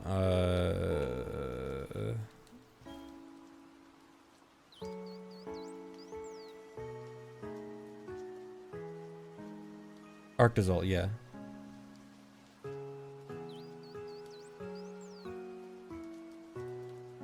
Dracozold's also cool. I think I like Arctazolt a little bit more though.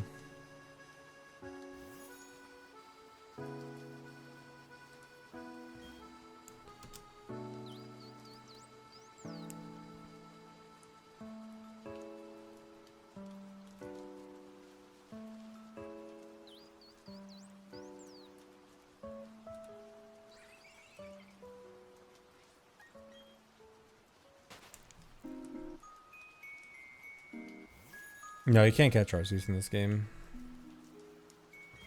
Not even with glitches. 1,000 more to 69.69. Oh boy. Yeah, Kabutops is super cool. Kabutops is definitely one of my favorite Gen 1s. Although, well, I still like Aerodactyl more. Actually, you know what? I like all the Gen 1 fossils. Omastar was actually, when I was a kid, Omastar was one of my favorite Pokemon. Back in, when I played Pokemon Stadium, I loved Omastar.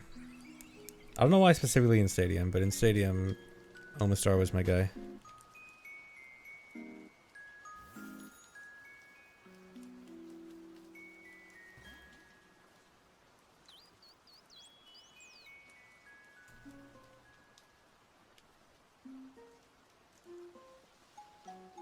Yeah, Aurora seems pretty cool. Although I never like thought much about Auroras, but it seems like it has an interesting typing at least. And interesting design.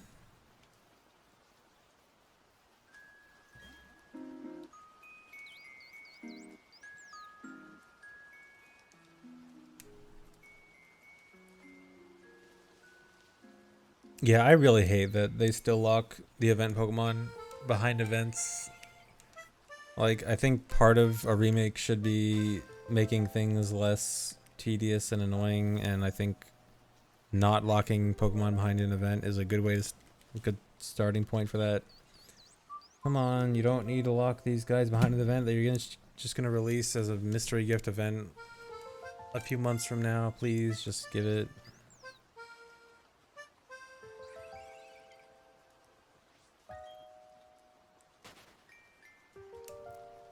I know Spirit Tomb is still pretty annoying. Munchlax you can find in the underground though, so it's pretty simple.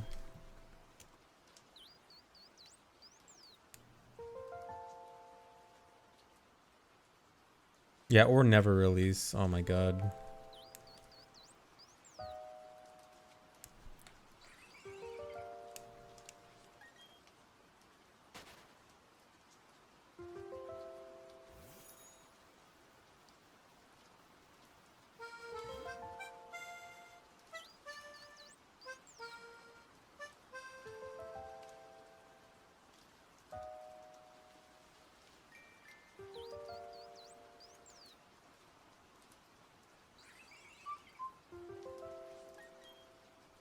Yeah, at least it's better than when you had to physically go to an event. But at least when you had to physically go to an event, there was an excuse that they couldn't just do it over the internet and make it very simple with Wi-Fi. And then when there was, they still made it annoying.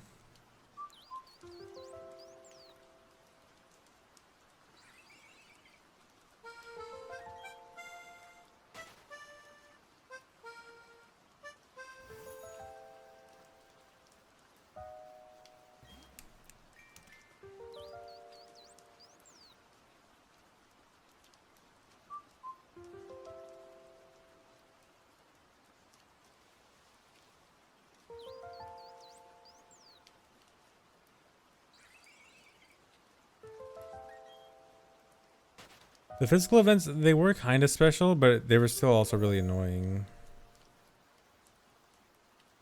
Like, I remember I actually went to a few events. I went to an event for Mew and one for Lugia and Ho-Oh in Emerald. And it was really cool, but it's also like, dang, I wish I could have just caught these in my own game. Or, I mean, at least the Lugia and Ho-Oh one, you actually got the ticket to the island, whatever it was called, to go catch them, which was really cool. It upsets me so much that events these days are just giving the mythical Pokemon to you. I want to go catch them. I want to go to the island that where you caught Lugia and Ho-Oh in Emerald.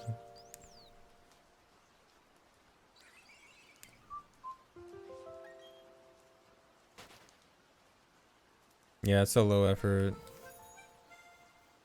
Like, you don't even have to make it a big quest. Just give it a place that to explore and go find the Pokemon.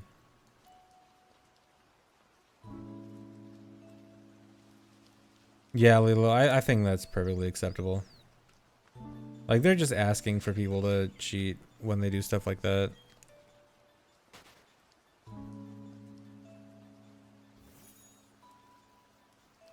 Yeah, I remember getting the Mew that's just traded to you. I wish I got...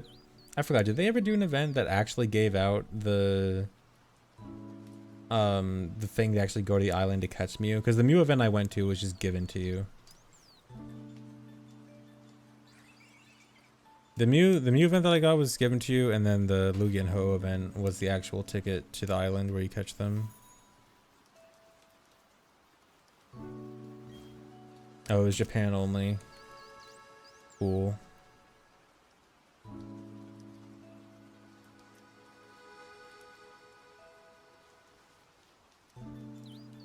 Yeah, Faraway Island, that's it.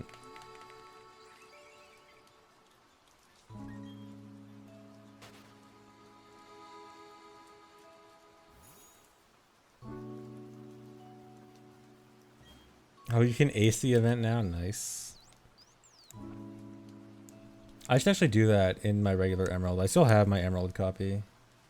I should learn how to ace the Faraway Island event.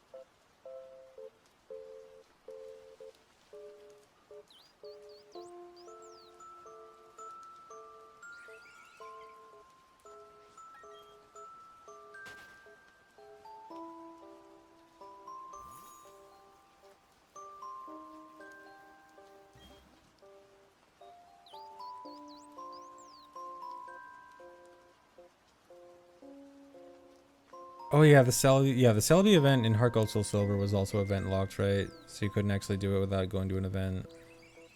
Yeah.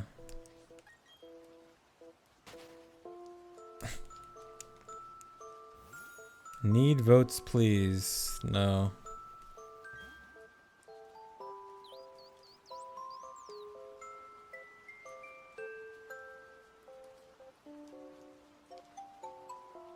Everyone should go vote against this guy. I don't know what the votes are for, but everyone go vote for whoever. Go vote against whatever that guy wanted.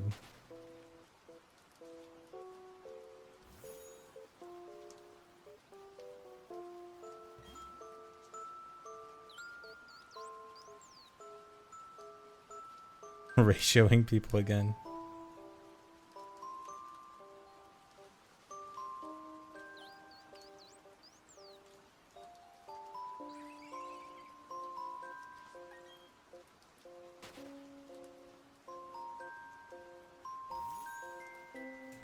Almost at 6,000. Oh boy.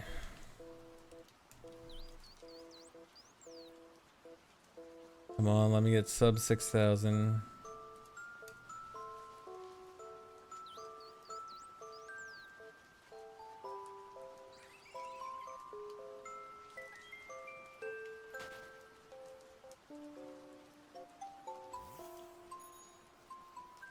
Would I be annoyed if I got it at 5,999? I mean, I'd be annoyed at any number now because it's taken so long. I mean, there's nothing special about 5,999 that I'd be mad about.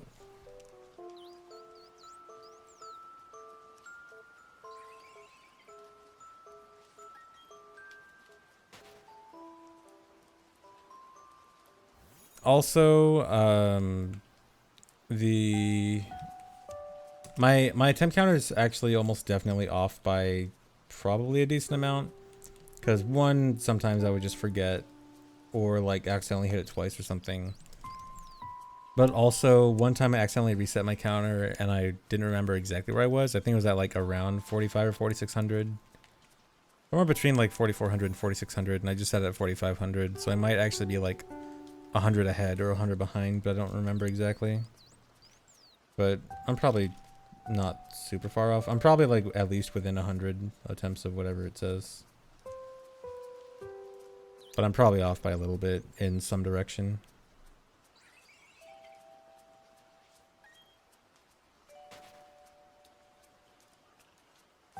Yeah, I've been hunting this for like, I don't know, a week and a half or something. Total time has been like over 50 hours.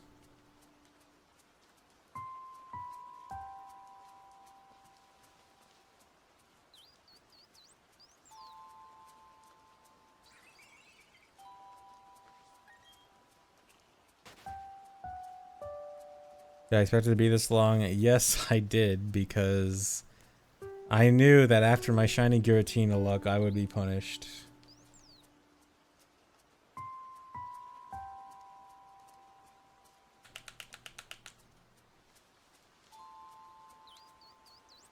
Which version is best to play on for glitch fun? Version 1.1.1 is best for glitches, but version 1.1.2, the current patch, did actually recently get a new method for the menu glitch.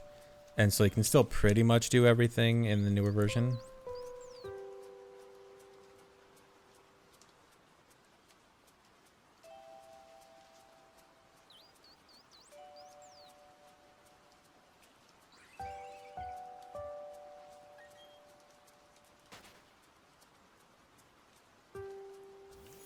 Yeah, you can still dupe with the new menu glitch.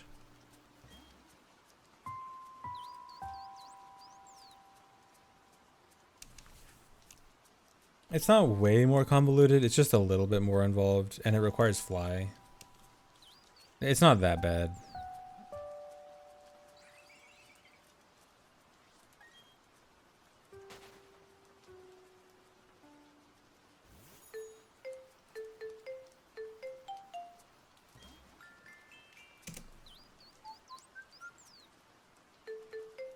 No, 1.1.2 was just bug fixes, it didn't add anything.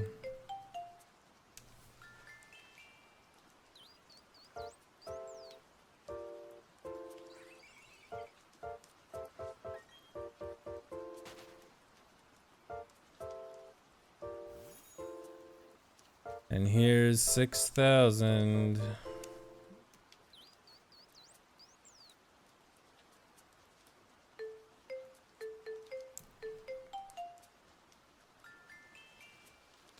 By 6,000 tries, I have a 76.9% chance to have found the shiny, and I have not found the shiny.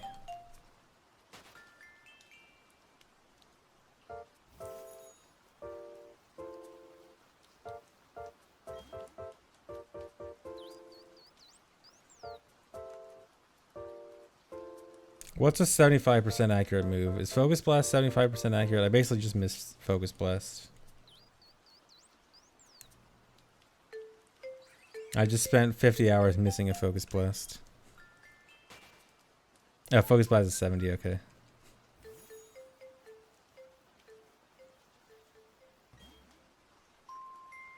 The 100-hour Focus Blast. Yeah, Focus Miss.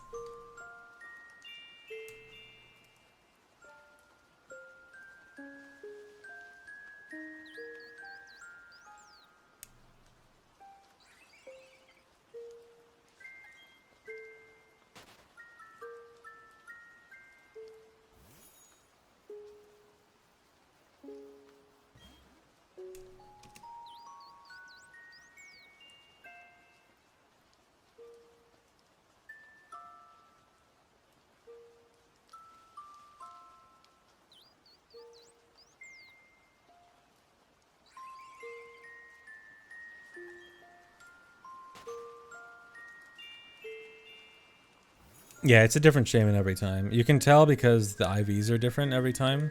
Because sometimes I'll get the like trainer face pose and sometimes I won't. Did I count that one? Did I just count this one? I forgot. Did anyone see me count this one? I don't care, I'll add it. Not like it's a big deal if I double count.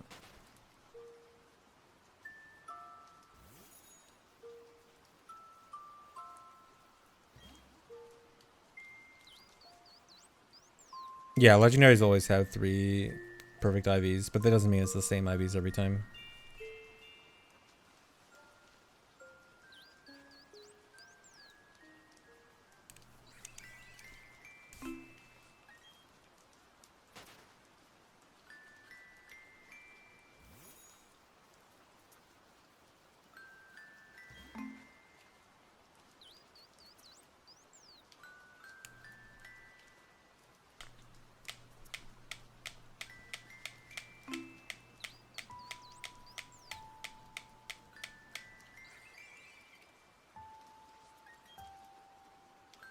I don't know how long I should go for.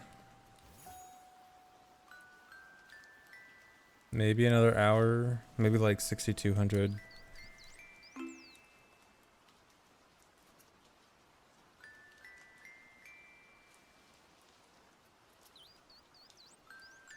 I am planning to catch it in a Master Ball.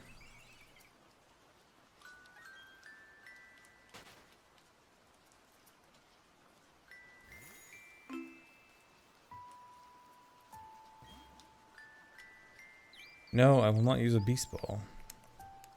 Can you even get a Beast Ball in this game?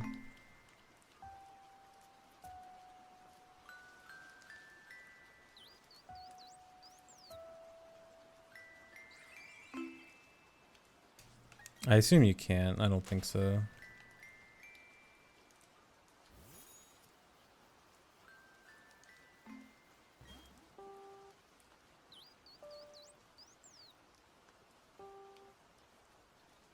No, you can get Beast Balls in Gen 8 too.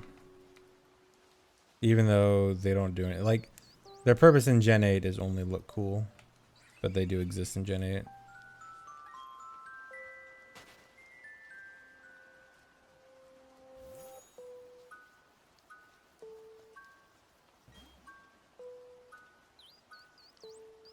They exist, but you can't get them. Okay.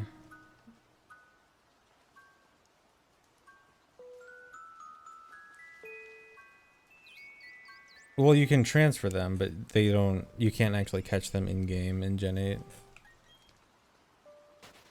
Yeah, you can change natures with mints. Oh yeah, you can catch them in the DLC. I forgot about Crown Chunder stuff. Yeah, okay, never mind. Yeah, this is confirmed possible. Just look up Shiny Shaymin on YouTube.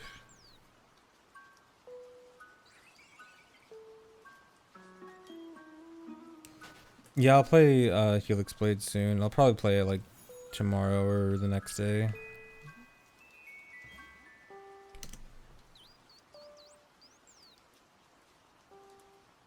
Yeah, Mike Cats. I want a lead that I want to have my Pokemon following so that I don't have to do the Pokemon throw or the Pokeball throw animation.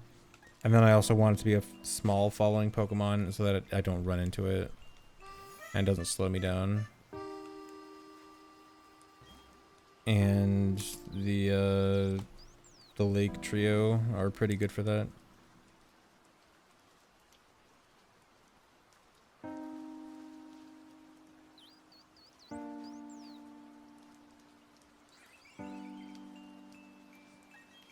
Where does Shiny at?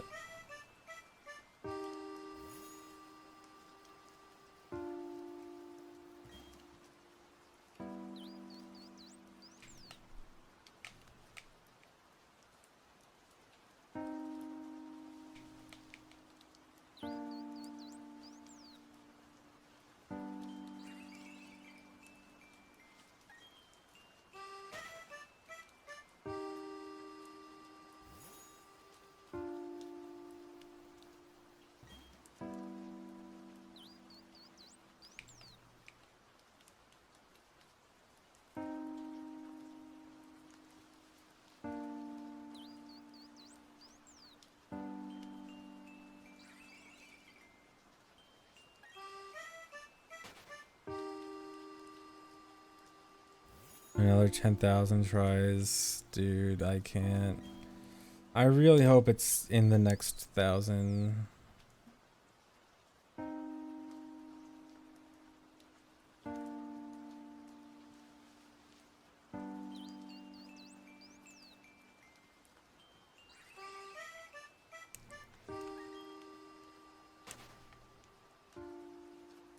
Highest number of tries I'll do. I don't think I can quit because I will have too much sunk costs fallacy in my head telling me don't quit. So I can't quit, but I really don't want this to go longer than like 8,000 or something.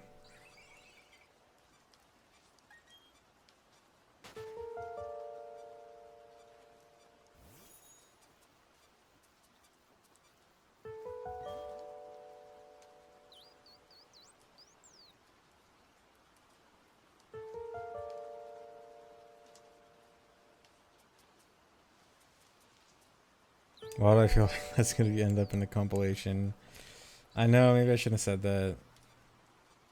No, friendship bad.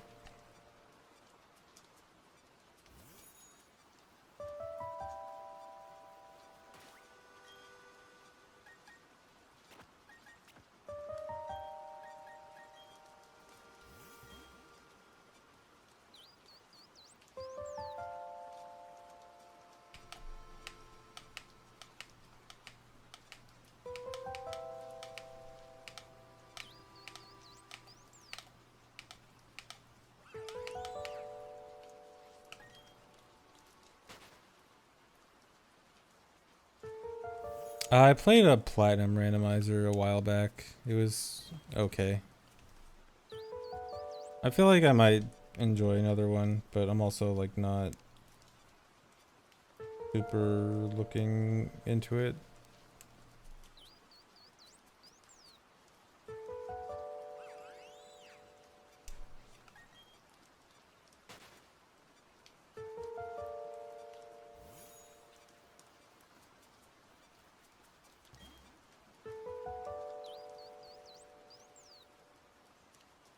Please.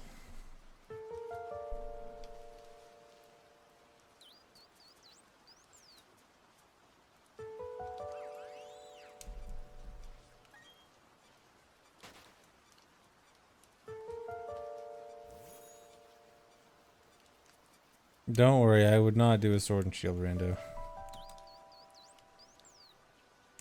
Well, low-key, I might. I was thinking maybe sword and shield wonder trade rando or something. Not rando, but wonder trade thing might be fun. Actually, back when the Crown Tundra DLC came out, I did do a second playthrough of Sword and Shield where I went straight to the DLC and caught Suicune and then swept through the whole game with Suicune at level 65. And that was kind of fun. That's actually apparently the strat for Sword and Shield speedruns with DLC. Yeah, the speedrun does that. Yeah, where you like go into the Dynamax, what is it called? Dynamax dungeon, whatever. And apparently the best one is like Crocodile or something, but there's a handful of like viable Pokemon you can get. And it's actually really cool. I like the idea of like you go to the DLC, go to the Dynamax dungeons as quickly as possible, try it, hope you get something good from Dynamax, and then run with that at level 65 for the whole game.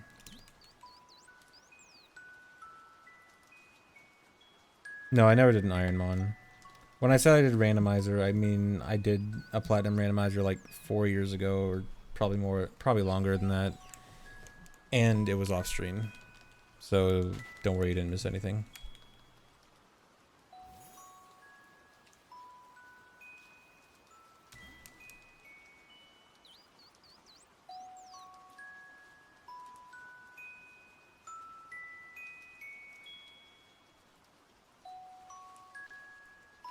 Thanks, Glitchymon.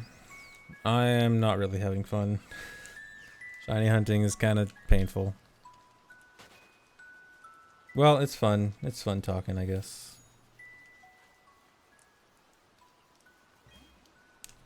Yeah, it's fun chatting with you guys. I've never really been into Nuzlocke stuff. I don't really care for like trying a Nuzlocke.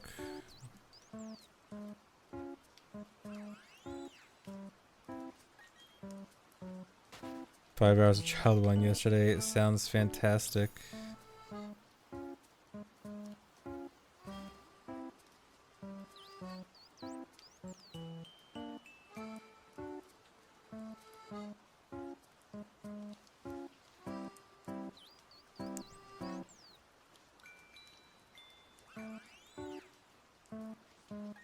Yeah, I mean, for Pokemon, like, I'm not... It seems like if you want to do a Nuzlocke, that's for, like, you want, like, a more, I guess, high-stress kind of playthrough, where, like, I don't really care about that for Pokemon. Like, I've come to realize that I don't really care about people complaining about difficulty in Pokemon. Like, it's more... I don't really care about Pokemon being that easy. It's more that I care that Pokemon waste so much time.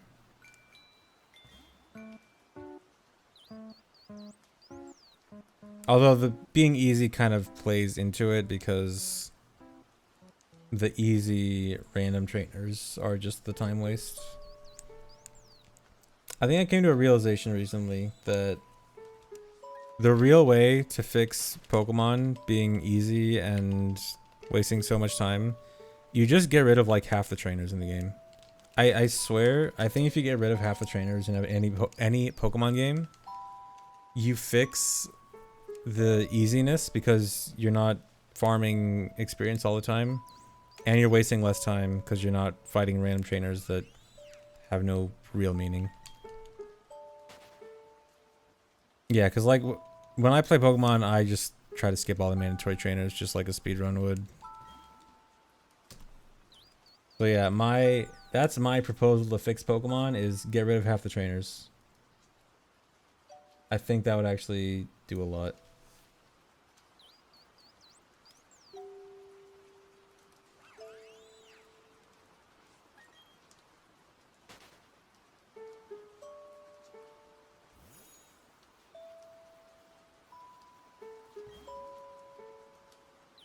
They keep youngster Joey, yeah. Oh, never get rid of youngster Joey. Dude, I found out recently, I was doing the battle tower, and I'm not really like reading the text in the battle tower, and I just like glanced over at one text box and I saw the word shorts, and I'm like, wait a second, is this guy advocating for the use of shorts being comfy and easy to wear? And then I like clipped it and checked, and it was.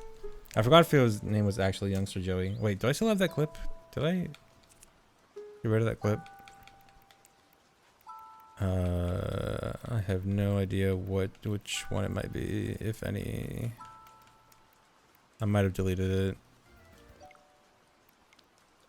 Was this it? Yeah. I gotta say, shorts are the best. They remain comfy and easy to wear. Was this, did I see? I didn't get to see the name, dude. I don't know if it was youngster Joey or not. I don't know if his name was actually youngster Joey.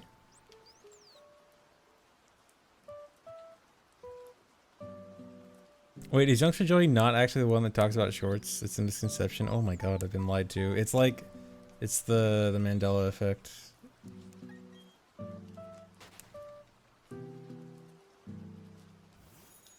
Oh yeah, youngster Joey's the Rattata one. The one that talks about his top percentage Rattata. Yeah, that's it. Okay.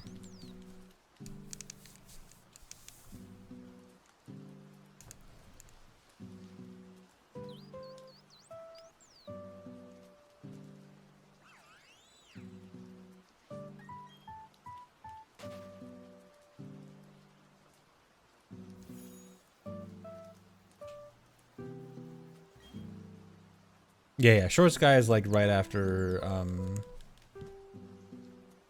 why am I forgetting the name of the first gym town in Gen 1?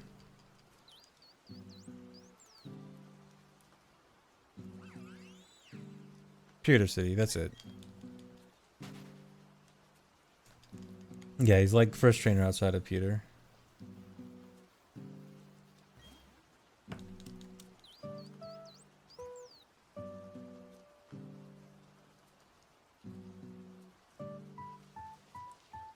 Yeah, I never played Coliseum. I only played XD, so I have no opinion on Coliseum.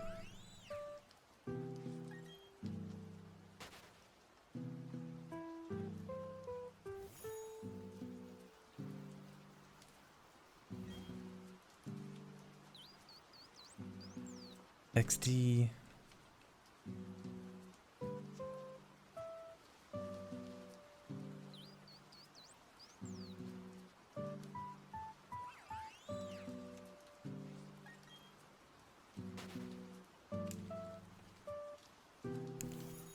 Anyone's got anxiety that they won't see the Shiny Shaymin live. I mean, to be fair, I've done the majority of my attempts offline. So really, there's a good chance that no one will see it live except me. I mean, I will post about it on Twitter if I get it. if I get it offline. But I have been doing a lot of this offline.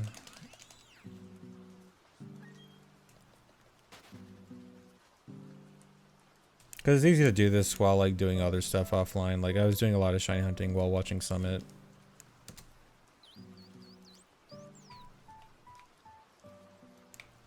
Yeah, you can get the item to change its form. All you need for the Gracidia flower, is that it? You just have to have Shaymin in your party and then go talk to the girl in Foroma Town. Is it Foroma Town? Am I saying it? Is that the right town? Am I mistaking towns again?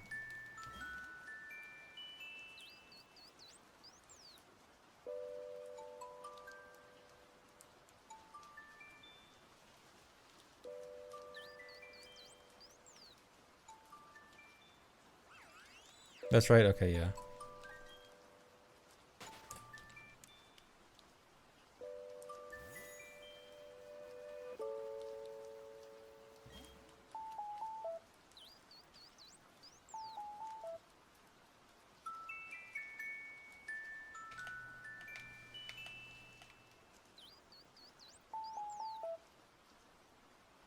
I talked a little bit about some. I mean, there's not much to talk about. It was cool. Reaction. It was pretty cool to see IBDW win. And Mango make a loser's run after sucking.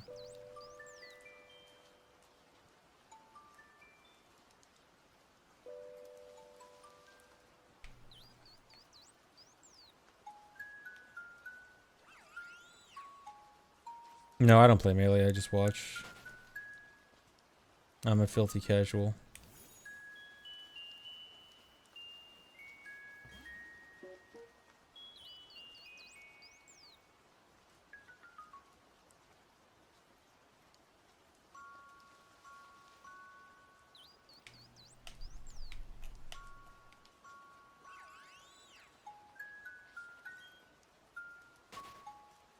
Mango lost 15k channel points. I'm so glad I didn't do any betting at Smash Summit, because I was just busy shiny hunting, so I didn't bother. But I would have lost money on Mango every time. Because every time I would have bet on him, he lost, and then every time I would have bet against him, he won. I was 1000% sure Leffen was going to destroy him. I thought Mango looked so bad, and I'm like, no way Mango does anything.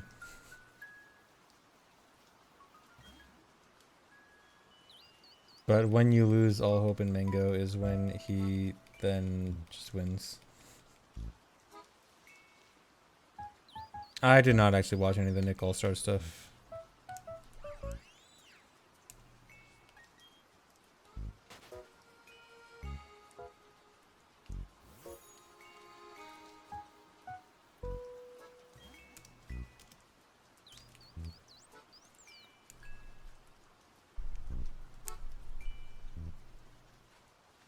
How's the void thing work for respawning Shaymin? The void there is only because the event isn't triggered to like make the path spawn properly.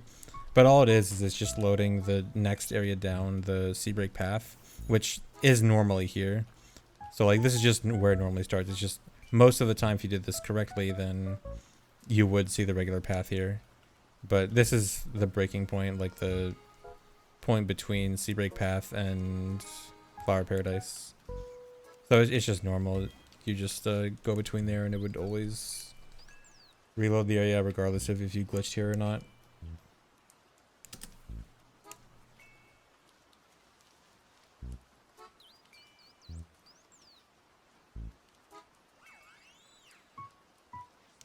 There's a Nick tennis game now. I did not see that. See broken path, yeah.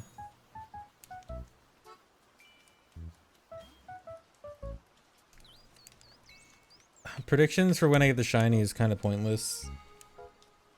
Because it's either a small number where everyone says no, or a big number where everyone says yes, but then also people probably won't even see it live, or will miss it, or will forget about it.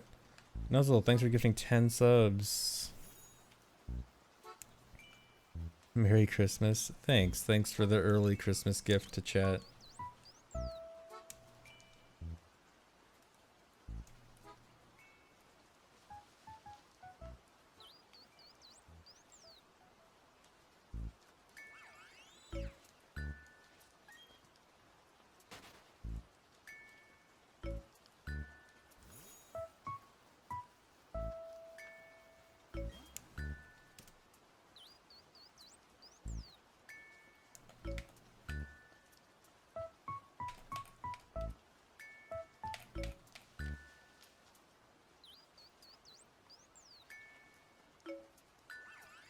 Maybe if I say I'll stop soon, then it'll be it, because it always is it when you say you're gonna end soon. Alright, I'm gonna quit after this one.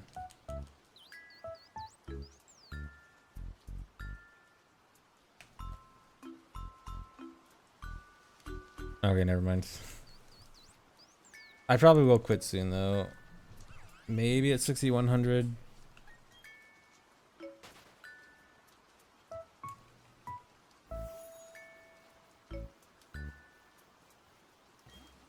No, I'm not going to 69 tonight. Do you know how long that would take?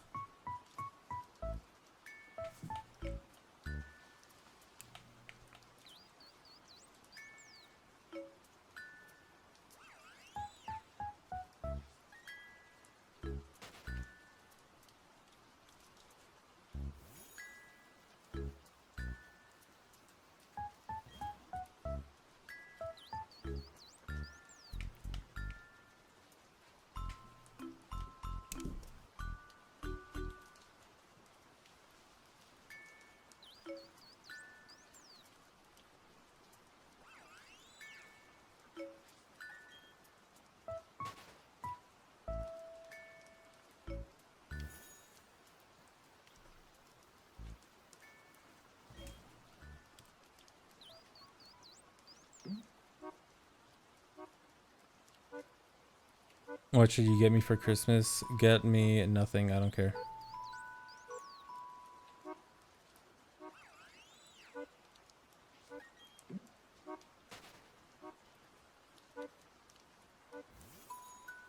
I never want anything for Christmas. I have all I could ever need.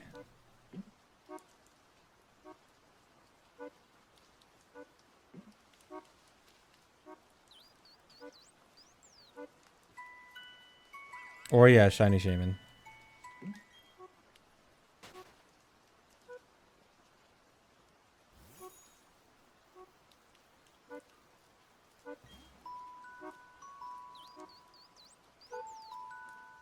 Or yeah, Breath of the Wild 2 news. That could also be cool. Okay, what color do I want my Lambo? I don't know. Go with the classic black Lambo.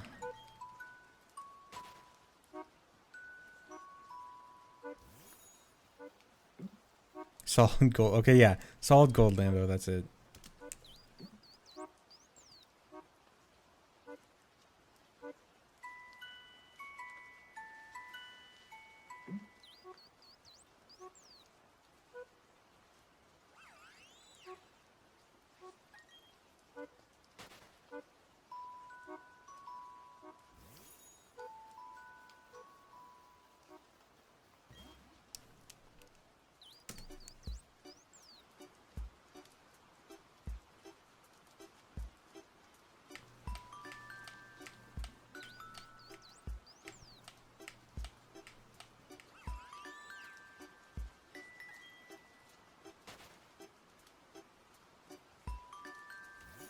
I know it can be shiny this way because people have done it already.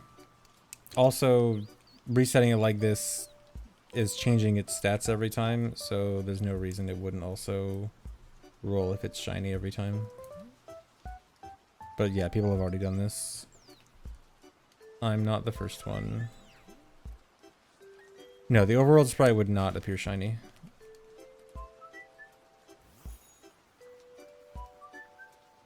Yeah, you can just look up Shiny Shaymin on YouTube and you'll find videos of people getting it the exact same way I'm doing right now.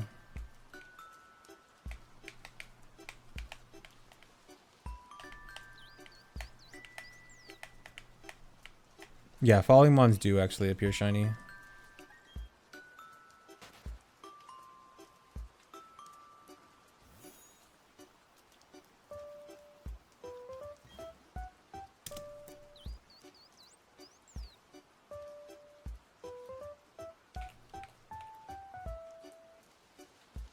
No, Shiny Charm does not affect Shaymin. Shiny Charm apparently only affects eggs.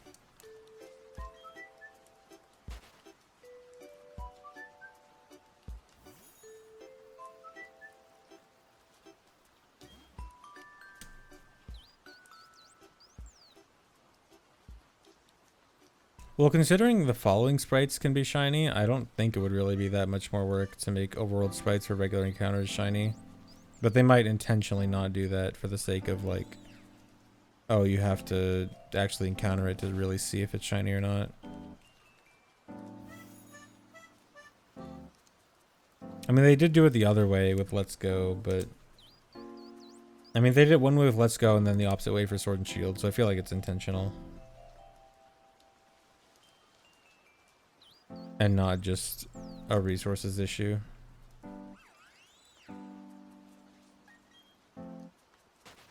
Yeah, Totodile being red for shiny would be really cool. I mean, regular shiny Totodile is still kind of cool.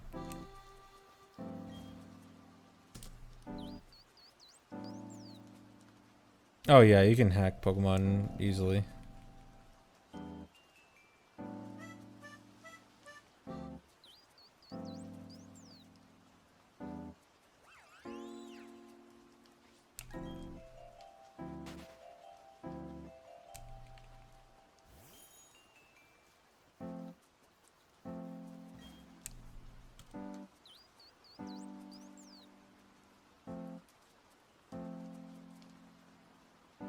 The Disappointment podcast, yeah. It was fun talking with Dry and Volv over the Game Awards.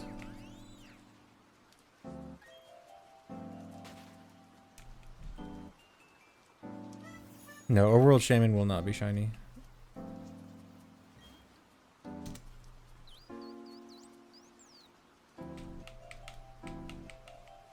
Yeah, Game Awards was pretty meh.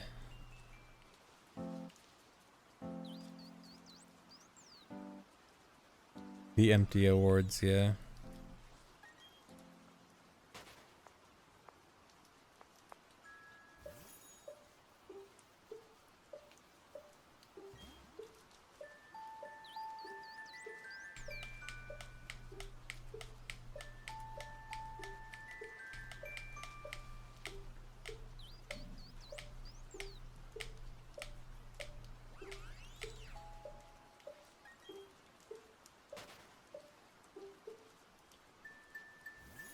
Odds that Breath of the Wild 2 actually comes out next year. I can't see Breath of the Wild 2 not coming out next year.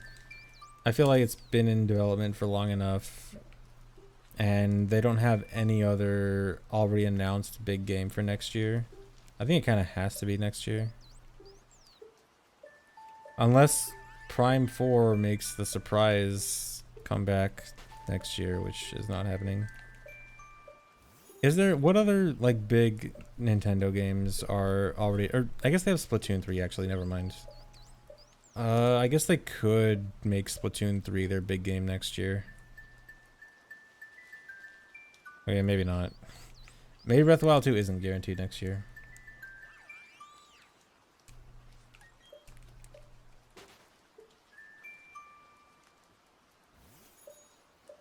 Low key, if Breath of the Wild 2 doesn't come out next year, I'm hoping they delay it until the next Switch, next system. So it can be on a non-extremely underpowered system.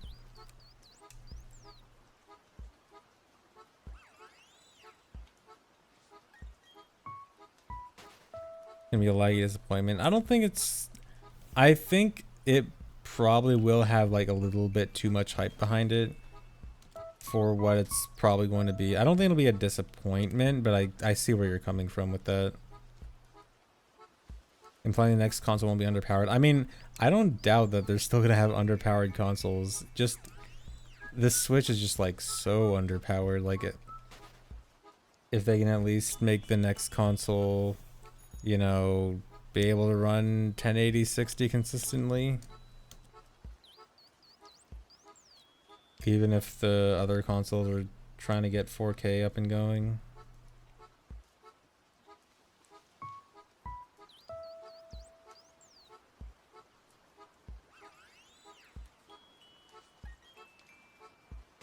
Yeah, it's gonna be handheld again, so I'm sure they're never gonna drop the handheld, the like dual handheld and dock thing. Actually, I wonder if that's gonna like bottleneck them at some point, because At some point, they're not going to be able to make handheld anywhere near the docked experience on TV. So like, I wonder at what point are they going to like say... At what point do they say they're okay with their console being like so ridiculously underpowered that it can still be handheld? Or give up on the handheld so that they aren't like so ridiculously far behind in terms of hardware?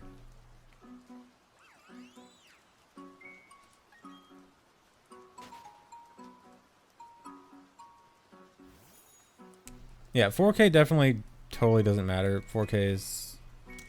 It seems to me like 4K is more marketing than actual value.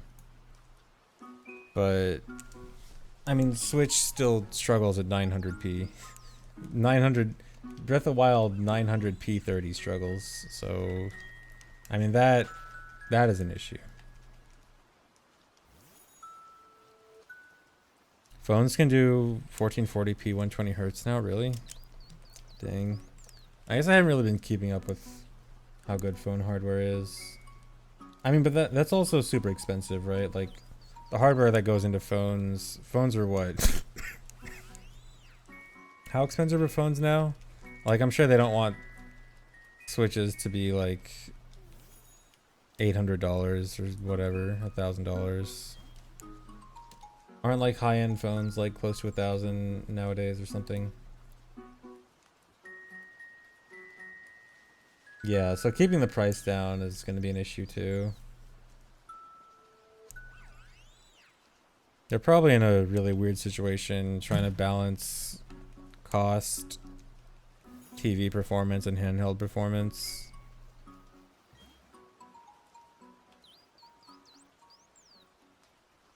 Yeah, at least Skyward Sword's consistently 1080 60. That's pretty good actually.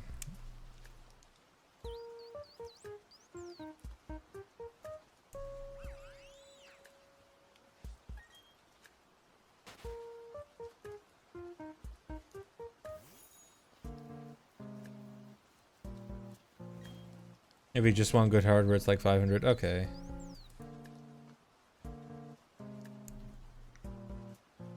But yeah, I mean, the cost is definitely one of the reasons why Switch is so successful, at least probably, because... Is it... I forgot, did they lower the price? What's the Switch cost nowadays? Is it 250 or 200 or something? It launched at like 300, right?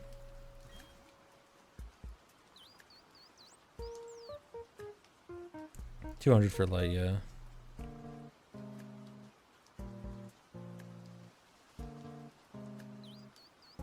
Flagship tech will be e-waste in a few years. That's when Nintendo recycles it.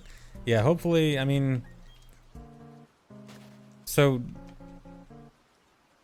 The Switch was probably using, like... good stuff for, like, 2010, right? I'm just making, like, a wild guess.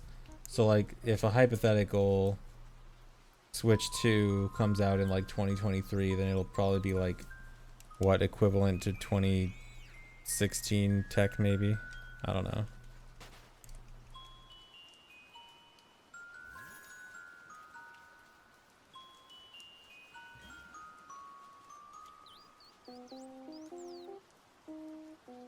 Oh yeah, my capture card's AverMedia Live Gamer 4K. But I also have a M Classic upscaling it slightly.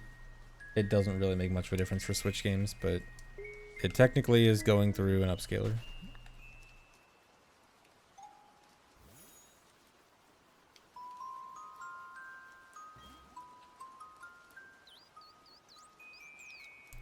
But yeah, I just hope Nintendo's new system isn't like so ridiculously behind tech-wise. Like, I don't care if it's 4K or not, but like, can I get Breath of the Wild at better than 930?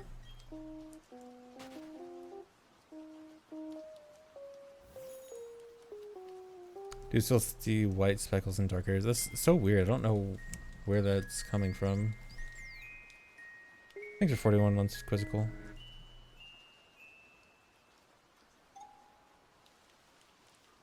That it shouldn't be, because it's a waste. I mean, it's not necessarily a waste for it to have better hardware. It's just better if it focuses on like 1440 at a better frame rate than 4K at a worse frame rate.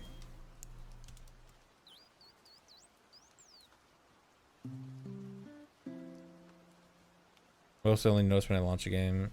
I'll look into it.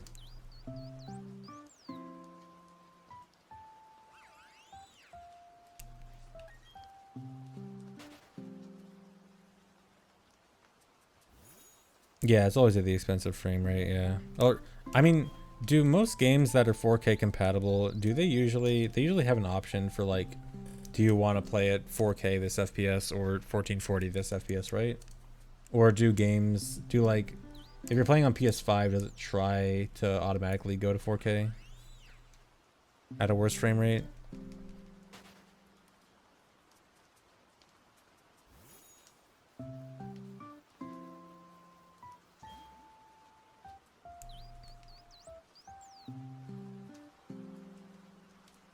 Yeah, as long as it usually gives the option.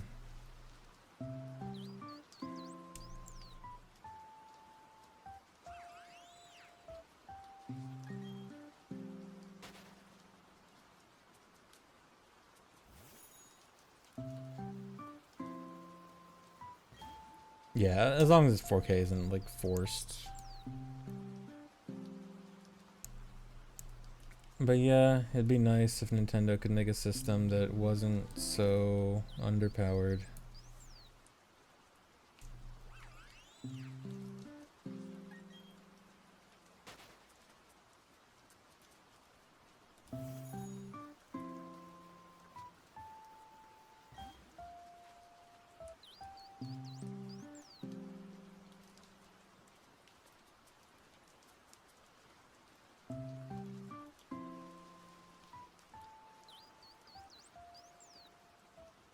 Like that's never gonna happen, I know. I just want it.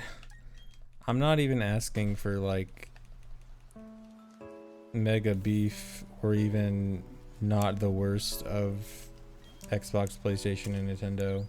Just something that's like kind of almost up to standards, even if it's a bit behind. Something that's not embarrassing. We're just kind of embarrassing right now.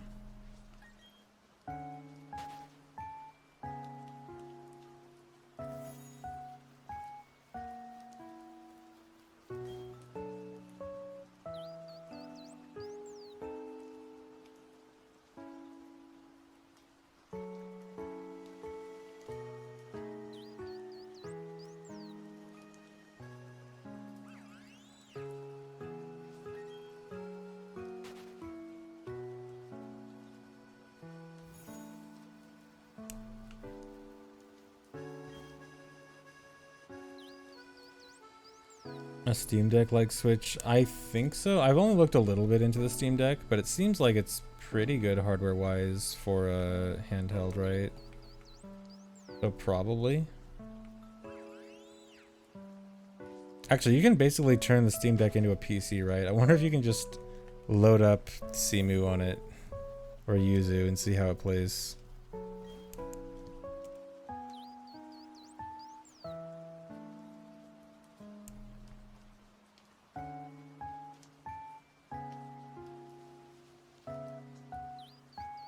Dude, probably. I could see it. I can see Steam Deck running Yuzu being better than Switch.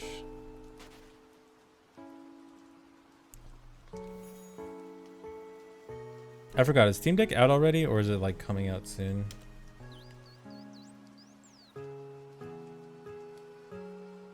Delayed, cool. Out by February, okay.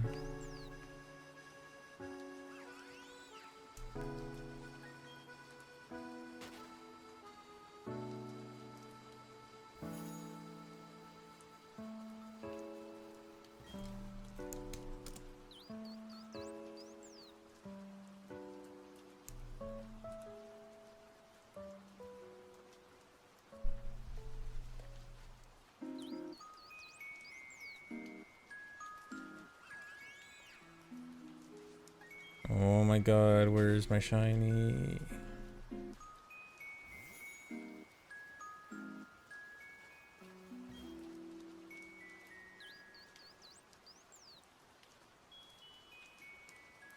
Yeah, this is the fastest way to reset it.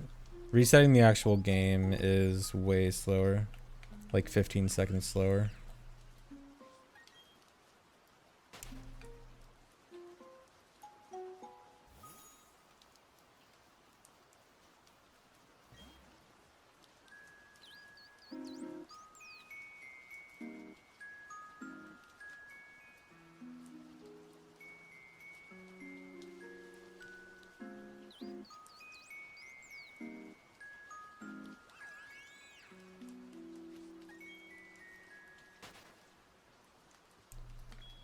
Okay, I think I'm gonna stop at 6100, or I'll stop at 6101. I always like to do one more after 100 mark.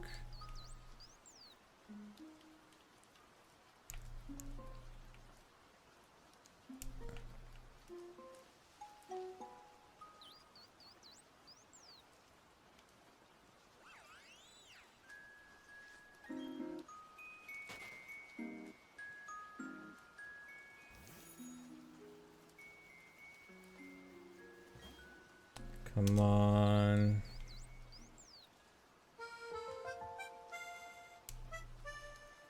Please. Okay, one more.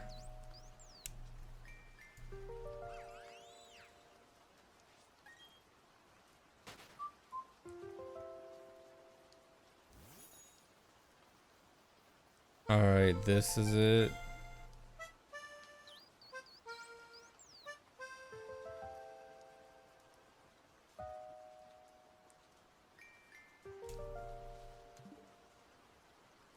Okay, bye.